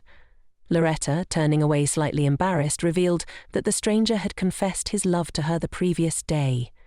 Then, smiling, she joked that it must have been due to her unearthly beauty. However, when she saw that Doha didn't smile and looked at her as though she were foolish, she realized the joke had fallen flat. Doha, however, couldn't figure out why he suddenly felt so irritated. He questioned himself. Was it because some rogue had dared to confess to Lariette? At that moment she gave him a strange look, but then he smiled and confirmed that she was indeed very beautiful. Trying to move on, Doha looked around and asked if Lariette planned to turn the place into ruins today, as she had the last time. The girl quickly replied that he was mistaken, and then he suggested they move on from the basics of magic and focus on practice. Hearing this, Larette's excitement was palpable. Like an eager puppy, she asked joyfully what they would do this time. Doha replied that she would have to learn the simplest things. Lariette began to think about different possibilities. Perhaps an attack, an escape, or a form of control. However, Doha had something else in mind. He was going to teach her how to kill. Upon hearing this, Lariette froze. The priest grabbed her wrist and, with a cold demeanor, explained that if she used her magic and pointed it directly at someone's chest, she would instantly kill them. Lariette, looking at him with confused eyes, couldn't comprehend what he was telling her. His eyes gleamed with a predatory cunning as he faintly smiled and then challenged her to kill him. Taken aback by his words, Lariette, now serious, told him that his joke was far from funny. But Doha wasn't joking. To make her act, he tried to push her further, but she shoved him away with both hands, shouting at him to stop. Trembling, she couldn't understand why he treated his life so carelessly. She thought about how much she wanted to live, even though her time was so short, and only now did her will to survive become clear. Hanging her head and clenching her fists in anger, Lariette realized she was jealous. Unhappy with herself and upset by how easily Doha regarded his own life. He, on the other hand, looked at her thoughtfully before asking her what it was she truly wanted. Lariette admitted that she wanted to be able to move around freely, without needing an escort, and to explore different places on her own. Doha, with a knowing grin, tried to explain that the streets wouldn't be kind to her. Recalling his own childhood, he warned that if she left the capital, she would become a target for those looking to exploit her. Gazing intently into her eyes, he bent slightly closer and told her that if she didn't face her enemies with the determination to kill, she would be the one who perished. Lariette understood that she wanted to go on one last journey before she died, but with only 3 months to live, she had no desire to be killed by anyone else. Before all this, Lariette had other thoughts weighing on her mind. She not only wanted to learn how to protect herself, but also feared her family might try to kidnap her again.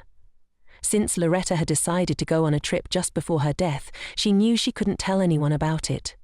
It was clear to her that the streets would never show her mercy and that she might have to hurt someone in self-defense. With this in mind, the girl thanked Doha for his valuable advice. Doha, on the other hand, believed he could only protect Lariette while she was next to him. The thought of her being in danger while out of his sight disturbed him, which was why he expressed himself so harshly. Yet he knew she would understand his intentions. Holding her wrist, the high priest urged her to attack him again, this time with the intent to kill. Lariette closed her eyes, letting out a quiet sigh, but Doha reassured her with a smile. He reminded her that he wasn't as helpless as she might think. He was strong, and if he were injured, she could always heal him. Still, Lariette worried about hurting him. Meanwhile, Doha felt a strange, piercing sensation every time he saw the concern on her face. He couldn't fully understand what these emotions meant or why they arose within him. Waving his hand dismissively, Doha told her there was no time for meaningless conversation. In his hand appeared an unusual object resembling a folded fan. Smirking, he pointed it at her and instructed her to stop him by attacking. Though he didn't hit her hard, Lariette was unable to block any of his blows, and it began to irritate her. The next time she managed to dodge one of his strikes by moving to the right, but Doha quickly adjusted his position and hit her on the arm. Smiling, he asked if magic was a joke to her, since she hadn't used it. Determined to prove herself, Lariette quickly recalled a spell that wouldn't cause harm. She decided to use the water element to fend him off and show what she could do. Dodo was a little surprised that she had thought of it, but using his unusual fan, he blocked the attack, joking that he preferred to bathe in warm water. However, he praised her for the effort. With his strength, Doha deflected the flow of water Lariette had directed at him, sending it back toward her. As a result, the main character stood soaked, glaring at Doha in frustration and demanding another chance. Clearly, she wasn't satisfied with her performance. Later that evening, Lariette returned home. The butler noticed her late arrival and commented on it. Lariette, feeling exhausted, asked where Essa was. The butler explained that the Duke was in the bathroom, having arrived in a strange state. Lariette, now deep in thought, considered that perhaps tonight she could start attending to his lower half. Only then did it dawn on her that she would have to touch his bare skin, and the realization made Lariette choke on her saliva. She realized now was the perfect time to proceed while Isa was still in a robe. Cleansing would be easier. So, she hurried toward him as fast as she could. The Duke, just leaving the bath, had been lost in thought, wondering how he could steal a kiss from his beloved when she suddenly appeared, startling him. He blushed, quickly trying to cover himself as if he were completely naked, and even took a step back from her. But Lariette closed the distance, standing almost chest to chest with him. Asrahan, his face flushing, nervously told her she was too close. Without warning, Lariette pushed him to the floor with one hand, grinning as she crawled between his legs. She asked if he was ready for her to begin cleansing the lower part of his body, and suggested starting with his knees. Asrahan, flustered, quickly scooted back and begged her not to do it now. "Does this seem strange to you?" Lariette asked, her tone suddenly serious. She explained that this was a necessary process and asked him to take it seriously. She then touched his knees, causing him to flinch as if he'd been scolded. As she began the cleansing, Lariette realized that the curse in this part of his body was particularly strong. Yet, she found that using magic felt easier than before, all thanks to Doha's guidance. When she finished, she looked up to tell Isa, but his expression made her blush. Sweat dripped down his face, his eyes and cheeks flushed red. His chest rose and fell with ragged breaths, and it was clear he was struggling to contain himself. Then, as if drawn by some unseen force, Larette's gaze lowered and her mouth fell open as she noticed his body's reaction to her touch. Embarrassed, she quickly looked away, too ashamed to meet his eyes or glance downward. Suddenly, Isa reached for her, attempting to kiss her. Lariette, stuttering and turning her head, reminded him that kissing was forbidden, but he no longer cared. He gently turned her face toward him and kissed her tenderly on the lips. For a few seconds, Lariette stared at him, conflicted, but soon gave in. However, the kiss didn't last long. After a few moments, Isa flipped her over and hovered above her, gazing into her eyes before kissing her again, this time holding her shoulders. She could feel the weight of his body pressing against hers, and though he stopped for a brief moment, it wasn't for that reason. Breathing heavily, Essa asked if he was ready to sleep with her, then nervously inquired if he could kiss her again. Without waiting for a response, he began covering her neck in soft kisses. Lariette lay still, unsure of what to do, realizing that this could be their first night together. She suddenly sat up and wrapped her arms around his neck. Asa, initially shocked, soon returned the embrace, holding her gently. Before long, her clothes lay discarded beside her, leaving her in only a nightdress. Feeling exposed and embarrassed, she glanced at her lover, who gazed at her in awe, calling her incredibly beautiful as he began to remove his robe. But then he hesitated, wondering if it would disgust her to be intimate with him while his body still bore the curse. Perhaps they should wait until he was fully cleansed? As if reading his mind, Lariette reached out, placing her hands on his face. She assured him he was nothing less than charming, pulling him into a kiss. She added that there wasn't a single ugly part on his body. Only then did Asrahan start to believe her words.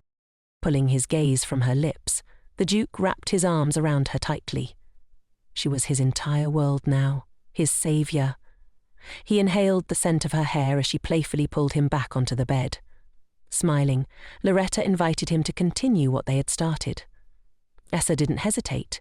He leaned down to kiss her again, knowing they had the whole night ahead of them, a night that belonged only to them. Their bodies were united, perhaps changing something between them forever. The setting was perfect. The lamp dimly illuminated the room as their fingers intertwined, joining in a dance of love. Sometime later, when it was all over, Asher watched Lariette lying motionless, completely exhausted. Noticing her condition, he asked if it had really been that tiring. She, a bit weak, asked if it was obvious. Embarrassed, the Duke acknowledged that it was already early morning, but then shyly asked if they could do it again. Lariette, hearing this, gasped in surprise, exclaiming that she would die if they did. Her face wore a sweet yet pitiful expression. Asher, looking at her with sad, pleading eyes, begged for just one more time. With a sigh, she turned her head away, closed her eyes, then unexpectedly pulled him closer by his robe, agreeing, but only for once. She kissed him again, and at his request, they joined once more in a dance of love. By the afternoon, Lariette made her way to Count Osmond's mansion, where Princess Elizabeth was joyfully waiting for her. Greeting her warmly, Lariette bowed and thanked the princess for inviting her to tea. The princess, indignant, reminded her to simply call her Eliza. Lariette quickly corrected herself, thanking her again, which made the princess smile. Stroking Larette's head, she called her smart, causing the girl to blush in embarrassment. The princess explained that this gathering was with her closest friends and mentioned that she would love to introduce Lariette to them, adding that they were all good people. Lariette smiled and expressed her hope that she would like them. As the princess straightened Larette's hair, she smiled and asked teasingly, "Who wouldn't like you?" This flustered Lariette even more. When they reached the gathering, everyone was already waiting. Among them was Lady Sherbet Genevieve, who ran a popular boutique, Wana Huzan, the eldest daughter of Count Houseman, a daring redhead, and lastly, Sharia Mershin, a sweet, angelic-looking girl with blonde hair and red eyes. The girls introduced themselves and exchanged names, but then Sharia suddenly asked, since Lariette had introduced herself without a last name, if that meant she was a commoner. The room fell silent at the question. It was an awkward moment. Lariette had left her family and chosen to go by no last name, making it difficult to explain. Wana quickly intervened, turning to Sharia and advising her to watch her tongue. The princess also chimed in, calling Sharia's comment rude. Sharia, now embarrassed, apologized, explaining that she had only recently made her debut in society. Lariette, though tense, reassured her that it was fine, though she couldn't tell if Sharia's comment had been intentional or not. The atmosphere soon lightened again, with the girls laughing and discussing their own matters over tea. As the afternoon passed, it was time for them to say their goodbyes. Before she could leave, Lady Wana discreetly pulled Lariette aside. Wana explained that what she was about to say would be awkward to discuss behind someone's back, but it needed to be said.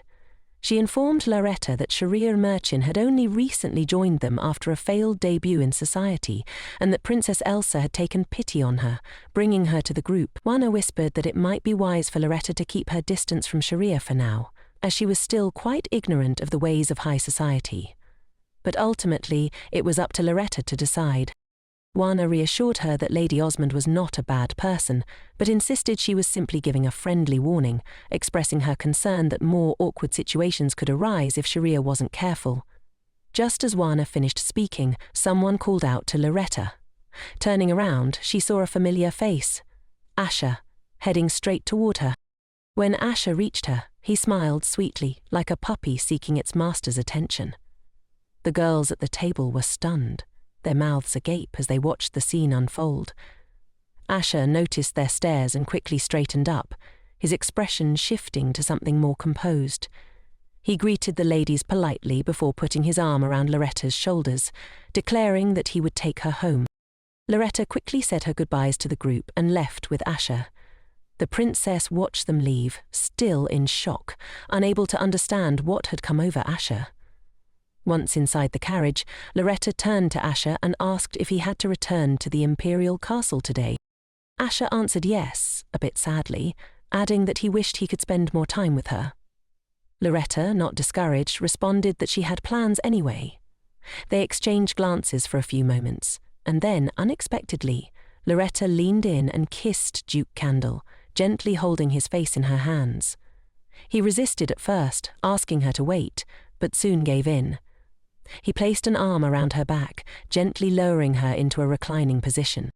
However, as she tried to pull away, Asha didn't allow it. Looking up at her, he remarked that he had never considered it before, but the carriage didn't seem like such a bad place after all. Intertwining his fingers with hers, Lariette finally realized what he meant. Stuttering, she asked for clarification, but Asha only pulled her into another kiss. Then, with a grin, he teased her, asking if she had kissed him without intending to follow through. Pulling back slightly, Asha smirked and said she deserved some sort of punishment for teasing him. Lariette was caught off guard, not by his words, but by his breathtaking beauty. Her conscience suddenly chided her, reminding her how she had agreed that the carriage was indeed a good place. Lost in her thoughts, she was jolted back to reality when the coachman's voice called out, announcing their arrival. Startled, Lariette quickly escaped the carriage and hurried into the street, leaving Asher behind. He remained sitting on the floor, laughing at the whole situation. As he stood, he called out after her, teasingly shouting that they would finish what they started once they were home. Turning back to him, Lariette replied that in that case, she'd have to move to another room. Arriving at her destination, Lariette spotted Doha standing in the middle of the street, waiting for her. Noticing his attire was different from usual, she complimented him, to which he smiled and asked if he looked unusual today. She couldn't help but admire how Doha looked like a work of art, almost as if he was sent from heaven. The man, seemingly unaware of the effect he had on her, smiled and explained that it wasn't a coincidence they met here today. They were going to practice secrecy. Hearing this, Lariette felt inspired and eagerly thanked Doha, praising him as amazing. Then, with a playful tone, she added that she loved him. The comment, though meant in jest, flustered Doha. He froze, his face turning red as he covered it with his hands, clearly confused by his own reaction. Lariette, now curious, only wanted to know where they would start. After regaining his composure, Doha suggested they begin by practicing how to blend into the crowd unnoticed. He then detailed the spell they would use, explaining everything thoroughly. Lariette listened carefully and, after a few moments, successfully cast the spell. Smiling, she took Doha's hands, looked into his eyes, and asked if she had done everything correctly.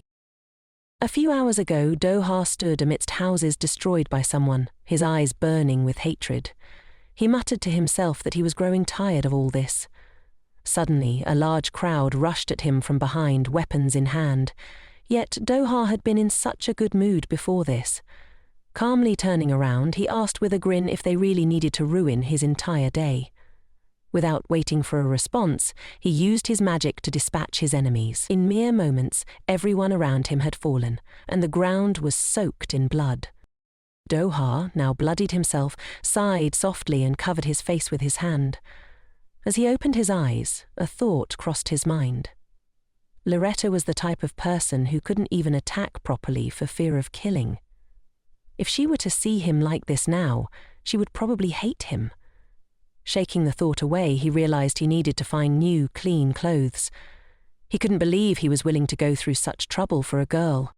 Ever since meeting Lariette, strange things had been happening.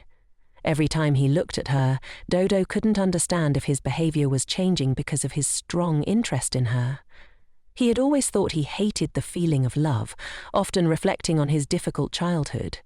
It was hard to believe he was so easily succumbing to this emotion now. As he held Loretta's hand, he thought about this again. She looked at him joyfully and asked if she was doing everything right, her smile lighting up her face. The priest tried to convince himself that he only wanted to possess her, but his mind wandered. How would she react if she knew his true nature? What would she think if she learnt he wasn't just a simple priest, but the high priest of the Alon Temple and the future pope? Doha wondered if Lariette, who was comparable to royalty in her own right, would care about his status. But what troubled him the most was whether she would be repulsed by his past. She, who had grown up without love but still raised as the Duke's daughter. How would she feel if she found out that the priest she liked had once been a beggar on the streets? Would she be angry at being deceived? He couldn't even imagine her reaction, nor predict how it would all end. As these thoughts swirled in his mind, Doha felt a presence behind him, watching him for the second time that day. It was beginning to irritate him, distracting him from everything. Smiling at Lariette, he tried to maintain his composure. He told her that he needed to buy something and asked if he could step away for a while, promising to return soon. Lariette didn't ask any unnecessary questions and agreed immediately, saying she would practice while he was gone. With that reassurance, Doha left, not too worried about her. After all, Doha had long noticed that Lariette was under the protection of an expert knight who was currently watching them from the roof. Knowing this, Doha hurried to deal with his problem and disappeared into the crowd. As he entered a deserted alley, a strange man followed him, holding a knife. Without hesitation, the man declared that a hefty sum had been placed on Miao's head and asked if he knew about it. Do-hai remained silent as the man, licking his knife with a long, disgusting tongue, tried to provoke him. The priest understood perfectly that the man's antics were a low trick meant to rile him up. The bandit, sticking out his tongue and talking about how he longed to drink Do-ha's blood, slowly advanced. Then, with a burst of speed, he lunged at Miali, shouting that it was time for him to say goodbye to his life. Do-ha didn't even flinch, let alone turn around, as the dagger came dangerously close to his face. He was unfazed, not afraid at all, and was simply thinking about how to swiftly end this fool's life. Just then, a familiar female voice cut through the air. Lariette was running towards them, casting a spell. She shouted that he was in grave danger, clearly worried about her friend. Hearing her voice, Do-ha widened his eyes in surprise. He hadn't expected her to be there at all. Directing all her strength at the attacker, Lariette drew his attention away from Do-ha, preventing him from laying a finger on the priest. In a matter of seconds, her magic struck the bandit like lightning. He collapsed, dead, and blood splattered everywhere, covering both Do-ha and Lariette. Do-ha stood in shock, a hint of blush creeping onto his face. Larette's dress was stained with blood, but she didn't seem to care. Her immediate concern was for him. Rushing to Do-ha, she began touching his face, asking if he was hurt or if he had been frightened. Do-ha, looking away, suddenly realized the gravity of what had just happened. Lariette, trained in nobility and always cautious of using her magic for fear of harming anyone, had just killed a man to protect him. While Lariette continued bombarding him with worried questions, Do-ha couldn't help but feel overwhelmed. She had taken a life for his sake. This thought filled him with both surprise and warmth. A sincere smile crept onto his face, and he softly called her by her shortened name, unable to find any other words. As these thoughts swirled in his mind, he began to accept that perhaps he had truly fallen in love with Lariette, like a boy experiencing love for the first time. The main character, still shaken by what had just transpired, clung to him, trembling. She seemed to be coming to terms with what she had done, yet she continued to try to calm him down. Do-ha, hugging her back, was lost in his own thoughts. Could it be that he had genuinely fallen in love with her? He tried to dismiss it as nonsense, convincing himself that he had made it all up. But as he pondered, a woman's voice suddenly echoed in his mind, telling him that she loved him deeply. After that, his own thoughts seemed to drive him mad. It felt as if a woman from his past was embracing him, calling him her precious treasure. These painful memories resurfaced, and once again he thought about how disgusting love truly was. Trying to shake off the thoughts, Do-ha touched Lariette gently and reassured her, saying he was fine, thanking her for saving him. The priest helped her wipe the dirty, bloody stains from their clothes, adding that he was only alive thanks to her. Lariette, clearly relieved that her dear friend was safe, smiled at him sweetly and tenderly, though fatigue was evident in her eyes. Noticing her exhaustion, Do-ha put his arm around her shoulders and said, "That's enough for today. I'll take you to the carriage." She didn't argue and agreed quickly, still trembling, though it was unclear if it was from exhaustion or the shock of having just killed a man. Mikhail noticed her shaken state and, apparently blaming himself, placed her gently in the carriage. He turned to her, concern etched on his face.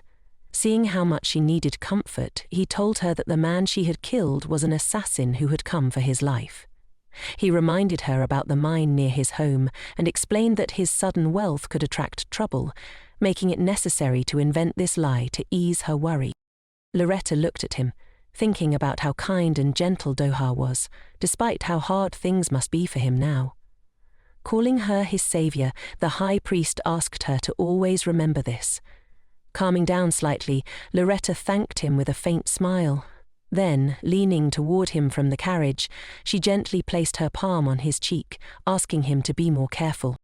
Do-ha, completely caught off guard, froze as if rooted to the spot, blushing furiously.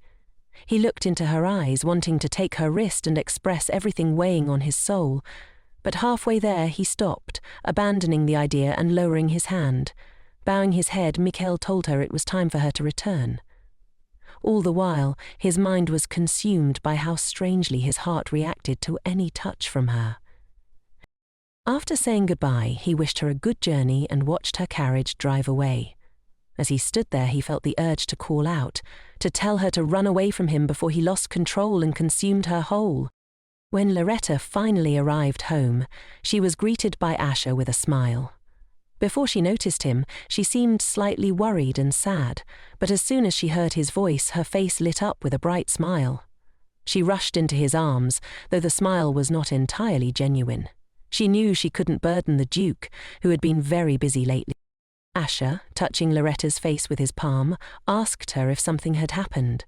He looked tense and concerned, asking if someone had been bothering her. Lariette was surprised by how quickly he had sensed her unease. Trying to mask her feelings, she decided to lie, saying nothing had happened.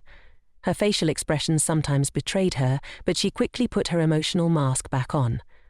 Grabbing his hand, she changed the subject, saying, "I'm really hungry. Have you eaten yet, Candle?" Afterward, they headed to the estate. Asher glanced toward the bushes where Gerard was hiding and gave him a look, signaling that something had clearly happened to Lariette.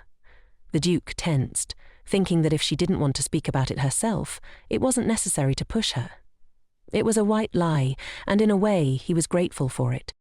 As they entered the estate, Asher gently kissed the top of Larette's head, still thinking that he couldn't just sit idly by. Something had to be done. But his thoughts were quickly interrupted by the servants who were eagerly awaiting their arrival, presenting the couple with a beautiful cake they had prepared themselves. The butler explained that they had baked it, mentioning how such things were becoming popular among the younger generation. The cake had a large number 50 on it, and Lariette, seeing the dessert, smiled joyfully, thanking Helstein for the thoughtful gift. Asher, however, looked at the butler strangely, as the latter continued talking about the wedding. Only then, sitting at the table, did Lariette realize that 50 days had already passed since their contract began, meaning she had about a month left. These thoughts gnawed at her, and she clutched her dress tightly, recalling the doctor's words, that her condition might worsen and she could even explode. Lariette didn't want to die in front of Asher. She couldn't let him witness that. Slowly raising her gaze to him, she saw him smiling sweetly, pointing out the strawberry cake, her favorite. Seeing him so joyful and content, Lariette bit her lip, realizing she would have to leave soon, before it was too late. Giggling softly, she asked in surprise, "Do you, Candle? Did you really remember my favorite cake?" She was trying to distract herself from the dark thoughts that kept creeping in, but she didn't know if she could leave now. She had fallen in love with him so deeply. That night, lying in bed, Lariette couldn't stop thinking about everything that had happened in such a short time. She knew that soon she would lift Asher's curse, but after that, she would have to abandon the many plans she had dreamed of sharing with him. Burying herself under the blanket, her hands trembled with nerves. She tried to calm herself but found it difficult. She kept telling herself she just needed to hold on, and soon everything would be okay. The next day, when Lariette met with her new friends, Madame Sherbet had prepared gifts for each of the ladies. The gifts were specially chosen from the East. Lariette, upon receiving her box, was delighted, as Madame had carefully selected something for each of them. However, the princess couldn't understand why her gift was a hair ribbon. Inside each box was a ribbon that matched their hair color. Noticing Sharia's disappointed expression, Lariette asked her what was wrong. Sharia turned and admitted she preferred pink, saying it suited her eyes better, all while eyeing Larette's box. Remembering how, as a child, her brother had taken her things and left her with nothing, Lariette handed her box to Sharia, saying they could easily exchange gifts. The other ladies reacted immediately, disapproving of Lady Merchant's behaviour, but Lariette reassured them it was fine. She explained that since Madame Sherbet had personally chosen the gifts, it was ultimately up to her how they were used. If she was fine with the exchange, then there was no issue. Lady Merchant, overjoyed, gratefully accepted Larette's box. The princess whispered to Lariette that she didn't have to indulge Sharia's whims, but Lariette insisted with a smile that she didn't mind at all. Sharia, looking at her newly acquired box, became thoughtful, and after a moment, suddenly turned to Lariette. Out of the blue, she bluntly asked what Loretta's relationship with Duke Candle was, causing everyone nearby to fall silent in shock, their mouths agape at Sharia's tactless question. After Sharia's question, the heroine panicked slightly. She didn't know how to answer. She couldn't tell them that her relationship with Asher had started out as consensual, so she simply nodded. Immediately, the ladies began bombarding her with questions. They remarked that it was the first time they'd seen the Duke smile, and the first time they'd seen him accompany a woman. Sharia, smiling, added that it was the first time she had seen such a handsome man. The women agreed that Asher was indeed handsome, but they also noted that he always smelled of rotting flesh, which made him seem rather intimidating. W, sipping tea, commented that it didn't matter how handsome he was, because he already had a lover. Then Sharia shifted the topic and asked, "Are you two going to get married?" Loretta, looking at her, said she didn't want to answer such a question. Sharia, turning away, covered her face with her hands, declaring, "I see. Everything is clear now." Loretta didn't understand why Sharia reacted that way, or what had become so clear to her, but the question seemed to have sparked her curiosity. Meanwhile, Asher was training with a sword. Turning to Gerard, he asked if he had been neglecting his training, though Gerard, trying his best, couldn't understand what he had done wrong. After another victory, the Duke noticed Gerard was panting, and once he caught his breath, Gerard sat down on the ground, waiting for more instructions. Asher suddenly mentioned Doha, saying that being the son of a merchant, he had been immersed in religion from childhood. Gerard realized that Asher's mood was affected by the previous day's incident, when Loretta had killed a man to protect the priest. Asher told him to find out more about the man, explaining that the case seemed too perfect, as if someone had orchestrated it. Gerard bowed and agreed to continue gathering information. He then mentioned a previous discussion about the relations between two kingdoms which were still deteriorating. They needed a reason to go to war, and all necessary measures would be taken. The council had decided that the Duke of Candel would be sent to the front lines. Everyone's eyes were on him, especially since the Duke of Illington was of an advanced age. Asher, however, surprised Gerard by answering that he wouldn't be going anywhere. Gerard was stunned. How could the council react negatively to such an answer? Asher explained that before he would have agreed without hesitation, but now, thinking of Loretta's radiant smile that brightened his life, he realized he could not leave her. He had just found his happiness and didn't want to lose it. Gerard suggested the council might disapprove of his decision, but Asher remained firm. He then asked about the recruits in Lanos, to which Gerard replied that Melissa had volunteered to train them. The recruits were undergoing rigorous training, and with the support of their master, they were motivated to follow in their footsteps. Suddenly, Gerard remembered a few individuals he wanted to discuss with Asher, but before he could, a noise from the entrance distracted them. When Asher turned around, he found that Gerard was no longer there. Loretta slowly descended the steps, thinking about how she still hadn't been able to contact Doha. She had tried reaching out to the temple, but no one responded. As she approached the Duke, she smiled sweetly at him and tenderly called his name. Her expression changed when she noticed how out of breath he seemed. Concerned, she asked if his exhaustion was from training or if something else had happened. It was clear from his heavy breathing and the beads of sweat on his forehead that he had pushed himself too hard. Taking his hand, Loretta gently exclaimed that she would help him wash. Then, with a playful look, she asked, "Shall we take a bath together?" Asher's cheeks flushed instantly. He quickly pulled her into his arms, touching her nose with his, and declared, "In that case, we'll go to the bathroom right now." He kissed her tenderly. A moment later, Asher grabbed the girl, gently lifting her off the floor, reminding her that running was dangerous. The main character tried to resist, but it was clear she was powerless here. Asher took her into his arms, smiling mischievously. He said it was now his turn.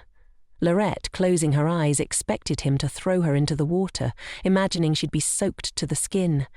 But that wasn't what happened. Asher carried her to the bedroom, laying her softly on the bed. He hovered over her, his eyes gleaming with cunning and desire. With a smirk, he explained that this was his revenge. In the morning, Candle left for the imperial castle. Lariette, waking up, felt utterly drained, as if all her strength had been sucked out of her. She thought to herself that her lover was truly a terrible beast. Some time later, the butler approached her, reporting that there had been no contact from the temple yet. The girl felt a growing concern, wondering if Doha was preoccupied or if something had gone wrong. The man standing beside her then asked if the lady had any plans for the day. Lariette's gaze fell on her notebook, where she had written down all her important goals over the last 3 months. Feeling melancholic, she replied that she would need to go to the centre. She didn't elaborate on why, but she knew it was time to slowly start preparing for her departure. As she walked through the bustling streets, Lariette thought about the things she needed to buy: comfortable clothes, a new bag, and books, since Doha had been giving her enough money to cover her needs.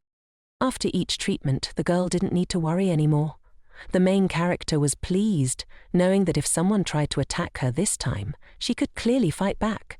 After all, learning magic hadn't been in vain. As she walked the streets, Gerard, following his master's orders, shadowed her, discreetly removing anyone he deemed suspicious. Despite this, Lariette never once felt that she was being followed, even though Gerard was always just a step behind, lurking in the shadows. After purchasing everything she needed, Lariette found herself struggling with the heavy bag she carried, complaining to herself about its weight. As she scanned the crowd, something caught her attention. A familiar bright head. It was Princess Eliza. Overjoyed, Lariette couldn't believe her luck at running into her here. Just as she was about to approach the princess, she overheard a group of men nearby. They were discussing a woman and dismissing the idea that she could ever have a serious relationship. They went on to insult the princess, saying no one would want to be with someone like her. Hearing this, Lariette was furious and felt the urge to destroy them right then and there, but she knew she needed to handle the situation more cleverly. Putting on a sweet smile, Lariette approached the men and told them that her friend, who was waiting in one of the nearby alleys, wanted to speak with them. She added that her friend was too shy to approach them directly and had sent her to relay the message. The men, intrigued and flustered by this, immediately began to argue about which one of them had been called. Without further discussion, they followed Lariette into the alley. Once they arrived, they looked around in confusion, realizing there was no one there. Just as they turned to question Lariette, she acted swiftly. Using her magic, she began to speak about how justice had called them, her eyes glowing with power. With the help of magic, Lariette lifted everything around her and hurled it at the men. They tried to escape, their eyes filled with fear, but each one was knocked unconscious when something wooden struck them on the head. Pleased with herself, Lariette looked at the fallen men, but she couldn't shake the anger from how they had discussed her friend. She considered them to be vile creatures. Suddenly, a familiar voice called out from behind. Turning around, Lariette saw Princess Eliza leaning against a wall, watching her. Eliza complimented Lariette, saying what she had done was very impressive and that she was touched by it. Blushing, Lariette shyly asked when she had been standing there watching. Eliza walked closer, putting her arm around Larette's shoulder. She admitted she was extremely surprised when Lariette referred to her friend as Justice. Looking at the princess, Lariette realized Eliza had witnessed everything. She was also surprised by how skilled Lariette was with magic. With a gleam in her eye, Eliza asked if Lariette would be interested in working for her in the future. The suggestion made Lariette tense up. She didn't have much of a future due to her illness, but she couldn't bring herself to tell Eliza that. Besides, it was hard to refuse someone with such a kind face. Eliza smiled, saying they could discuss it later, and then, pulling Lariette along with her, suggested they go buy something tasty, since it was the perfect time for a treat. At that very moment, Doha and his subordinate were watching them from behind. The subordinate informed Doha that Lariette was going somewhere with a man. They didn't know the man was actually Princess Eliza. The high priest told his subordinate to be quiet, regarding Eliza as an enemy of the people. Doha, however, kept thinking about how he wanted to kill this man, not realizing it was a woman. He saw her as a competitor, dreaming of erasing her from existence. His eyes burned with anger, but he didn't know how to deal with his emotions. He still tried to convince himself that he wanted to use Lariette for his own purposes, that he needed her by his side. Mikhail, the high priest, refused to believe he was in love with Lariette, though his heart contradicted him with opposite feelings. He tried to shut those feelings out, rejecting the idea of love altogether. On a previous day, he had met with his rival in the temple. The rival had directly told him there wasn't a moment he regretted bringing him to the temple. Doha had grinned and replied that it was good. After all, he was of rather humble origin. The man turned and asked what the matter was. Mikhail, looking at him intently, asked if Brother Hayel had any questions for him. Hayel, giving him a strange look, said he didn't understand at all what Mikhail meant. But Doha knew that his father's health was only getting worse, posing an immediate threat to him. Though Hill held great authority and had more connections than Doha, the high priest knew his abilities surpassed anyone else's. As the second candidate for Pope, it was clear that Hill might be eyeing the death of the first candidate, his rival. Suddenly, Hayel began speaking about how he had heard that Mikhail often left the temple, as if hiding something interesting outside. Unexpectedly, he asked if Doha had acquired a lover. The question struck Mikhail to his core, as if it had pierced him directly. He remained silent, repeating to himself that Hayel must never know about his feelings for Lariette. The man considered Lariette his treasure, and he wouldn't share her with anyone. He could never forgive himself if anyone even laid a finger on her. Moreover, Mikhail couldn't allow this disgusting bastard to harm her, not for anything in the world. With that in mind, he decided to act on his own terms. A grin spread across his face as he looked at Huliel, telling him that he had quite the imagination. Mikhail added that with age, one usually became more childish, humiliating Huliel with his words. Mikhail approached Huliel, whispering in his ear. He stated that this was his last warning, and added that it would be better for him not to provoke him further with his foolish actions. He told Hill that he didn't know what he could do in a fit of rage, but Hill wasn't afraid of him. Grinning, Hill remarked that Mikhail was no different from his mother, starting an affair and acting like a fool. That was the last straw. The high priest could no longer control himself. His eyes burning with fury, he lunged at the man, grabbing him by the collar, clearly intent on destroying him and leaving no trace of his opponent. The memory of his mother's love for him as a child flooded his mind. How she had once said she couldn't live without him. But now, with Hill's insulting words about both him and his mother, he was enraged. Mikhail's partner tried to pull him away, reminding him that he had an important meeting scheduled.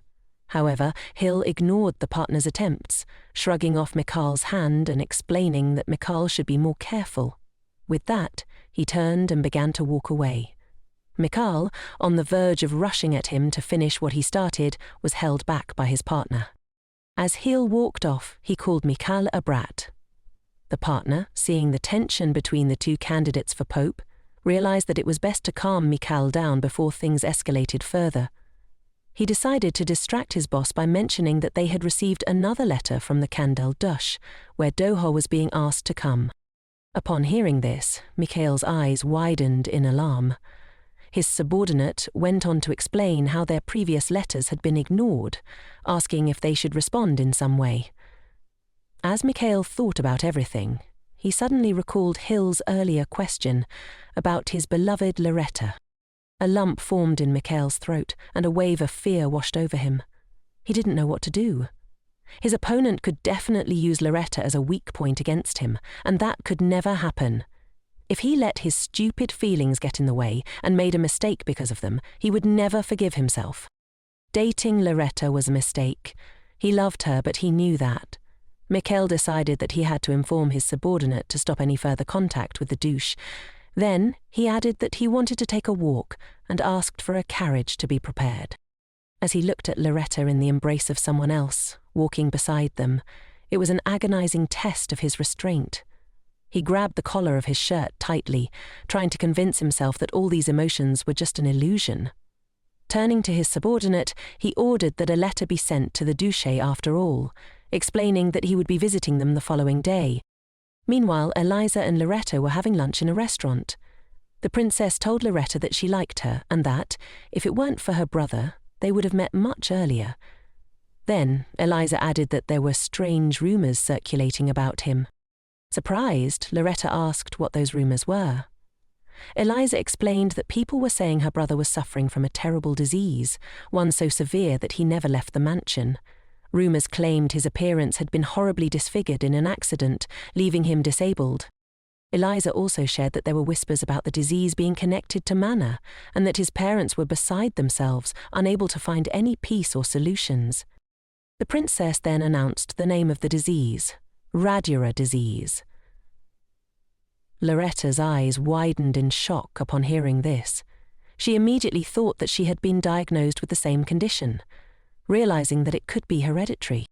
Eliza, looking at Lariette with concern, explained that she had been thinking of what Lariette needed to know since these were her relatives.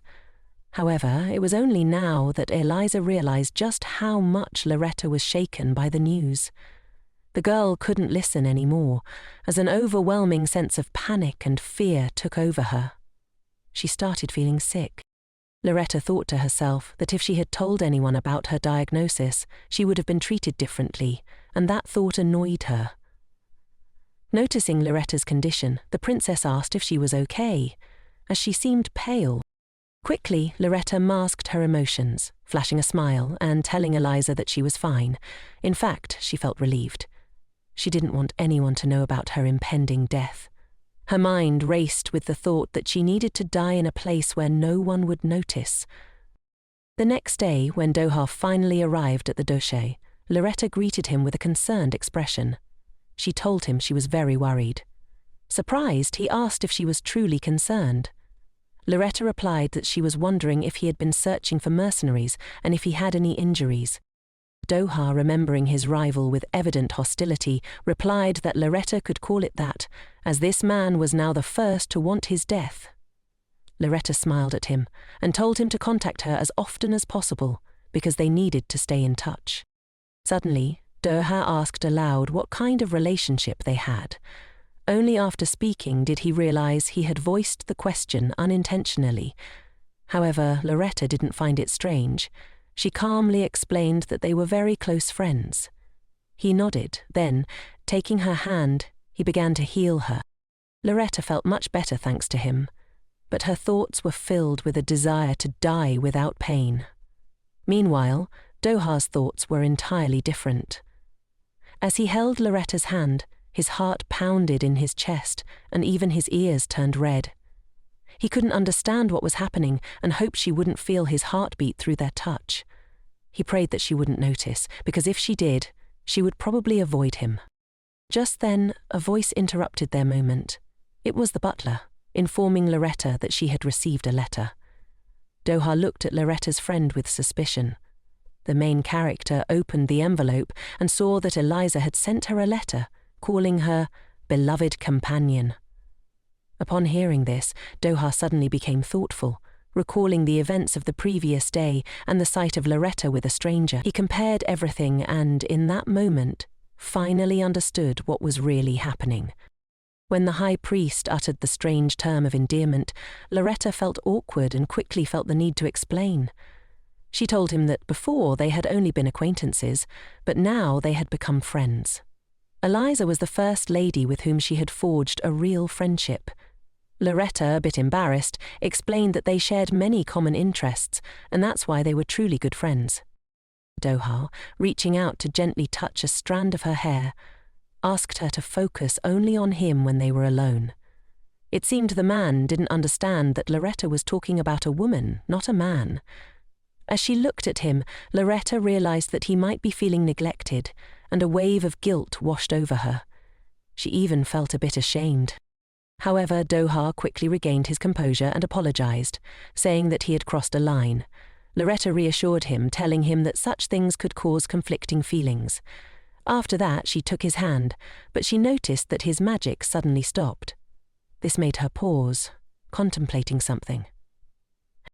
Smiling at him, Lariette remembered that it was time to start their lesson. Doha, returning her smile, couldn't shake the feeling of sadness that had settled in his chest. As they began the next training session, Lariette showcased her skills, while Doha leaned against the windowsill, silently watching her. As Doha's gaze shifted to the view from the window, he noticed a man and quickly realized that he was one of the knights serving Duke Candle. Mikhail also observed that the knight had impressive stealth skills. Doha saw that the knight was heading in an unknown direction, but he quickly pushed aside his curiosity. If the knight's actions didn't pose a threat to Lariette, then it certainly didn't concern him. At one of the meetings, the head of the Blanc family argued with a man, trying to convince him that Duke Candle was obligated to join the war. He argued that they couldn't run from the kingdom, tails between their legs. Larette's father then asked how the emperor had responded to this, and the man revealed that the head of the kingdom respected George's choice, acknowledging that despite the inevitable losses, they had to fight. If they retreated, the emperor himself would take action. Another man pointed out that while they couldn't ignore the readiness of the Danube kingdom's soldiers, their numbers were insufficient unless Duke Candle joined them. Asher, however, couldn't help but recall the painful memories of the war, which had consumed most of his time. He had no desire to return to the battlefield. He wondered if he could ever just live peacefully with the person he loved, wishing for nothing more than to be left alone. Lost in thought, Asher was suddenly interrupted when someone gently poked him on the shoulder. Turning around, he saw Lady Merchant standing before him. She smiled and called him by name, saying they had met again. This casual behavior irritated him, as only one person was allowed to call him by name. But then he remembered that this was Larette's friend, so he tried to explain as gently as possible that she hadn't been given permission to call him by his name. Embarrassed, Lady Merchant stammered and apologized, explaining that she had heard Lariette call him by his name, so she thought it was okay to do the same. She quickly changed the subject, asking if he remembered her name. Asher's thoughts were consumed by the fact that this lady was a friend of his beloved, but he remained silent, not responding. Lady Merchant realized he didn't remember her name and introduced herself as Sharia, offering him the option of calling her Sherry. While Asher had no particular interest in her, he decided to listen in silence as she was Larette's friend. She continued to chat away, and Asher found himself counting the seconds, wondering how much longer he would have to endure her conversation. Sharia, eager to embellish the situation, mentioned that she and Lariette had become very close recently and had decided to meet again soon. Asher didn't answer her, lost in his thoughts. He couldn't help but wonder that if his beloved had more friends, she might forget about her priest friend. Suddenly, Lady Merchant began talking about how she didn't know what other nobles thought, but she believed it was wrong to form friendships based solely on status. Asher didn't understand why she was saying this. He thought she was referring to the difference between the princess and the other ladies. He assumed that Lariette, however, was not biased in such matters. Thinking of his beloved brought a slight smile and blush to Asher's face. He longed to see her as soon as possible. It had been a difficult day without her. Sharia, noticing the smile on his face, thought it was because of her. Smiling slightly to herself, she believed that everyone liked cute girls. In her opinion, she was the only noble woman who treated commoners as well as she did. She felt that her kindness to Lariette proved her own incomparability. After considering this, she decided to invite the Duke to dinner next time. With a sweet smile, she told him that it would be nice to get to know him better. Asher, looking at her with an indifferent expression, responded, "So be it, if my beloved does not mind," before bowing slightly. He then excused himself, saying it was time for him to leave quickly and rushing home. As he hurried back, Asher's thoughts were consumed with how he needed to get home as fast as possible to kiss Lariette. Lady Sharia, watching him walk away, silently wondered how long the relationship between the Duke and the commoner could last. Remembering the smile on Asher's face, she told herself to be careful and not fall in love with him before the right time, but deep down, she knew it was already too late.